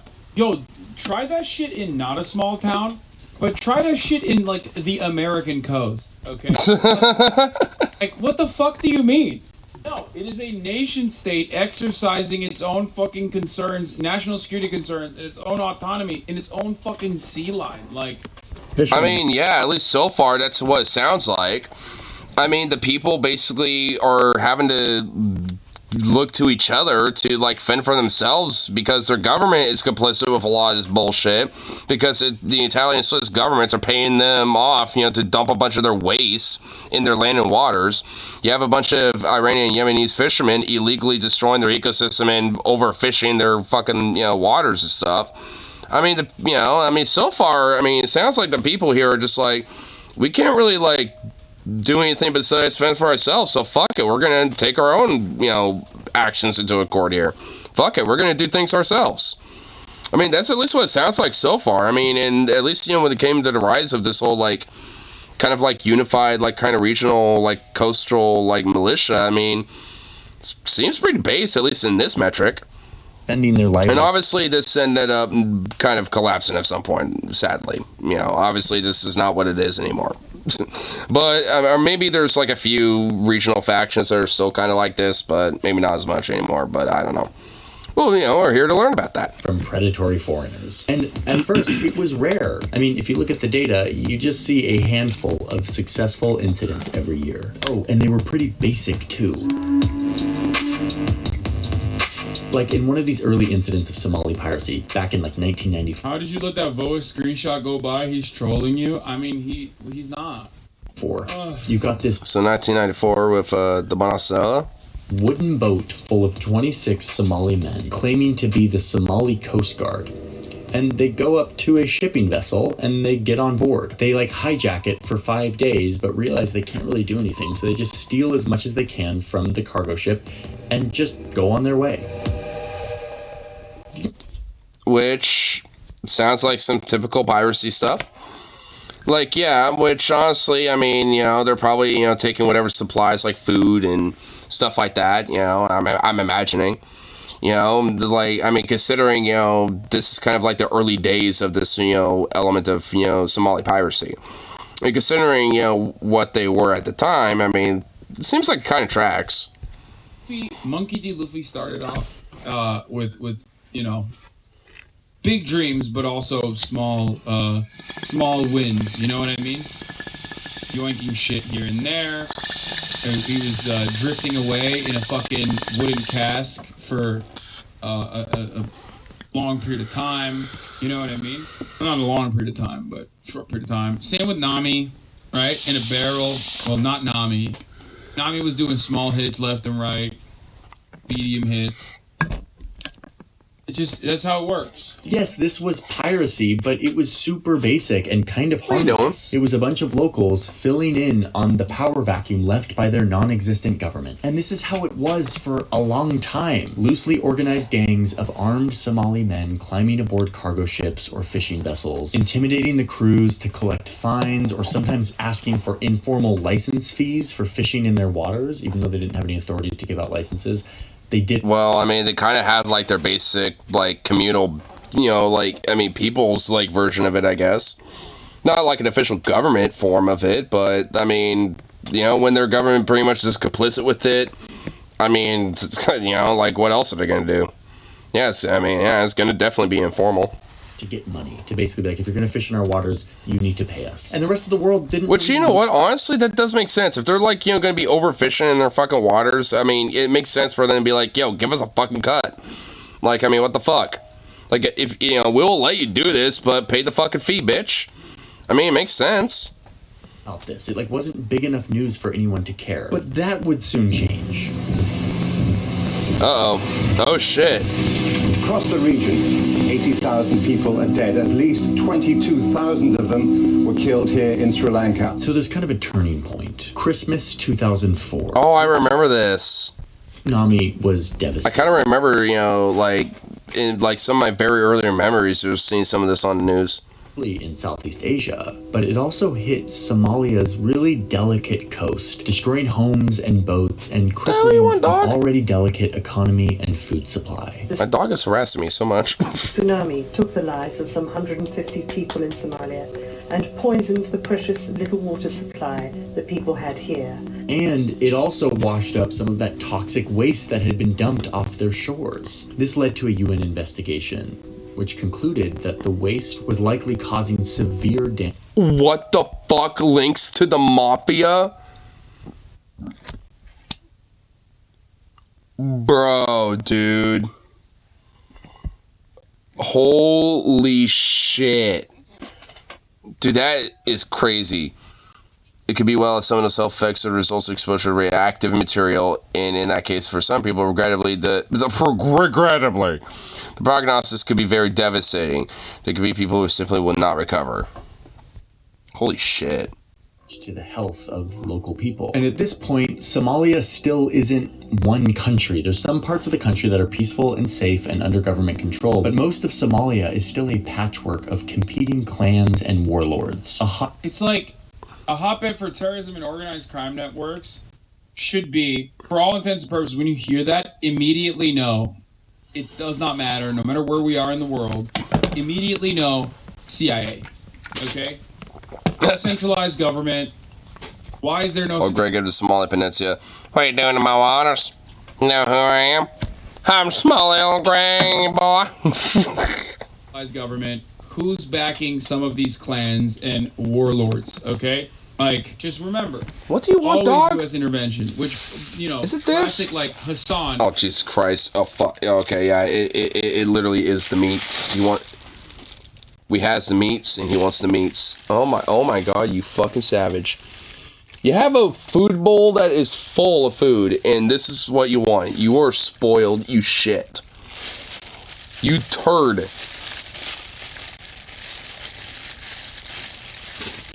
Holy goddamn, careful. You fucking savage. Fucking goddamn. Fucking fiend over here, dude. Oh, God. You love talking about America bad, America bad, America bad. Except, like, it's not like the nation did not have some level of democratic organization. They did. Just like every other country, both in that region and all around the world. Okay? CIA activities in Somalia. I mean, it goes beyond this. Here. Curious. And there's also a lot of things from, like, 93 to fast forward to 06. You know, to fast forward was when that shit happened with that tsunami and stuff, right? So, Agents report probably just a coincidence. They played a significant role in manipulating the outcome of the 1967 elections. The ascension of Prime Minister Mohammed Haji Ibrahim Egal was in large part financed by $1,000 of covert support to Egal and other pro-Western elements in ruling Somali Youth League Party by the CIA. And then the Civil War. As always, there's you know, just nothing fishy about that at all. You know, nothing at all. Backlash towards that. I'm sure that would never have any severe ramifications at all. It's called Vulo Lives, and at the end of the weird shit, there's a segment where they explain a lot of the military CIA operations in different countries. Please understand what the CIA has been in Somalia for so long. Are you satisfied yet? The Suez Canal is the choke point of international trade. Somalia is the choke point before the choke point. But yeah, July 12th, 1993, Black Hawk Down. U.S. State Department issued a warning that the CIA had received intelligence regarding a planned large-scale assault on UN officials in Mogadishu. There's like a whole movie about that. According to Professor Raphael Shijoke Njoku, the American... You're not having all this, dude. Responded to the CIA's intelligence by launching a helicopter attack that resulted in the deaths of 70 Somalis who had been discussing a peace proposal. Shortly after the raid, it was disclosed that the CIA report had been incorrect. Yes, I have seen the Johnny Harris short where he's making fun of me. We still have black sites in Somalia. Jeremy Scahill, in August 2011 edition of The Nation magazine, reported on the CIA compound in Mogadishu's Aden Ade International Airport. According to Scahill, the facility... There's a CIA compound in their fucking airport? What the fuck? A small gated community with more than a dozen buildings behind large protective walls and secured by guard towers at each of its four corners of the facility. The CIA runs a counterterrorism training program for the Somali intelligence agents and operatives aimed at building an indigenous strike force capable of snatch operations and targeted combat operations against all members of Al-Shabaab. Yeah. I'm sure, again, that probably has no severe ramifications in the long term at all. Like, dude, think about it this way. Like, we're looking at Somalia, right? Fucking random-ass country. Random-ass fucking country. Like, why the fuck... If you have nothing, if you don't know anything about American history...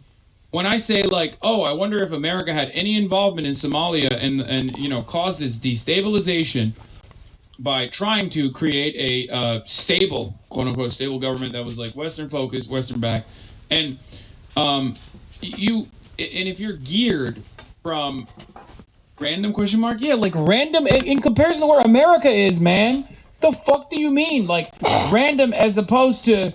I don't know, Mexico. I mean, like, yeah, it's literally just like, I mean, it's like one of those countries where it's like if you're, like, naming off something like, oh, yeah, you know, blah, blah, blah, you know, like Somalia or something, you know, or some shit. Like, you know, or what, it's literally, like, oh, my God. Why are people, like, when it comes to, like, live chats and live streams and all this shit, I mean, the chats specifically, and this is across the fucking board, basically.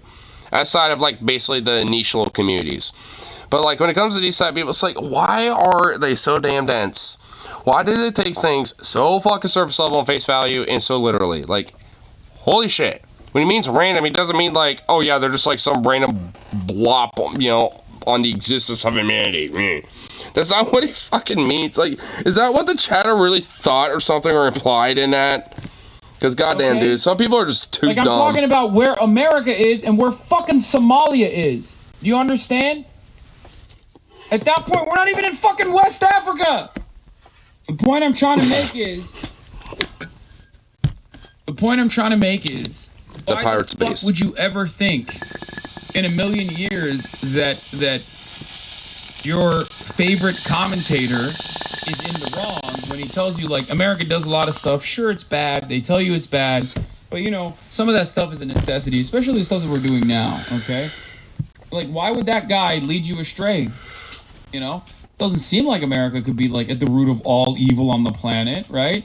God, seems like this other guy who keeps fucking telling me that America is at the root of all evil all the fucking time just has, like, a one note. America bad, America bad, America bad. And he doesn't think about it with the you know, genuine... He doesn't offer a genuine intellectual thought. He's just saying America bad and moving on. Okay? Which those tend to be grifters, for the most part. Or just, like, politically ignorant fucks that just, like, don't know what they're talking about. Yeah, it's great. You will believe that. Basically, like, tankies and stuff. You, I don't know, do a little bit deeper of a reading and realize that, like, yeah, America does have its hands in every fucking pocket. 800 military bases all around the world doesn't happen on accident. You know what I mean? Hotbed for terrorism and organized crime networks that control different parts of the country. And piracy, this thing that started off as an informal Coast Guard, was maturing in sophisticated ways. So now we're starting to kind of get into the decline, or at least, you know, in the way where it was being based. Now we're starting to get into some more nefarious things. Motherships. Larger ships that allow them to go way further off their coast. Oh, like I was talking about from earlier. Like, so, yeah, like as I noticed, a lot of those dots were really deep out in sea. So that means that, yeah, they would have to have bigger ships in order to raid these, you know, ships, you know, way far the fuck out there. And that means, at least in some part, motherships.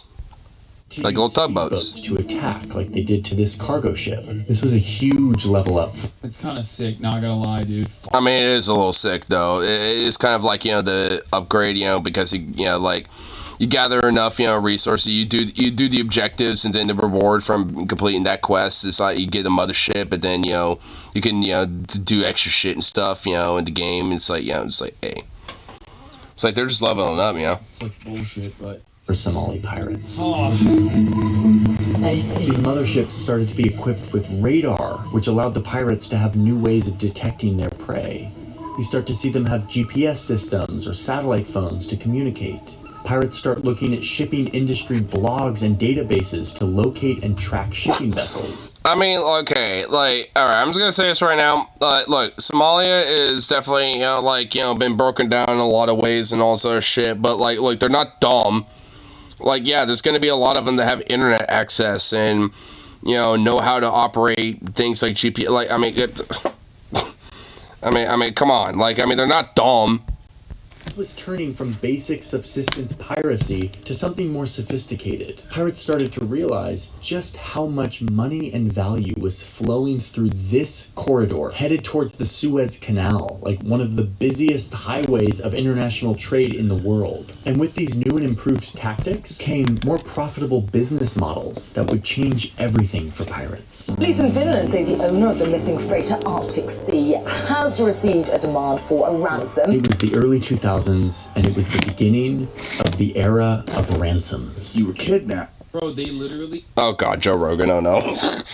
But yeah, and so this is kind of where the official decline kind of starts happening, because, like, in a way, because, you know, a lot of these warlords and a lot of these, you know, bigger organizations were able to fund, you know, bigger ships and have motherships, stuff like that. It basically evolved, well, I guess in a way devolved into a lot more of a nefarious thing outside of just, like, protecting the coast, you know, by kind of like a people's militia of a sorts.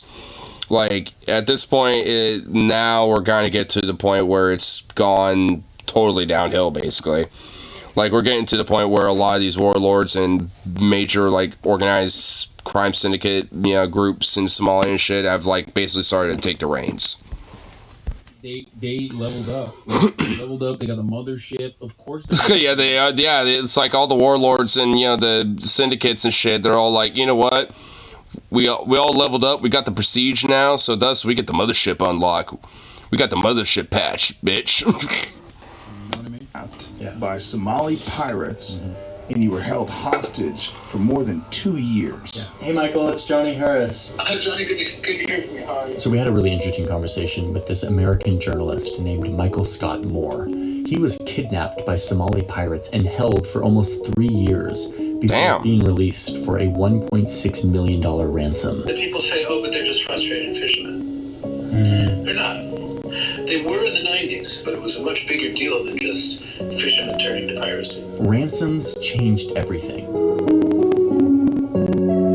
Pirates were realizing how easy it was to hold a ship hostage and to demand a multi-million-dollar ransom to extract a huge profit. He's a Fed Lemafau. I don't know what the fuck was he. I don't know the backstory, but what the fuck was he doing on the ship? Like, as a journalist, I guess he won't. That seems a little interesting.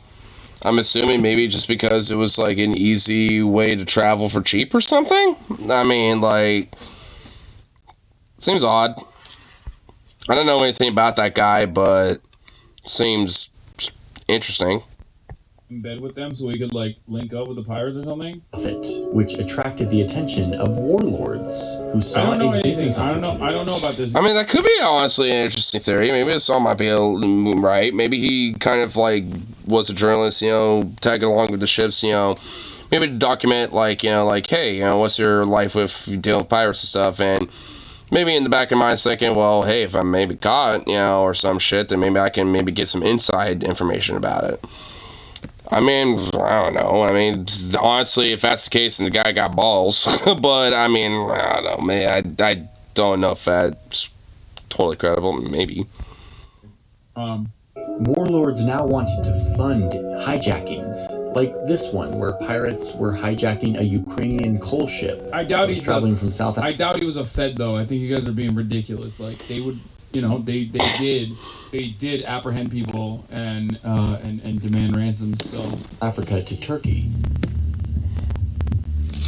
They could hold it hostage and release it only in exchange for $700,000, which is what they got. Or another instance where pirates riding on speedboats captured this Japanese ship and its 20-person crew, holding them hostage until somebody coughed up $2 million. There was investment in these pirate operations because there was a return to be had. And by 2007, around 30% of the world's pirate attacks occurred within this circle. But wait, let's keep this in perspective. I love that we always talk about how, like, negotiating with the demands of bad actors, like non-state actors, actually creates this marketplace. But that similar principle, for some weird reason, is never applied to, like, all of these counter sex trafficking operations, who quite literally have created baby marketplaces, okay? Including the one that the Sound of Freedom was supposed to portray. O-U-R. Yeah, I mean, it's kind of like a weird reciprocal cycle with the idea in a way. Because, like, I mean, in a way to try to, like, stop it, I mean, there is an element where you have to kind of, like, tap into it in a way. Go undercover and all that shit, but having, like, a whole, like, system in place where you're kind of, in a way, embedding it, almost, in a weird way to try to stop it, you just kind of continue to cycle. It's just like, a continuation of a reciprocal cycle, and if anything, you just become another arm of that broader, underground apparatus of the black market and shit at that point. That's just like almost like state sanctioned and given at least a little leeway to certain, figures just because, hey, they're playing the game enough to where we can at least gather more information to when they really hit the bad, shit or whatever, or get a little too loose or whatever the fuck, or get too violent or whatever. It's like, I mean, when it comes to shit like that, I mean, it kind of seems like kind of a little like, what the fuck almost. Like, I mean, it's one thing to obviously try to, like, you know, crack down on shit like that, but I mean, another thing to basically just be kind of like embedded with it. It's just, it just seems like a whole nother thing right there. Tim Ballard. Perspective, this actually wasn't particularly high. If you look at a graph of all of the other regions of the world, you'll see that this wasn't by any means an outlier. But watch what happens the next year. This line going up represents the expansion of the piracy industry in Somalia. There was way too much money to be made here, and warlords were getting better and better at investing in and running pirate businesses. By 2009, this body of water off of Somalia was home to nearly half of all piracy incidents on Earth. Damn. And look at this graph of the average ransoms paid. In 2008, the average ransom was $1 million. A total of $30 million was paid out that year. And you got to keep this in perspective. These were huge sums of money for anyone, but especially poor fishermen turned pirates in a country with a GDP per person of $517. Yeah, I mean, if you want a permanent solution to the piracy problem, you work to fucking solve that issue, right? Like, because, you know, like, motherfuckers in Norway aren't doing piracy, you feel me? But, you know, probably not. Yeah, there probably could be a lot of various conditions and issues that, you know, could probably be addressed that might, you know, make it stop. Y'all need to sell these Safeway. Why does, like, your Reddit post not want to, like, pop up? Because it literally is just this. Like, what the hell? We just looked at this from earlier. They just, okay, I guess, like, Reddit doesn't like you for some reason. But even still, this was just the beginning. If you simply refuse to pay, I mean, the pirates have a lot of hostages. Phrasing? I mean, what do you mean? They used to. Like, it's the perfect example. Like, they are the Work last stream. right? I know. I mean, also, like, fucking Mornax was sending streams, and they worked, so, like, yeah, what the hell? Zero conditions improve, and you are no longer... You don't need... Bacon wrapped Oreos? Bacon wrapped Oreos? Is that what they were? Oh, dude, that sounds fucking awesome. Fucking do piracy anymore. You can work in the global marketplace and engage in trade as an equal actor. The consequences of those being shot, for instance, would be unimaginable. All of this influx of ransom cash kicked off a pirate economy cycle, where pirates would attack a ship, hold the crew hostage, and get paid a high ransom. They would bring this back to the clan leader warlord who funded them, which would make that person rich and allow them to invest in bigger boats and more guns and recruiting more young men and appeasing the local coastal communities who would support them, which they would use to hijack more ships in more sophisticated ways. And it repeated and repeated, getting more and more sophisticated and dangerous each time. So a businessman who gets to be so rich that he needs to protect his business interests with gunmen, that's a war. And a pirate boss is nothing else. He's a businessman who invests in piracy. The pirate businesses had lawyers and cooks and banknote tellers with machines. Bro, this is just like Monkey D. Luffy. Oh my god. Did they have a musician? Did they find a skeleton by the name of... I guarantee you they probably had, like, local, like, you know, music production, like, crews and stuff, you know, like... Oh my, dude, I guarantee you this shit goes, like, a little deeper outside of just, like, you know, banknote tellers and this and that and shit. It goes a little deeper than that. Musician? Like, what's happening? Dun, dun, dun, dun. Dun, dun, dun, dun. Did they get as a cook? That could detect fake bills so that they could know if their ransom cash was real or not. There was this great reporting at the time in 2009 by Reuters. One of their journalists went to a pirate town that had been a sleepy fishing village but had turned into a booming pirate hub, or in their words, pirate lair. What Reuters found was that this economy was so booming that they had created a stock exchange where any local in the town could invest what they had into a piracy business. There were dozens. Dude, they had like a piracy stock market. Dude, they were fucking sophisticated, dude. Dude, fucking Hustle Grind said, holy shit. Of these piracy businesses, and you can invest in the one that you think is going to go get a successful ransom by... What the fuck? Dude, like, holy shit. I mean, what? I mean, like, holy fuck. Honestly, in a way, I'm kind of impressed. Jacking. Did you know you can bet on pirate raids and you get money from their loot? Wait, what? International. Well, I mean, that's kind of what he's describing. It's like, it's basically like a whole, like, stock market bet system. Like, holy shit. Dude, they had a whole, dude, like, they had, like, their own, like, mini, like, economy over all this shit. Like, damn. I mean, honestly, in a way, I'm kind of impressed. And people made a lot of money. One local said they made $75,000 in just a couple months because they had made a good bet on the right pirates. Bosses were not just, top pirates. Wow. They were investors who had a portfolio of businesses. These pirate businesses would in turn support these communities. Did that guy really just have a neon green handguard for his AK? Did I just see that? Did my dude really just have a neon green? Like, what? Well, yeah, that ain't gonna stick out like a sore thumb. Why is his buttstock like toddler size? Oh my god, like, what? These pirate businesses would in turn... Oh, it was a folding stock. It was an underfolder. These communities help fund the schools and the hospitals in order to curry favor with the locals to make sure that they would support them running their businesses. But the people who... Wait, so they also... Wait, what the fuck? So they, like, help invested in local hospitals and stuff? Really getting rich here? I mean, well...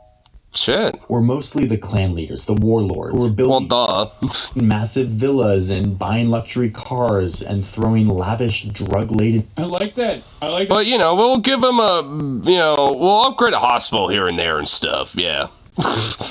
Like, yeah, I mean, it's just because they're throwing a hospital here and there or something, it doesn't necessarily make them saints, Man, it's the earnings off the backs of the laborers, the pirates, were not exactly being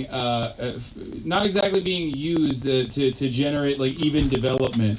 I wonder if you could translate that kind of criticism to like a non-black outside of the capitalist hegemony, black market operators, and maybe to I don't know, every fucking capitalist formation. Like you're just describing like what companies do. You know what I mean? I mean, kind of. I mean, basically, a lot of these like pirates and warlords essentially are doing what companies do. I mean, just a lot more brutal and violent. Funny. In parties. This was no longer the DIY Coast Guard. This was now lucrative, organized crime. And yet, some of these pirate groups still tried to make a moral case as to why they were justified in doing this, saying that this wasn't piracy, this was retaliation for all of the exploitation of Somali waters by foreign countries. Basically their equivalent of corporate PR.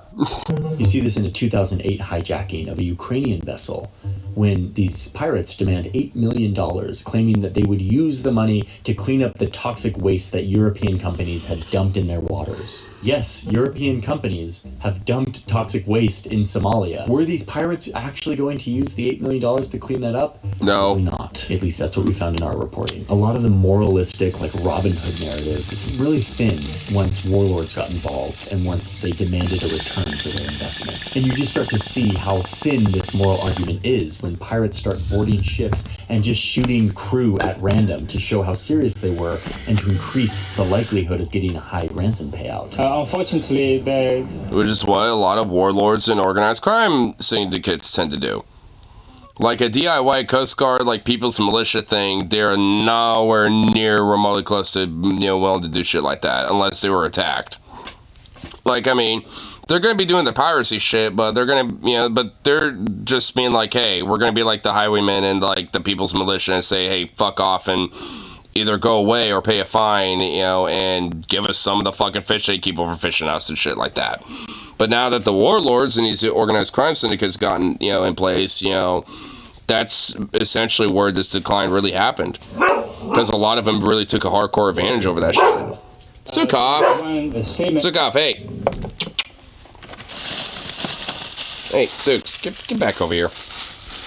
mainland, which was who was killed by the Somali pirates. Or when they started hijacking UN ships that were full of food and medical aid meant for Somali people. The ship apparently was bound from Mombasa, Kenya, and the shipment included vegetable oil, corn, soy blend, and other basic food commodities bound for people in countries including Somalia, Uganda, and Kenya. This was about money and power, and it was able to thrive because of a country that didn't have a government that actually controlled the country. By 2011, there were 237 piracy incidents here. Over 1,200 hostages were taken that year.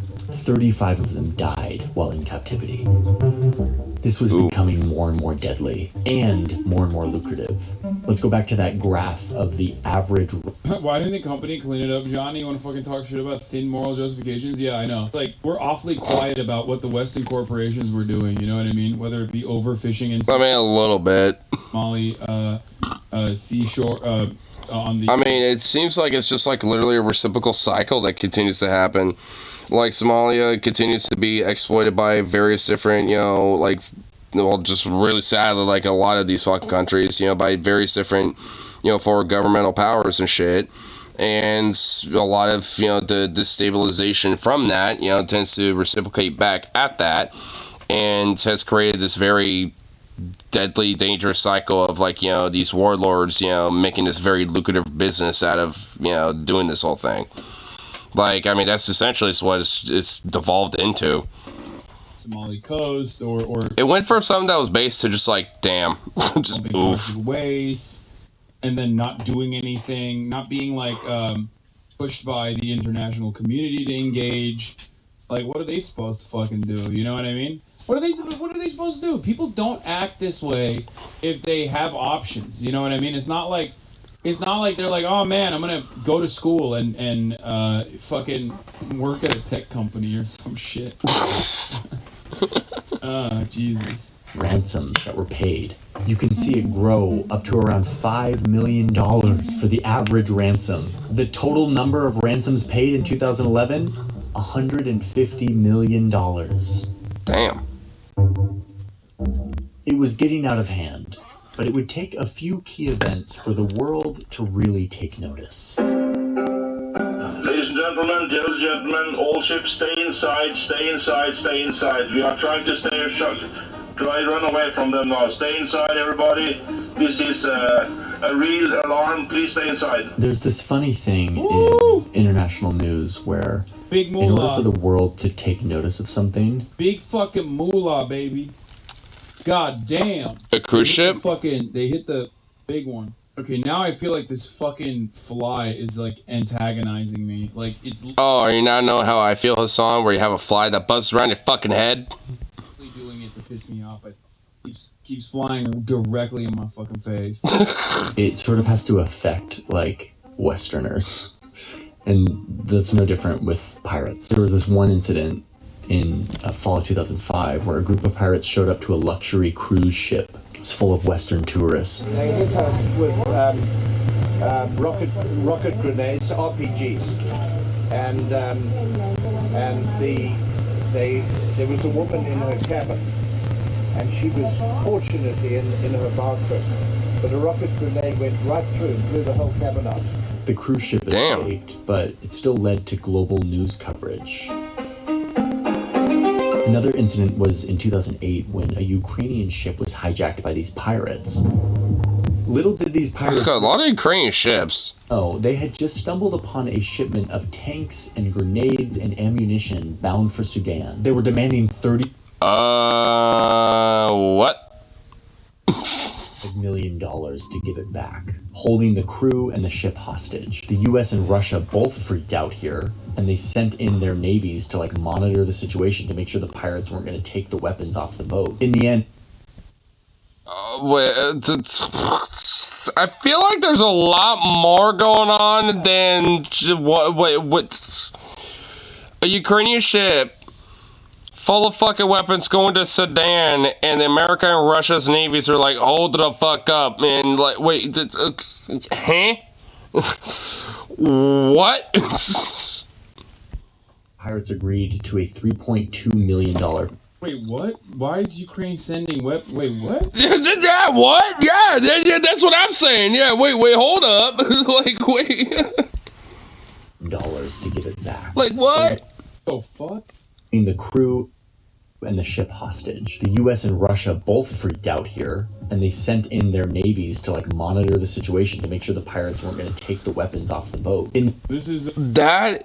Okay, I feel like there's some other like shit going on, you know, with that story, specifically with this incident, yeah, outside of just Somali pirates hijacking the boat, because I don't think the Somali pirates knew that the boat was what it was, right? But what? Why was there just a Ukrainian boat sending a fuckload of guns and shit to Sudan? Like, what? Ukrainian ship selling Russian weapons? Is that what it is? Classic Yanukovych selling off Ukrainian army on Russian command? Selling old USSR weapons on stockpile to Sudan? In the end, the pirates agreed to a $3.2 million payout, and the secret weapons shipment continued onward. It was a big scare, and it was another step in waking the world up to how big of a deal this was becoming. But the biggest event happened a few months later. A U.S. container ship was traveling from Oman to Kenya when 4 pirates boarded and hijacked the ship, holding the crew hostage and demanding $2 million. The U.S. government has a firm policy that it doesn't negotiate with hostages, but what they do is send in their military. So after 4 days, the Navy SEALs arrived with snipers. They shot 3 of the 4 pirates and rescued the crew. It was an incident that was later depicted in this Tom Hanks movie. These were dramatic events, a hostage situation with snipers and Navy SEALs, and it spread into the international news cycle in a way that Somali piracy just hadn't before. But Captain Phillips was taken hostage for... Because America. They just dealt a blow to the American eagle, brother. So now we gotta send some Somali freedom up their ass. America. Fuck yeah. Guts, glory, ram. 5 days, and then rescued by the U.S. Navy. It was sponsored by Ford. Just gonna name off like random American corporations. Too lucrative of an economy. There was too much incentive for warlords to get in on all of this money for it to stop. The only way to slow this down was a serious intervention. As we were reporting this story, I kept asking, like, why is this such a difficult problem to solve? And we asked, I wonder if it has to do with the various different conditions of Somalia and probably a lot of the various, like, geopolitical factors that, you know, lead to that, maybe. I don't know.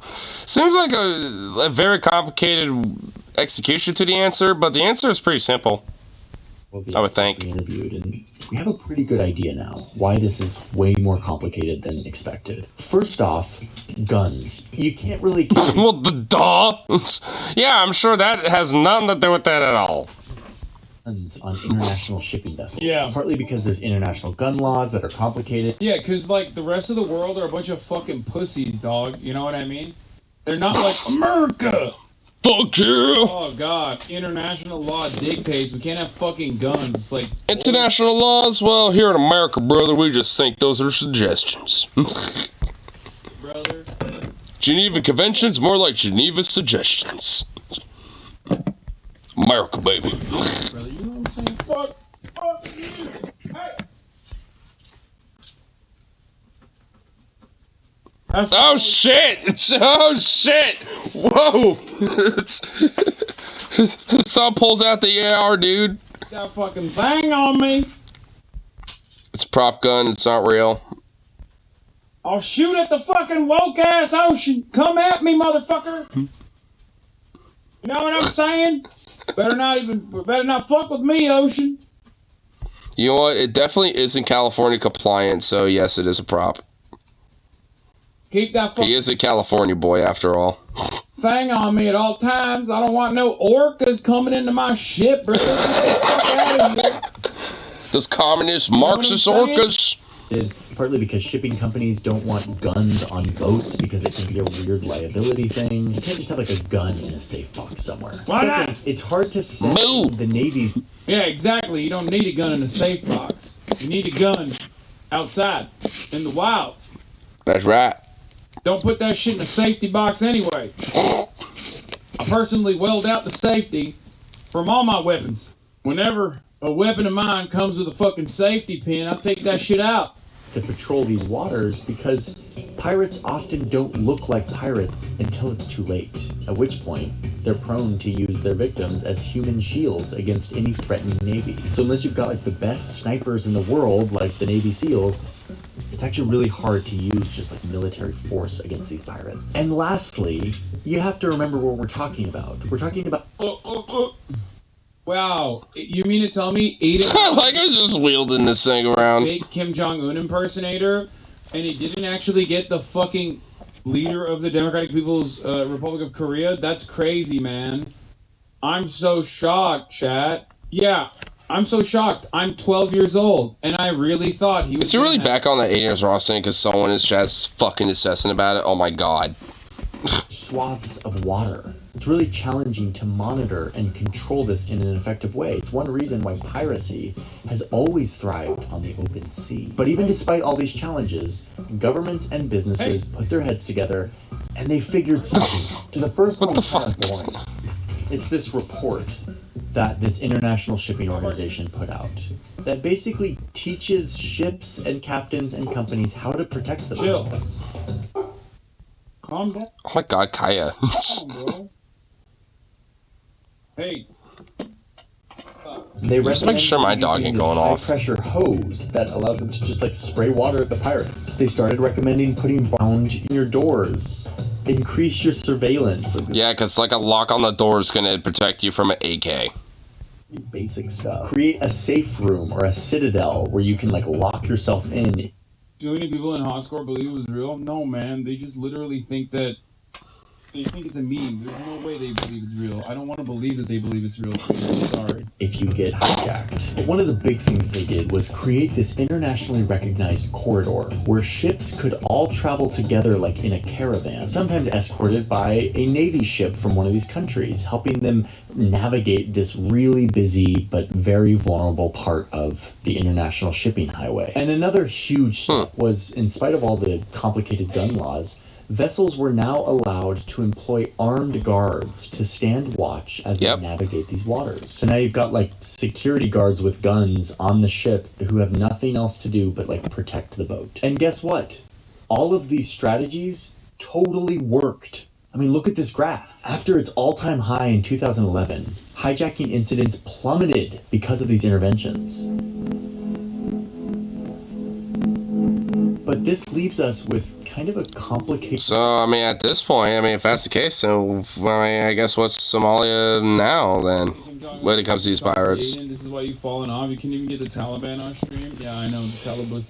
Revolution here. These communities were left behind by their government. They don't have the infrastructure of a society where people can thrive and work. That's for a lot of reasons, but it's in part because of the pillaging and the exploitation from outsiders. And so while these warlords who committed horrific crimes to get rich deserve no moral justification, it is morally complicated when you look at people who are just trying to live, whose waters have been poisoned by toxic waste, whose country has been pillaged, and who turned to piracy as a last resort. But I'm not going to go into the ethical dilemma here. I think you all can fight that out in the comments if you want. I'd love to see what you have to say. The fact is, piracy was solved in the Horn of Africa because of these interventions, at least for the most part. But just as Somali piracy was declining, incidents of piracy started... 300k viewers watching Aiden Ross get the cheapest Craigslist Kim Jong-un impersonator to show up on stream and stutter his way through a borderline non-existent interpretation.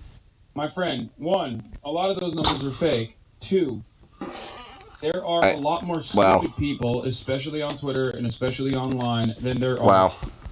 Wow, this chat's really getting so unlocked at that. Are we... You gotta be kidding me. Jesus McJesus Christ. side of the continent. The Gulf of Guinea took... Chatter's saying, why are there 30k idiots watching this as they themselves watch it to update chat for no reason? Yeah, exactly. So... Somalia's title as the piracy hotspot of the world. These attacks... The most important thing is Aiden 100% believes really Kim Jong-un. Yeah, the funniest part about this is that... oh my god. A lot of people say Aiden Ross is stupid. Which is true, he is. He's not the smartest guy. But many... No, okay. Well, I don't. This is like someone who genuinely thinks that that's what's going on. Happen for different reasons, and they look quite different. They're usually Nigerian pirates boarding oil tankers to steal the oil that they feel like was stolen from their land. The international community is now turning its focus here, and this is a more complicated thing to solve for a lot more reasons. The fact is, piracy won't go away as long as the ingredients that have always fueled it exist. Frustrated young men with no chance of finding work in an economy, incentivized and organized by clan leaders looking to get rich on the high seas, operating in a gray area where the government and the society that should support them and employ them doesn't exist or is too weak to help, leaving them to fend for themselves and to turn to more and more sophisticated forms of crime in the process. The One Piece is real, man. I mean, considering that, like, it seems like there's, like, kind of a more of a rising, you know, piracy going on in West Africa and shit. I mean, yeah, it's just not going to go away, especially considering that, like, you know, Africa as a continent, when it comes to, like, the coastal states, I mean, this is going to be a problem that just will not go away. I mean, unless, you know, like, you know, these countries, you know, can have some form of stability and shit. I mean, it actually was a pretty good video. Like, pretty interesting little rise, you know, and I never really, you know, knew about, like, kind of what the, like, kind of rise or, like, you know, some of the origins of what, you know, they were, you know, and stuff. So, I mean, it was kind of a legit pretty cool video. I mean, especially when it came to, like, you know, the overall, like, reaction to, you know, how, you know, like, I guess, you know, when it came to the modern world, or I guess just really generally the world, you know, looking at those type of things to be like, oh, hey, you know, like, you know, these, like, you know, like, here's how we can at least, you know, mitigate a lot of these different factors, and, you know, I mean, I don't know. It was just probably a really interesting little video.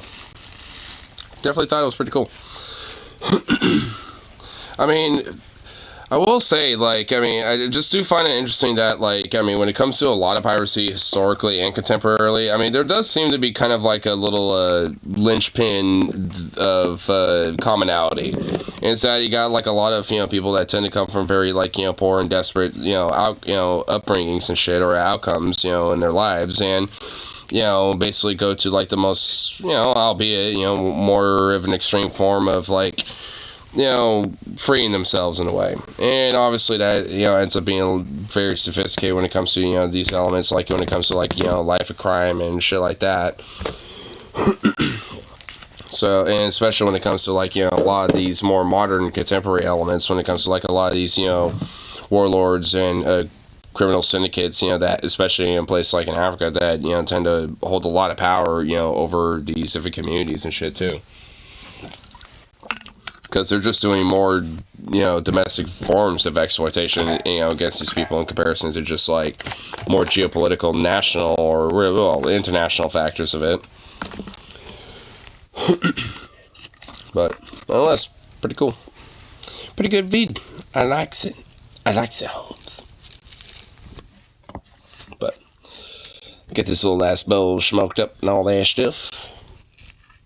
Get little Zukov off the bed because he's looking like a sleepy boy. Just a sleepy boy. Looking like a local salt. Little goof. Little goof.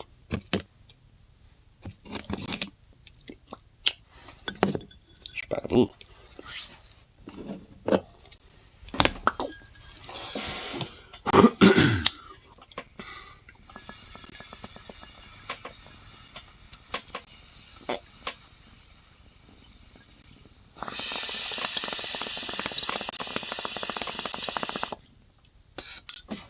But anyway, I'll call it good for the rest of the night. So, peace out. And I shall see you all in the next one. So, toodaloo, buckaroos.